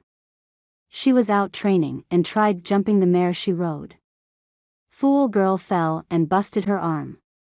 Didn't even cry, so we didn't know about her being hurt until early this morning." He glared at Nate and pointed his finger back toward the house. "She broke it last night. All out, Rourke stubborn girl. She is strong, okay? But she was a petite thing and she thought she was as strong as a giant man." Nate closed his eyes a moment and heaved a sigh. "Stephanie." So Dongay determined to be anything other than what she was. "Is she fine? Do I need to go get her?" "Nah, she's inside. Hannah and your guest are taking care of her. Nice guest, too." He winked and resettled his hat. Lifting his black stubbled chin, he bit out. I need you. What do you mean? Nate ignored his comment about Emma. The last time Jareth showed up at Bella Acres, he'd left with Stephanie and brought her back damaged. Things didn't look good when Jareth showed up. Not from Nate's angle. Pacing, Jareth continued. Look, I know Stephanie only came with us because you couldn't get away, but she's injured and we still need our numbers. There's another group chomping at the bit to come in and replace us, the Caracas brothers, and I'm not sure they won't get the job. I need you to come take Stephanie's place. The Caracas brothers. Nathan had heard of the ranching group and how they traveled from town to town, job to job. They weren't known for being nice or even hard-working, but they had the numbers and many townspeople were nervous with them around. They made problems until they got a job. If Stephanie wasn't working, Nate and the Darby brothers would be missing out on a huge chunk of money which Nate had grown used to relying on. He'd already decided to stop wasting his time on the fields and save up enough money to purchase new range animals for the ranch again. But the animals and the upkeep took more time than he'd ever imagined. His blacksmithing work was growing enough for now. What's the work schedule look like? If he could still get a couple days a week to return and do the jobs he had, he might be able to swing it. He needed that money coming in more than the Darbys did. Tuesdays and Wednesdays, we have off. Not a weekend, but we get it off for personal days. Some of us still work because the ranch pays us extra. He shrugged, pausing his pacing. You comin'? Why not? He needed the money and he could do more blacksmithing work on Tuesdays and Wednesdays when he was off at the ranch. Emma was there and so was Stephanie. I need to talk to my sisters and Emma, but I can make that happen. How soon do we need to be there? About 3 hours ago. Jareth's expression turned grim. Put the fire out and leave everything as it is. I'll go tell the girls and grab my things. We need to get down there. If rumor has it right, those Caracas men won't give you the courtesy of taking care of family or your crew. They left one of theirs for dead a few months back in Libby over a card game. Nate dropped his gloves and mask on the table by the door. He wasn't going to lose that income. Especially not to some overbearing, old cowboys who rabble-roused worse than anyone else Nate's dad had ever mentioned. Hanging his apron on the hook, he lengthened his stride to eat the distance to the house, skipping steps to get inside faster. He barely noticed the fresh smell after a rain or the brilliant green of the new hostas growth in the front yard. He tromped inside. Stephanie? Hannah? He stopped when he saw them all sitting in the living room. Lying on the couch with her arm in a splint, Stephanie watched Nate walk in. He moved to sit beside her carefully. Broke your arm, huh? You all right? Everything else about her looked okay. She'd somehow managed to get a tan while she was gone. Leave it to Stephanie to get a tan in sparse May sunshine and it leaked through rain clouds 90% of the time. She shrugged, and then winced at the movement. I'm fine. Can you take me to Colby on Monday for a cast? Asking Nate for anything visibly cost her notches in her pride. He hated saying no. I can't. I have to leave with Jareth. He took in the dismay on Hannah and Emma's faces and then Stephanie's. You're leaving a hole in the group by being injured. I didn't realize you were still working normal shifts while you were being trained by the ranch owner down there. I'm going to go and take your spot until the job's up. I'll be back on my days off to work the forge and take more orders. He tried not to focus on Emma and gauge her reaction, but her wide brown eyes drew his gaze more than once. He wanted to tell her he was sorry and that he didn't want to leave her like that, but he had to. Instead, he tilted his head slightly toward her. Can I leave my sisters with you, Emma? I'll be back, but if this is too much for you, or not what you were hoping for, please, say now so I can figure something out. He wanted her to stay because she wanted to, not because she had to and certainly not because he needed her to. Leaving to make more money for the ranch and his family would be a whole lot easier with someone he trusted there with his sisters. Plus, Emma would be in sensible hands with his sisters in case anything happened. Sudden concern flooded him. He leaned forward, intent. If you don't think it's a good idea with your health, would she understand he couldn't be more serious about putting her and his sisters first? The money, well, the money was going to have to be replaceable. They could make do. She smiled sweetly at him and shook her head. No, it's fine. We'll all be great. I'll take Stephanie to the clinic Monday. Maybe they can double-check me to make sure everything's going okay. You go. We'll be good here, right, girls? Emma glanced at each of Nate's sisters and then beamed at him. Leaving her would be hard. Not being around her was one of the hardest things he had to do. Just when he had her securely staying with him, he had to leave. True, he'd get to see her a couple days out of the week, but that wasn't enough when his whole plan was to convince her she loved him as much as he loved her. That would be hard to do from Colby on a ranch full of men. He took her graceful assurances and stood. Okay, then I better go. I'll see you guys Tuesday through Monday night, if I can swing it. Emma held up her hand, shooting a glance between Stephanie and Nate. Wait, Stephanie is back and I'm in her room. Can I stay on the couch or something? Nate glanced at Stephanie, and the set to her jaw made it clear she wasn't going to be easy to work with. He didn't know how to make her share with Hannah, and she was injured, and she'd been working so hard for the family. He snapped his fingers. I'm going to be gone. You can use my room until I get back and can attack this issue with a little more time and thought. Good thing she couldn't read his mind.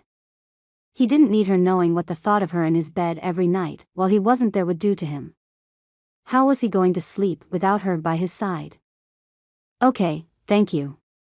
She smiled and then winked. And Nate's heart soared. Was Emma flirting with him? He'd take it and pretend she was. At least that would carry him through the next couple days. Jareth turned the steering wheel and powered the truck down a long drive marked with a boulder the size of a small car. Carved with laser precision, Peekaboo Place blackened the flatter face of the gray rock. As far as Nate could see, white vinyl split railing bordered the land. Wow, this is where y'all have been working? Most of the ranches they'd passed on the drive had been in some state of disrepair from the long winter. Sun damage and wind bleaching had faded many wooden rails. Not Peekaboo Place. The green grass could have been carpet, and not a thing looked out of order. Even the barn had a fresh coat of red paint with white trim. Yeah, Mr. Jacobson is great. This is one of the hardest places to get on. He's demanding and has high expectations, but he makes everything worth it. He pays well and he doesn't jerk you around. He took a real liking to Stephanie, which helped when I asked for this morning off to take her home and bring back a replacement. Jareth parked his rig behind the barn in a slightly organized dirt lot. Climbing from the cab, Nate grabbed his duffel bag from the back and settled his hat with the brim wide on his head. He couldn't bring Missy, and the discomfort at not having his horse with him was sharp. You sure they have horses for use?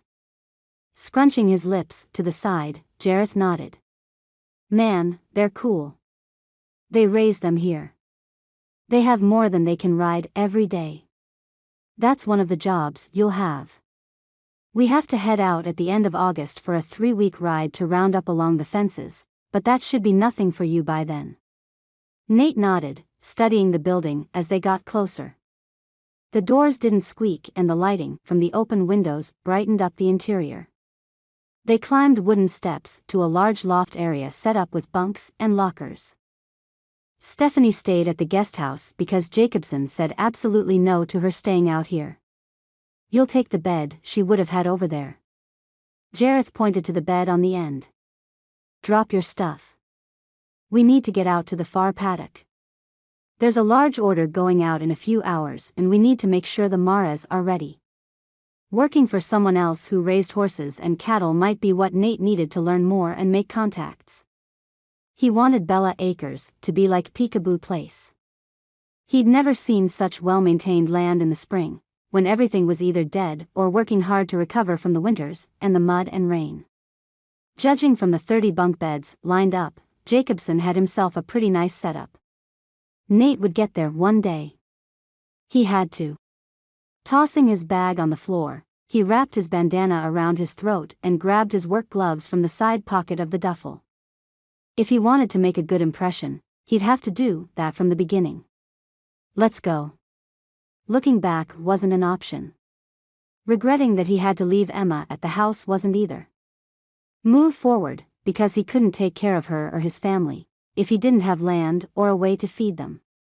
Providing was the one thing his dad had made sure Nathan knew how to do. Chapter 18. Emma. No one wanted to say how empty the house seemed with Nate gone. Emma hadn't known how the home was before when Stephanie was there.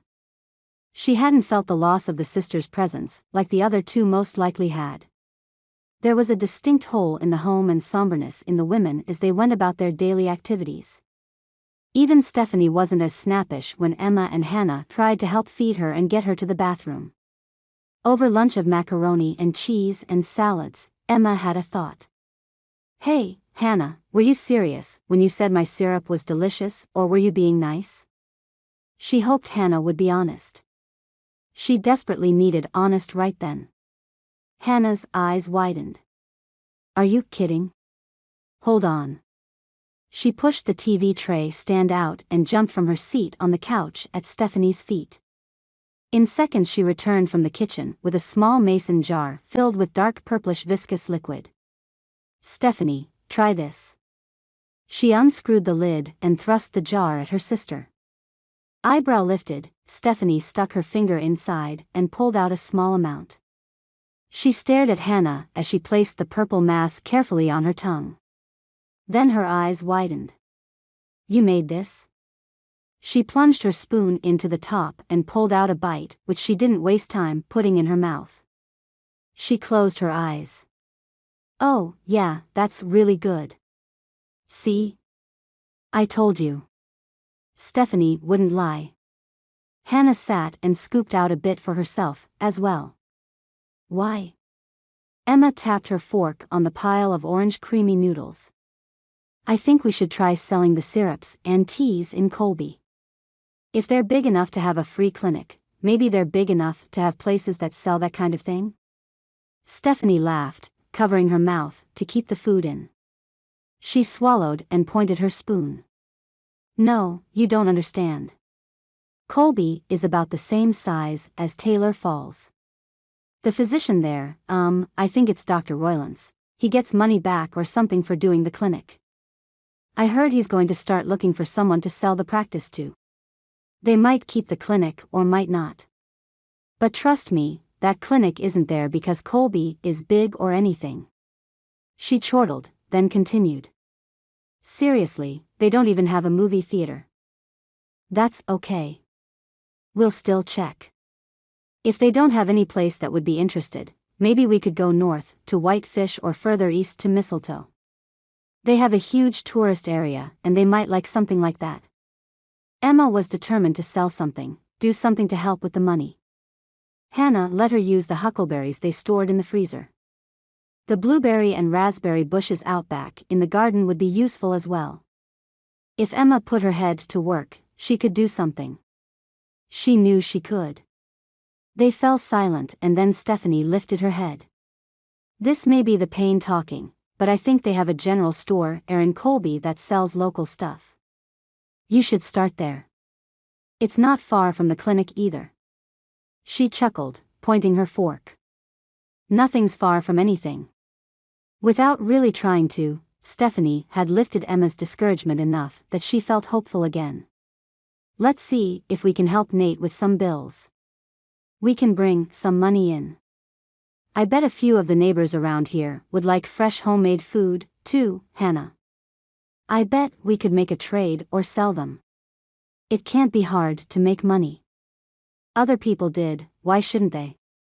Her parents didn't have a good track record. That didn't mean Emma couldn't change that legacy for herself. The last bump on the highway jolted a groan from Stephanie. I don't care if it sets wrong, this isn't worth it. Oh my gosh, I'm going to die. She closed her eyes and rested her head on the seat behind her. Emma grimaced, but gripped the steering wheel with more determination. I'm sorry. We're almost there. If she slowed down, the bumps were worse, so she took them at the speed limit and tried swerving around the potholes when they came into view. Emma worried nothing she did helped Stephanie's pain. Hannah pushed at Stephanie's hair and held her tight around the chest, staying away from the injured arm. It's okay, Steph, we're almost there. Hang on. The clinic couldn't be far. They hit town and Stephanie hadn't been joking.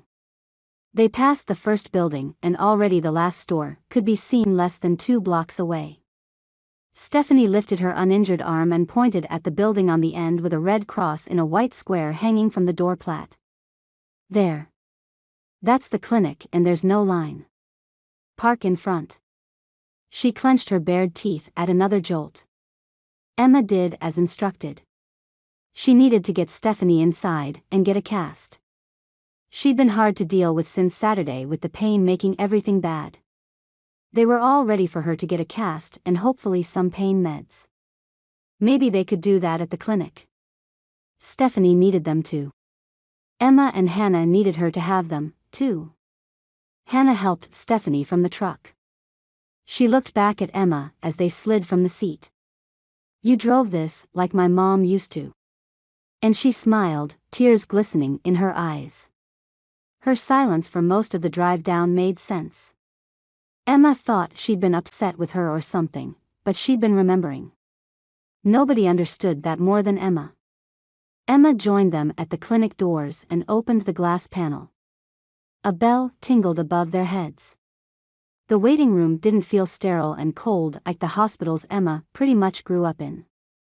Pink and yellow flowers filled clear vases on the counter, and a coffee table overladen with past issues of hunting and women's magazines manned the center of the room. An older woman smiled at them from behind a thin counter. How can I help you, ladies? I broke my arm Saturday at the peekaboo place. Stephanie gritted her teeth with each step, parting her lips.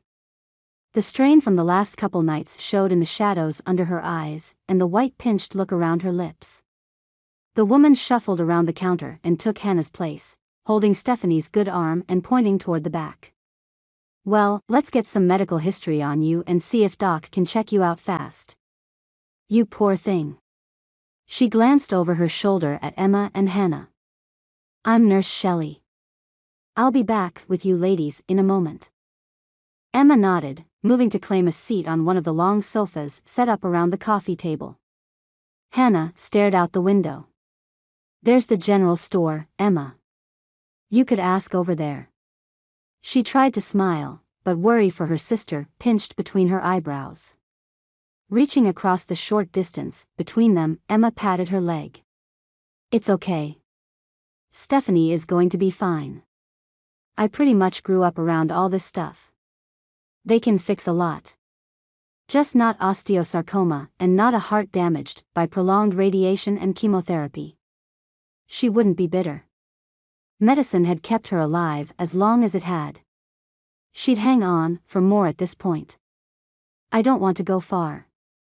I'd like to get a check out, too. I can't sit here and wait. Do you mind if I ask across the street? Hannah stood, fidgeting her fingers and shifting on her feet. Of course. Good luck. Emma smiled, but she watched as Hannah left and crossed the empty street. The poor girl had more going on in her heart and head than anyone else Emma knew. She deserved to have things a little easy and worry-free for once. Emma's turn with the doctor came soon enough. Nurse Shelley walked Stephanie to the front and let her sit beside Emma. She'll be fine now. The cast should come off in 6 to 8 weeks. You can bring her back in and we'll remove it. We gave her some pain medicine and she can get the prescription filled at the pharmacy at the general store. Shouldn't be more than $5 or so. Thank you. Do you think I could get checked? I had some heart issues a little while ago and Emma didn't want to go into the whole thing if they couldn't see her. She held her expression neutral instead of breaking into an expression of pathetic pleading. Of course. Come on back. When you say heart issues, what do you mean? Did you have a murmur or something? The woman walked alongside Emma, her hand on Emma's back. I had a heart attack. I have osteosarcoma and finished a treatment not too long ago. They are about due to check on the cancer and see if there have been any other recurrences since the previous round. I had the heart attack, and at the hospital they told me my heart was weakened by the chemotherapy and radiation I had all my life. Emma shrugged, then glanced to her side, then behind her. Nurse Shelley had stopped in her tracks 10 feet back and stared at Emma as she spoke stoically about her medical history. Child, that's a lot for such a young person to go through. Let's see if Doc has any suggestions. My word. She shook her head and started after Emma again. In the small room, Nurse Shelley deposited Emma and didn't even close the door. She took her vitals and then disappeared from sight, her voice carrying back to Emma. Doc, this poor child has had a heart attack. So young. His gruff reply wasn't clear, but he walked through the doorway rather quickly. You just had a heart attack. What's going on? His bushy eyebrows and portly build gave him the appearance of a soft grandfather Emma had once seen visit a hospital roommate. But the sharp glint to his eyes, and the tight snap of the plastic gloves as he pulled them on pushed that comparison from her mind. I had one a little while ago. Emma recounted her medical history, while Dr. Roylance watched and listened with his arms crossed over his chest. He nodded in parts and hummed with others. A stethoscope hung from his neck like a fancy accessory. After she finished talking, Emma kicked her leg as it swung from the exam table she'd been placed on. She shifted, the paper crinkling under her. Dr. Roylance lifted his finger to his lips and then put his arm back across his chest. You know, Emma, I've never seen a patient your age in here with that kind of health history before. Emma's heart sank. Of course not. He wasn't exactly challenged in the backwoods of Montana where animals outnumbered the residents. She nodded and braced her hands on the edge of the table, ready to get down. He couldn't do anything, why waste any more time? However, if you were 30 years older, would suggest a pacemaker with your type of condition and medical diagnoses. He moved across to the counter opposite him and pulled out a piece of paper. If you're here, I assume you don't have insurance.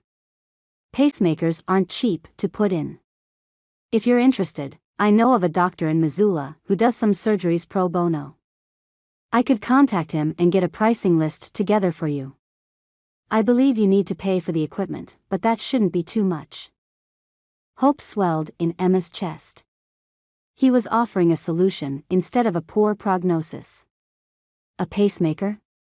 Sure, it keeps the heart going at a steady rate, kind of like a mini battery-operated car charger.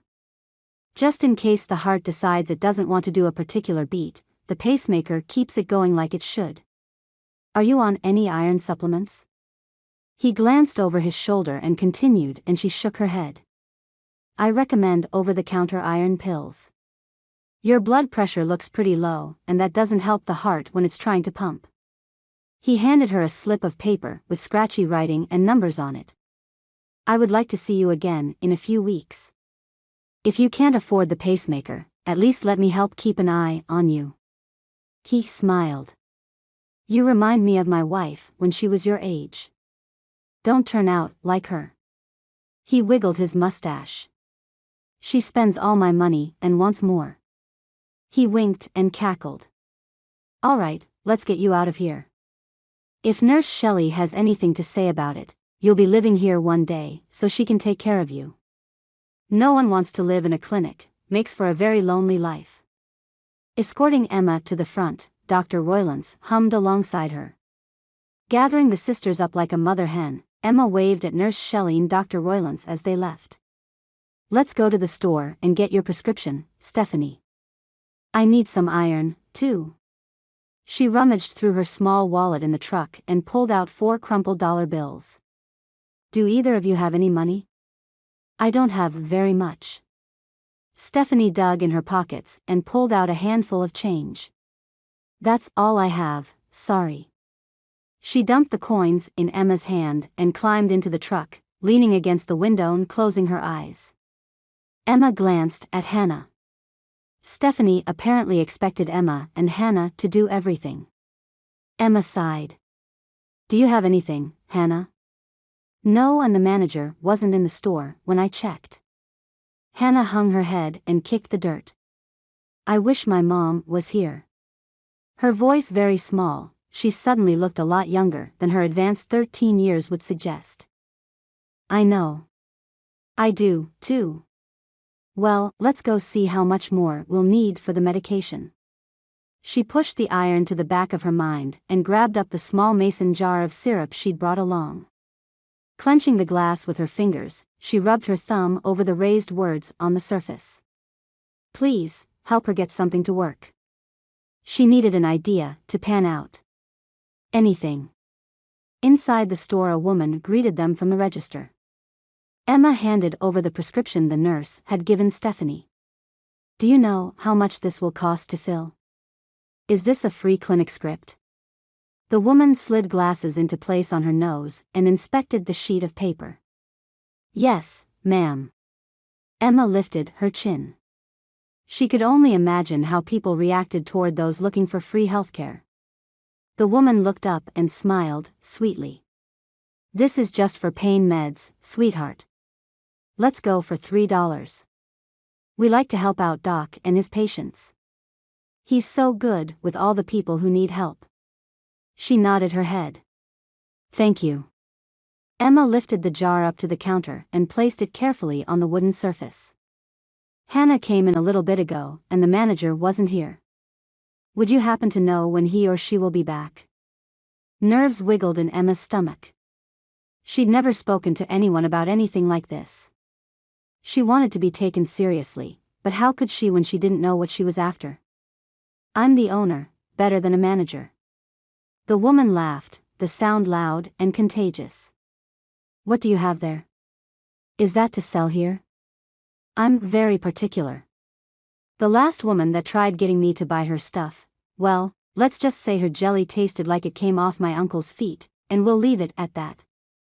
She inspected the contents of the jar, holding the glass to the light and trying to see through the contents. "Can I try some?" "Of course." Emma took the jar and unscrewed the lid. The woman produced a plastic spoon and gained a small bite from the jar. She smelled the syrup and then placed it on her tongue. Her eyes closed, like Stephanie's had. After a moment, they snapped open and she swallowed. "How much and how many can you get me, and when?" Emma hadn't thought that far ahead. She only wanted to garner interest. Of course, I'll pay half up front. We'll draw up a contract. If you're not sure about initial cost, you can check out the other items that are similar over there. We're coming up on spring, and 2 of my suppliers are moving south." She smiled, patting the counter and nodding at Hannah and Emma in turn. "Think about it while I have the pharmacist fill this prescription." She walked around the back, leaving Emma and Hannah staring after her. All they had to do was agree on a price, and she'd give them half for her order. Hannah squeezed Emma's hand, her face bright with hope and excitement. Maybe Emma could afford those iron pills after all. Chapter 19. Nate. Nate wiped the sweat from his brow. The inner band of his cowboy hat could only wick so much moisture, and he'd passed that amount a while ago. Even with the cool breeze on the pasture, Nate got hot working the horses and then helping with the mucking of the barn. Nothing like shoveling horse manure to bring out the heat of the day. Coming to an end, the day felt productive, but Nate would be happier back at Bella Acres doing that much work for himself. Stephanie should have gotten her cast by then, and Emma, Hannah, and Stephanie should be home and preparing dinner. He tried not to focus on what was going on at home, but it was hard when everything he did was about the women there. He banged his gloves together to remove the chunks of dust and straw before tucking them in his back pocket. 2.5 days of work was a good start to a solid paycheck. Dipping his head, Nate drank from the water fountain-style spigot installed on the south side of the bright red barn. Mr. Jacobson was ornerier than Nate expected, but in a polite way. Like he knew he was paying them all and they had to do their work, but he wasn't mean and he didn't make unrealistic demands. In fact, the ranch owner worked alongside them all day, his own flannel shirt spotted with sweat marks and dusty rings. Respect was easy to give to the old man. The dinner bell rang and Nate followed the load of ranch hands up to the house. They ate buffet style on the back porch in the spring and summer according to some of the regular hands. In the winter, they ate in the barn on the main floor. Jareth turned into the line a few men up from Nate. He waved, his expression dark. "Did you hear? Highway Patrol is cleaning up a huge car accident just outside of the reservation. More than 6 vehicles involved. Sounds pretty bad." A few men murmured around him, picking up the topic and carrying it up and down the line. Nate froze. Car accident? Outside of the Salish reservation? That wasn't far from Taylor Falls. Emma, Hannah, and Stephanie had been down that way today. Was it them? He pushed forward, brushing his shoulders against the men between him and Jareth. "Do you know who it was? Is everyone okay?" He broke out in a chill, goosebumps covering his body. After a moment he realized he'd closed the gap between him and his cousin and grabbed Jareth by the shirt with both hands, hauling him forward. Jareth covered Nate's hands with his own and eased him back. "No, I don't know who it was. Sounds like there's only one survivor." Nausea crawled up Nate's throat. He swung about, searching for the phone allotted for ranch hand use. In the corner, he picked up the handset and dialed his home number. They had to be home by then. They had to be. There was no reason for them to stay out longer than the afternoon. He'd asked the guys on Sunday the hours for the clinic. It was well past the closing time. But the other line rang and rang. No message machine, nothing, came on. Jareth moved beside him. Nate redialed, hope giving way to despair when the ringing didn't stop again. Emma couldn't be dead. He wouldn't accept that. He needed to see her. To talk to her. At least once more. The possibility that she wasn't alive anymore tore through him. If he had one more moment with her, he'd make sure she realized she meant more to him than a friend. Desperation grabbed hold. He had to know if he had time left with her. Any answer? Jareth's expression fell at Nate's shaking head and he clapped a hand on Nate's shoulder. "Look, man, I can run you up there. I wasn't thinking when I spilled it like that. Let's go." Nate's family was Jareth's family. There were no two ways about it. The ride up the highway was slowed by single-lane traffic. Everyone had to stop and gawk at the crews as they cleaned up the wreckage. And it spanned for almost 100 yards. At least half the vehicles were cleared by the time Nate and Jareth passed at a near crawl. "Do you see my rig?" His rig, his parents' rig, it didn't matter. Nate didn't have to describe the blue Dodge body to Jareth. Everyone in the family knew the Rourke truck. Even with it stored for 2 years. "Nah, man. I'm sure they're fine." It wasn't the first time Jareth tried placating Nate on the drive. He glanced worriedly at Nate, but Nate didn't care. He had to get home. Had to make sure the girls were okay. They were all he had left and he couldn't lose them. Not yet. Not ever. Gravel crunched under the tires on the pavement as Jareth turned onto Bella Acres Drive. The blue rig hunched over in front of the home. Safe. Unscathed. Lights burned inside the home. Nate didn't believe it. He couldn't believe it. His luck didn't support his family surviving anything like that, at least not in the past. Why would his luck change now? "It looks like they're okay. Run in and check. Maybe they have dinner on. I'm starving." Jareth didn't even come to a complete stop before Nate leapt from the cab, running full tilt inside. Breathing heavy, he scanned the kitchen. Hannah, Emma, and Stephanie stared at him with wide eyes and mouths slightly agape. He counted to make sure. Then he said their names as if calling roll. He had to be sure. Hannah? Stephanie? He swallowed. Emma? Emma swung a hand towel up to drape from her shoulder. She approached him cautiously. Nate? Are you okay?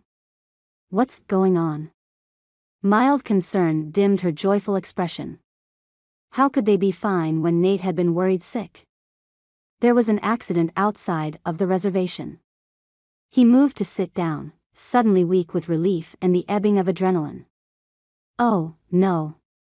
Nate, we're fine.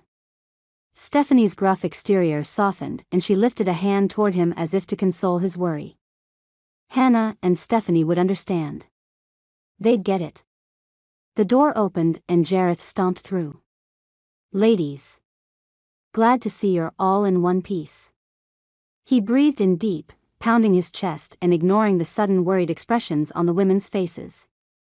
Smells good in here. We had to miss dinner. Have enough for us to eat? We're having leftovers.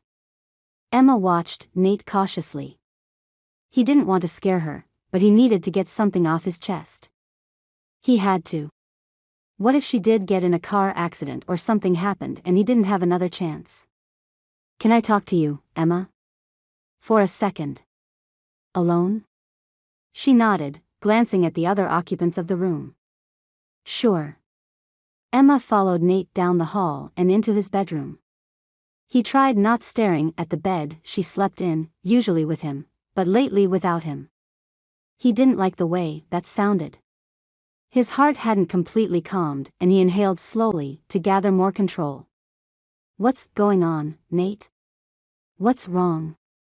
She placed her hand on his arm and Nate imploded. His worry and concern and overwhelming feelings for her compounded into one big need. Without harshness, he closed the short distance between them and curled his fingers around her upper biceps. The briefest of inches separated their faces. I thought I lost you. I can't lose you. She searched his face, her eyebrows knit. You won't. No, I mean, I can't lose you. I love you. I know I said I wouldn't push, but I want you to choose to be with me. Just me. Just be happy with me. Stop worrying about the future. Just choose me.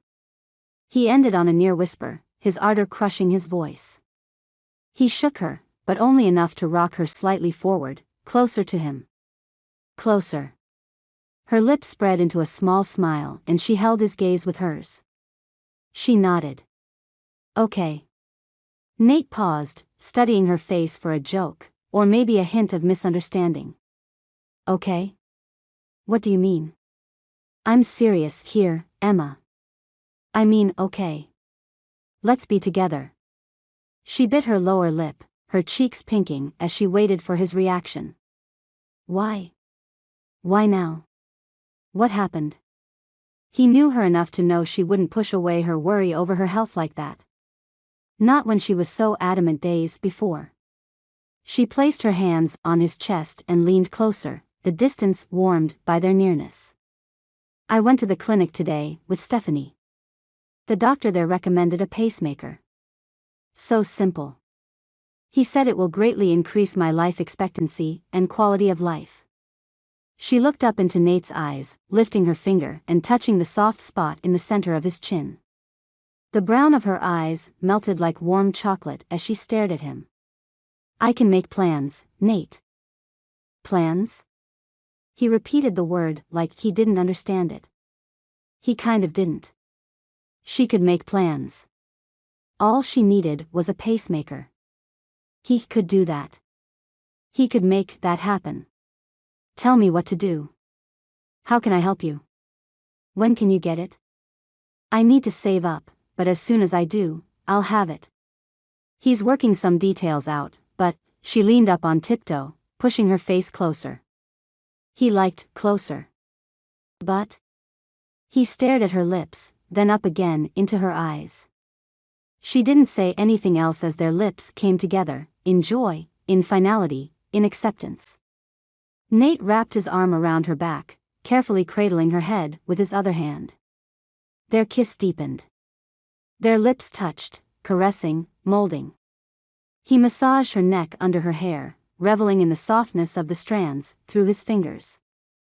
The heat was hotter than in high school. Hotter than he'd ever remembered or imagined. Kissing Emma was like coming home during a celebration that never ended. How would he ever be able to leave her again? To keep her with him, he had to leave. He had to be able to get her what she needed. He loved her enough for that. Chapter 20. Emma. Emma taped the last box of the order shut. She winked at Hannah. This is it. Do you think they'll sell? Oh yes. Hannah rocked on the balls of her feet, hands clasped at chest level. Excitement poured off her. Can I come with you to deliver them? Stephanie mumbled something from the living room which made Hannah roll her eyes. Emma ignored the girl. She was cranky, most likely because she couldn't help with anything with her arm in a cast and still hurting like it was. Nate should be back again tonight. Should we wait and have him take them with us? Hannah tilted her head to the side, watching Emma like she searched for a secret. No. We need to get this order in. Then we can get the rest of the money for Bella Acres goods. I love saying the name. Emma had named their small business after the ranch that had become her home. Some items didn't require a food permit, and fortunately for Emma, syrups, granolas, and produce were on that list, which kept the cost of capital and startup expenses extremely low. A week had passed, feeling longer with Nate gone. They spoke on the phone every night, and if Emma closed her eyes, it was like they were back in high school all over again, right before her cancer came back with a vengeance. They'd been carefree and kissed every chance they got. There she was, waiting for him to get home so she could kiss him again. Dating someone she lived with was disorienting, but amazing at the same time. They still shared his room because of Stephanie, and because Emma didn't feel as safe without Nate by her side. But they kept things controlled. Contemporary times may say it's okay to do things without attachment, but Emma and Nate were raised old school. Nate had laughed and claimed his mother would roll over in her grave if he did something like that in the family home. Plus, his mom had loved Emma, or so he claimed, and she would come back to haunt him if he disrespected Emma like that. Emma wouldn't lie, his willingness to wait comforted her more than he knew or could understand. She didn't want to feel like she was earning her keep by warming his bed. Something she'd read about in a novel once. The phone rang and Emma turned, grabbing the handset from the wall. Emma? It's Mom. How are you feeling? Never how are you doing, always started with how she felt. Emma's health had always been more important than her state of mind. Hi, Mom. I feel fine. How is it going over there with the job search? Emma twisted the phone cord between her fingers. As much as she loved her parents, she couldn't help feeling older, more confident, more independent with them gone. She liked the sensation. She liked it a lot more than she missed them. Dang, she was a business owner now, and they'd only been gone a week or two. Her mother sighed, the weight of the world heavy in her tone. It's going. I'm heading out to my shift, right now. I haven't heard from Drake. Have you? No. I was going to call him this evening. Emma frowned. Drake had drifted further and further from his family. Who could blame him? They'd pretty much sent him out to pasture. Thinking of her brother made her chest ache. Her mother paused and then tried to add nonchalantly, "Have him call me when you talk to him, please." "Listen, Emma, I'm off to work, but be careful and keep us updated." Emma hung up the phone, shaking her left hand at the sudden twinge in her fingers.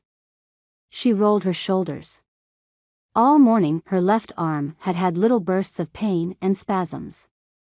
She must be working too hard. She refused to think about a possible heart attack. Dr. Roylance had come up with a solution. She was going to make it work. She could do it. Her heart would hold out until she could afford the pacemaker. Her chest didn't ache, so it wasn't another heart attack. The doctor Emma had called in Missoula had told her to watch for signs of a heart attack or other chest pain. Until that time, she could hold off on the pacemaker to save up more money. More likely excitement was giving her muscle spasms or something. She could do it. With the money from the syrup, they'd already been able to help with some of the bills. They hadn't needed the entire check for half the order to fill it. Things were starting to look up and Emma couldn't contain her excitement. Or maybe she was excited to see Nate again. Not a maybe, that was a certainty. She squeezed and unclenched her fingers as she picked up the last box to load into the truck. If she was overworked, she'd relax more when she got home. No big deal. Okay, Stephanie, we'll be back in a few hours. Have fun. Stephanie hadn't wanted to come and Emma wasn't going to make her. Hannah and Emma didn't need anyone raining on their day. Bella Acres Goods was up and running and they didn't deserve to have their high trampled on. Chapter 21. Nate. Coming home to find Emma waiting for him was becoming Nate's entire focus for the week. Then all while he worked on blacksmithing and spending time with his girls, Tuesday and Wednesday passed so quickly he dreaded the time he had to leave. He sat beside Emma at dinner with his sisters across the table and every once in a while, he caught her smiling at him. Finally, he couldn't take it anymore and he tossed his napkin into the center of the table. Okay, what's going on? You're all acting strange. Hannah giggled. Well, it's just that, she glanced at Emma and smiled bigger than Nate had seen in a long while. Emma reached over and smoothed the sleeve over his arm. We've been waiting to tell you, and I guess we can't wait anymore. We started a business, Bella Acres Goods, and we completed our first order today. Delivered it to the general store in Colby.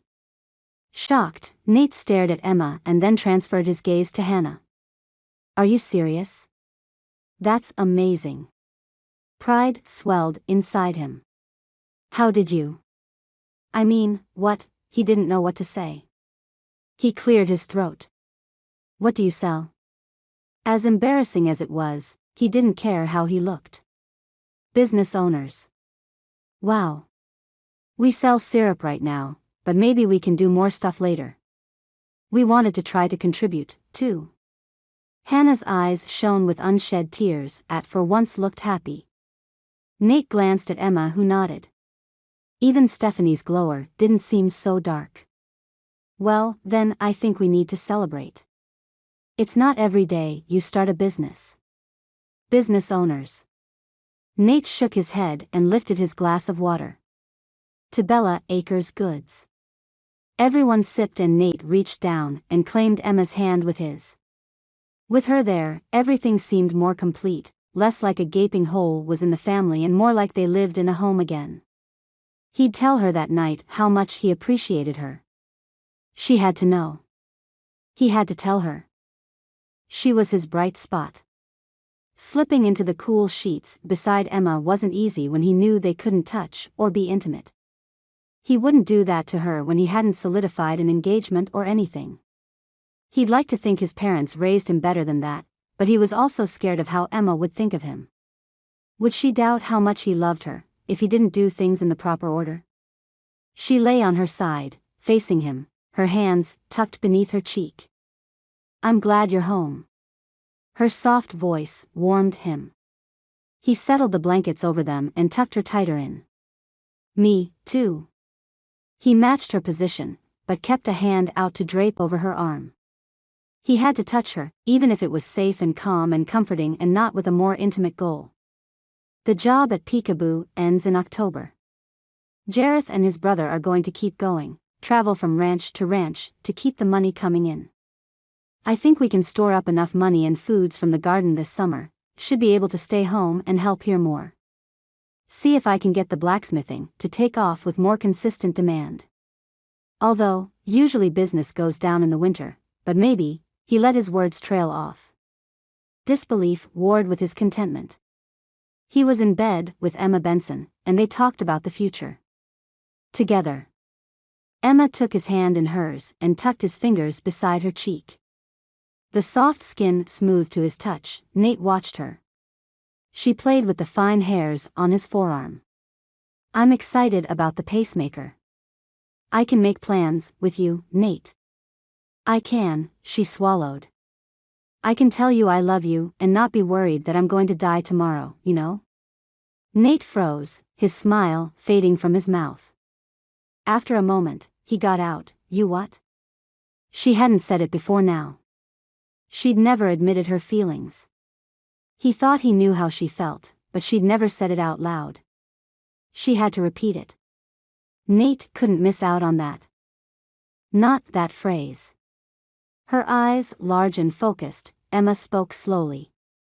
I love you, Nathan Rourke. He wanted to leap into the air, jump from the nearest roof onto the back of a horse and ride around whooping like the old Wild West movies. At the same time, he didn't want to move from that spot. This isn't traditional or even proper, but Emma, if you love me, marry me. I'll do a proper proposal. I'll do it all perfect, but just say it. Just say you will. Even if you don't mean it. Oh, mean it. Please, mean it. Tears filled Emma's eyes and she pressed her lips together, shaking her head. No. You don't want that. Trust me. I can't have kids. I can be here with you. I can love you. We can love each other. But, you'll want so much more from a marriage than I can give you. Just let me love you like this, all right? What an odd sensation, to float from love then sink with despair. What was the point in loving someone, if you couldn't do everything to keep them by your side? Nate didn't fight it.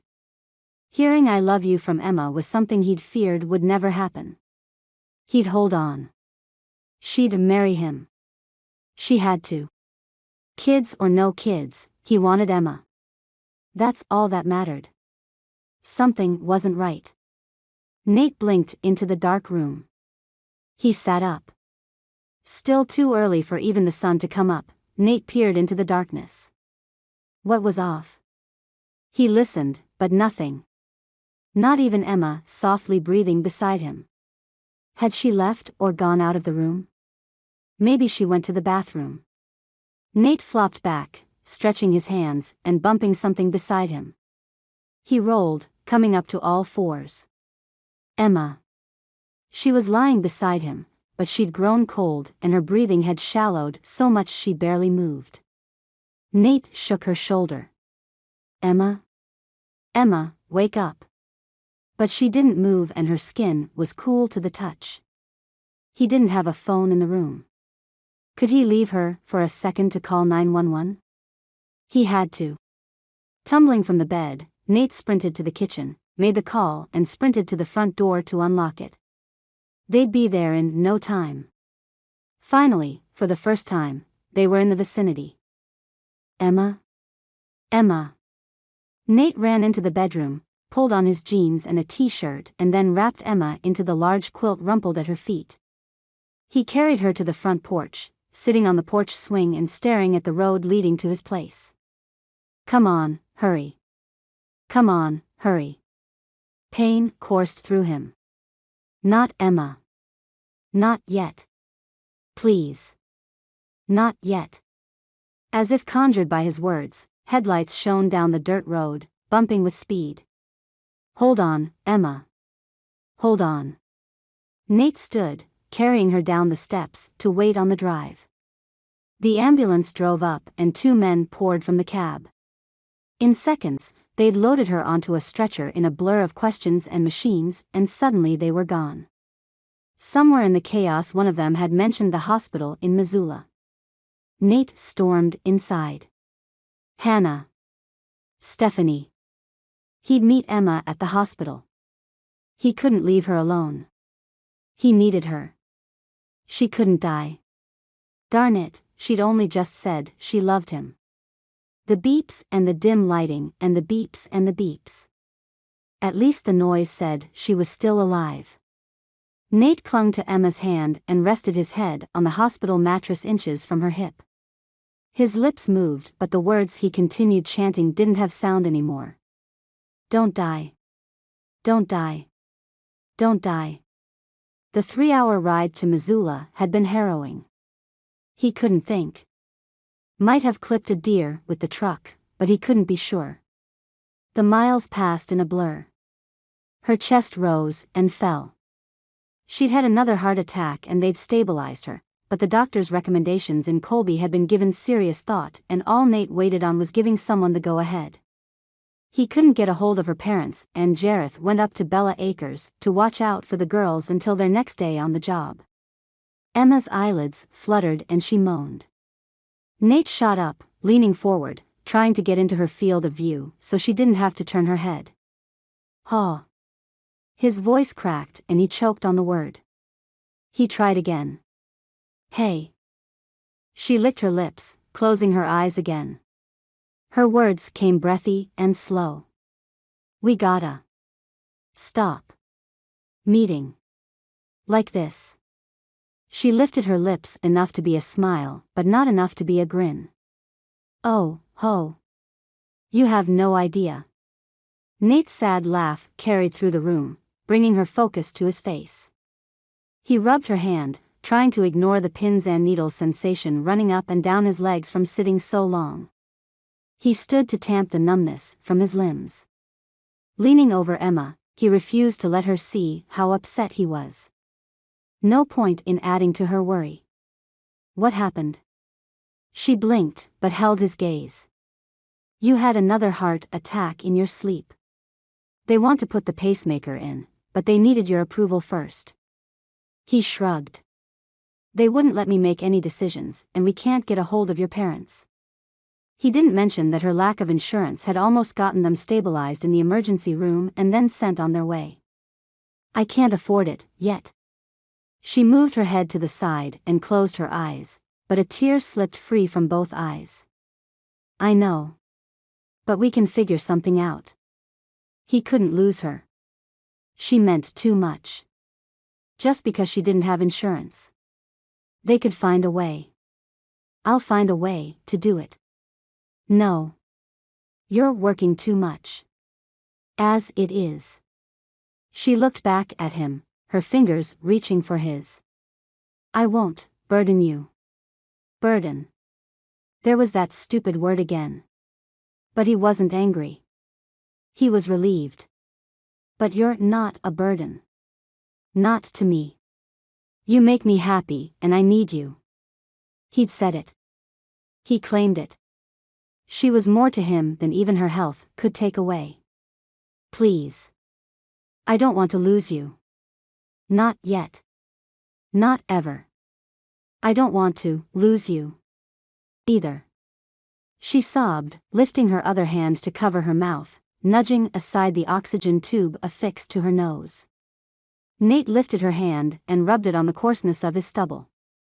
He couldn't stand being away from her anymore and slid onto the bed beside her. He pulled her into his arms, mindful of the wires and cords connected to her. He had to hold her. "They almost wouldn't let me in here, but I told them you were my fiancé." "Sorry."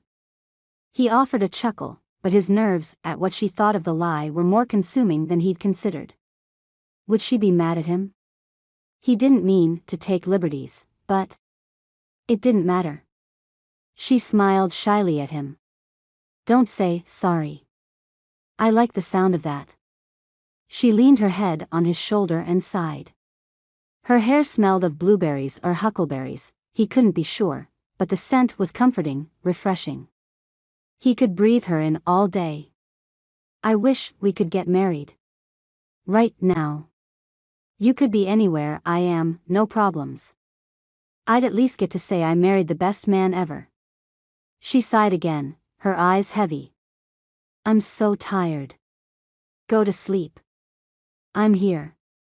He shifted on the bed. "Don't worry if I disappear for a minute. I haven't gone to the bathroom in a while. Things are getting uncomfortable." She chuckled, but it faded into heavier breathing than he'd heard in a while. Another moment enjoying her presence didn't last as long as he would have liked. He stood, carefully edging out of the room, and then speed-walked to the restroom by the nurse's station. After he finished, he found her nurse. Emma Benson in room 108 was awake for a little bit. She wants the procedure. She shook her head, her hair back in a tight bun and cat eyeliner dark behind her blonde eyelashes. I told you already, Mr. Rourke, we have to hear her say it. You're not her husband. I'm sorry. Her consent has to be witnessed. Would he always have problems at the hospitals and clinics getting information and trying to help her? He'd always be a step on the outside, shut out and fighting to be heard, fighting for her. She'd said she wanted to get married. Oh, well, I understand. But we're getting married, so. He shrugged, pasting a charming smile on his tired lips. She softened her look, lowering the clipboard, clutched tight to her chest. You're getting married, but you're not married yet. If that changes, let me know. She smiled professionally and ducked around him, heading toward another charge's room. If what changes? They were in a hospital. What was supposed to happen? A huge marriage? The Catholic cross hanging on the wall behind the desk taunted him. Of course, he'd be in a Catholic hospital and want to get married. Wait. They usually had clergy at hospitals. Maybe they could get married.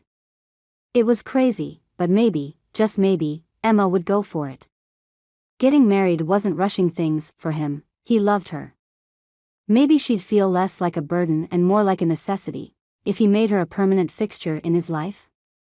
Maybe she hadn't been joking when she'd said she wanted to get married right then.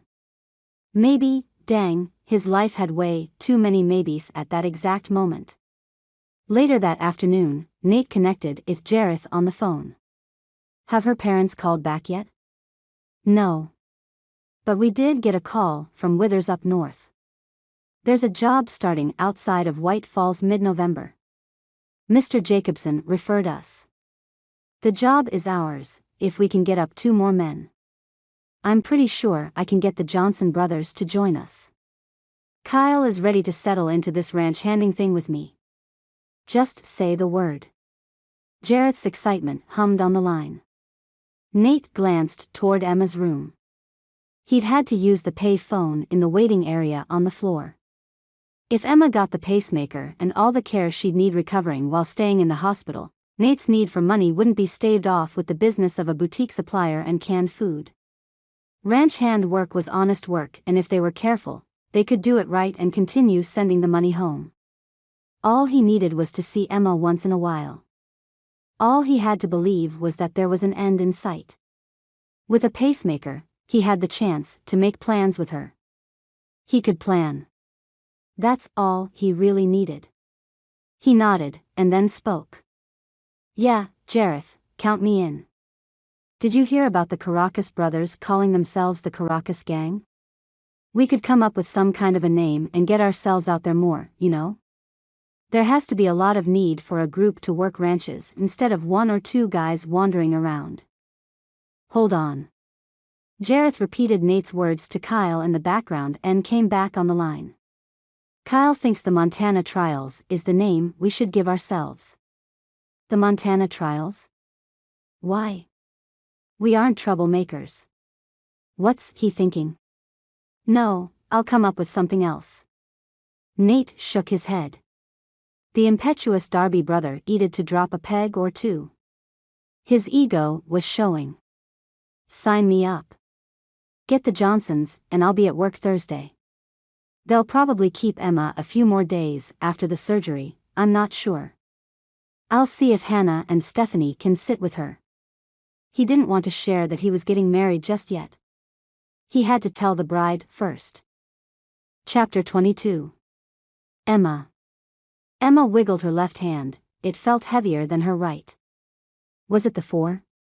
No, they'd put the 4 in the crook of her elbow this time. Usually, they chose her hand or her wrist. She knew it wasn't an 4. She was just hoping her dream had been real. She dreamt she woke up in a hospital room with Nate holding her hand and a Catholic priest waiting patiently at the foot of the bed. The two men had been chatting quietly until they noticed she was awake. She smiled at Nate. "Let's get married now, Emma. I can't help you the way I want to unless we are bound legally. We both love each other. Let's not wait. Let's just do it." He'd smiled, so big, and Emma didn't care that her wedding was in a hospital. She just couldn't wait to marry him. Wasn't it amazing how much a near-death experience could change the way she thought about things? He'd even leaned down and kissed her softly on the lips when the priest had confirmed them wed.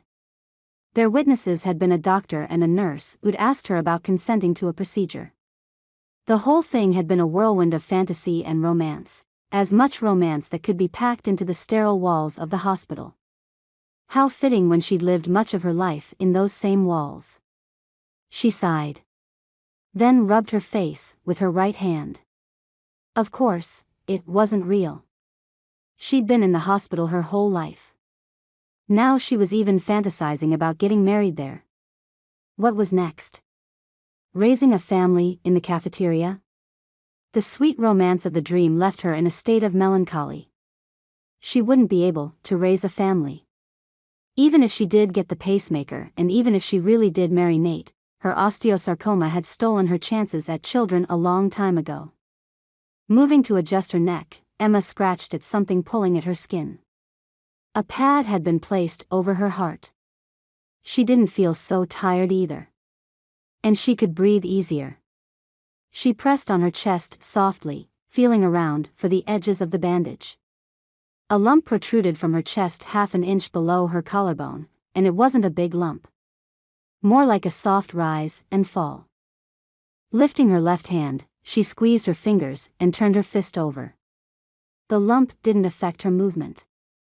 There was a little soreness, but not enough to be noticeable. What was noticeable was the simple gold band on her left ring finger. No diamond, but a band she'd never worn before on a finger she'd never pictured a ring on. She blinked rapidly, trying to bring the room into focus. Nate turned into her door right then, carrying a cup and a plate of cookies.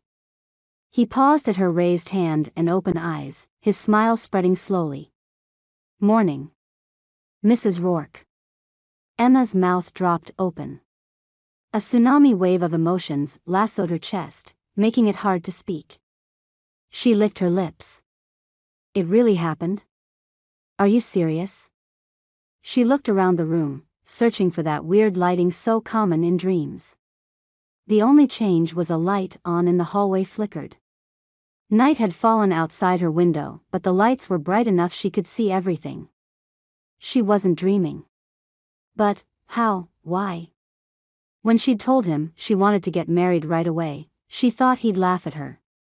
Being tied to Nate wasn't as scary as she'd painted it for herself. She didn't want him anchored to her, with no chance at a family. Yet, at the same time, she didn't want him with anyone else. Nate glanced at the clock above the door and back at her, his smile bright. "They wouldn't let me help you or make sure what you wanted to happen. So, I talked the priest into coming in and waiting for you to wake up. You were kind of in and out of it there off and on, so I knew it wouldn't be long."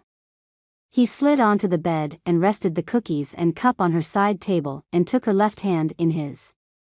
"The doctor was in here as well and he got your consent for the surgery at the same time. I wasn't sure if you'd remember anything or not. You've been really tired." She stared at him as he spun her ring around her finger with his index and thumb. She blinked. But, why? She understood he wanted to help her, but that wasn't enough for a man to chain himself to anyone.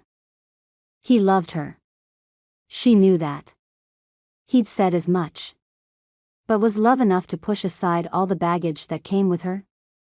She needed to make sense of his actions. Nate was more responsible than taking on a chronically ill woman who drew bills to her like a magnet in a metal shop. "You're going to have to deal with my health issues." Emma closed her eyes against the thought. She didn't want that for him. He shrugged. "Well, now that the pacemaker is in place, I can learn to deal with your cooking first."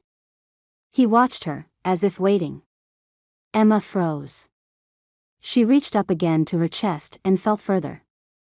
Her eyes grew wide. Seriously? Is that what this is? That's the procedure they wanted my okay for? She jolted at his nod. I thought it was another PACC line. Her head fell back on the pillow and she looked heavenward. Her heart was okay for a little while longer. Thanks to Nate. Her husband. She lifted her head. Wait. We can't afford this. Panic set in. She hadn't gotten the doctor signed up or the rest of the stuff she'd need for a pro bono deal. She hadn't had a chance to do anything. She remembered signing something with Nate, but she wasn't 100% sure what was real and what was dream. Nate's smile dimmed, hardened with determination. My cousins and I were offered another ranching position up in White Falls after the job ends at Peekaboo. I'll keep working that, and when I get time, I'll do blacksmithing. End goal will be to save enough to start up my own steer and horse stock, but we have other things we need to work on first. Okay. What can I do? Emma played with her new ring with her thumb. She wasn't an invalid and she'd work to help out. No more feeling like a burden, whether she was or not wasn't the point. It was how she perceived herself that mattered, how others saw her.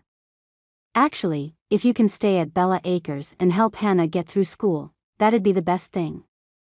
I hate to ask you to help finish raising her, but she doesn't have anyone else. I have a feeling Stephanie won't be corralled very easily. But Hannah, she needs someone there she can trust. He brought Emma's hand up to his lips. I was so glad you agreed with that horrible ceremony. As soon as we can, we'll set up a good wedding. One your parents and my sisters and cousins can go to. Her parents. Drake. Stephanie and Hannah. All the rest of their families. Everyone would be so upset they weren't at the official wedding. Emma couldn't shift her gaze from his face, the angle of his chin or the swoop to his eyebrows. She stared at her husband and no one else mattered. I don't care about all that. She wiggled her toes, glancing at the moving blankets. My feet aren't cold. For the first time in a while her feet weren't freezing. Something so little she hadn't even noticed it that much before. But her feet, they were warm. Well, now your heart isn't broken. You can pump blood again. He smirked, leaning down and kissing her softly on the lips. You only have to stay in until tomorrow morning. Then I can take you home before I have to get back to work. She'd only have him another day. But wait, then she'd have him the rest of her life. Epilogue. 2 months later. Emma. Running from the back laundry room, Emma brushed at her hair. Nate was outside. He'd just arrived and she hadn't seen him in what seemed like forever. Hannah. Nate's home. Grab your sister. They'd slipped into a routine and even Stephanie had blossomed from her grumpy shell. That, and the cast had finally been removed a few weeks ago. The women converged into a group at the front door, shoving through and standing on the porch. Emma waved, pressing her other hand to her chest. Her heart always seemed to beat a little faster when he was around. The pacemaker steadied her, but it couldn't hold back the adrenaline no matter how hard it tried. She could handle it though.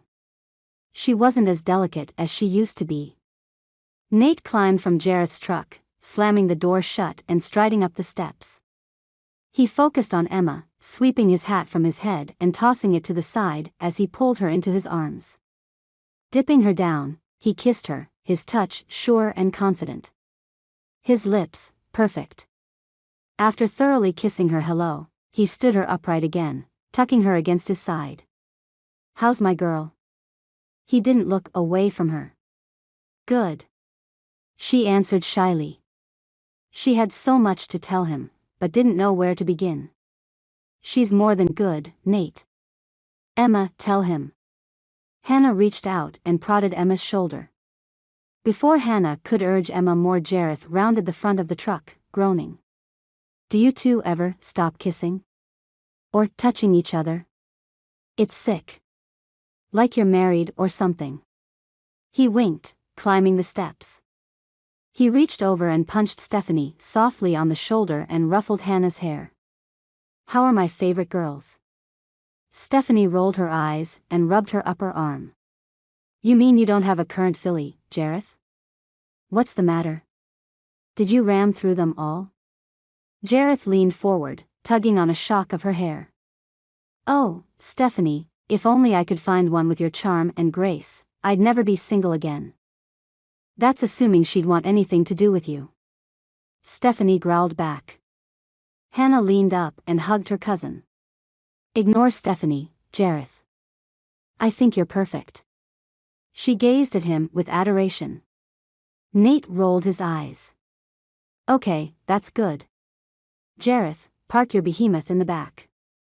I'll put you on the couch tonight. I have new blacksmithing clients coming in the morning."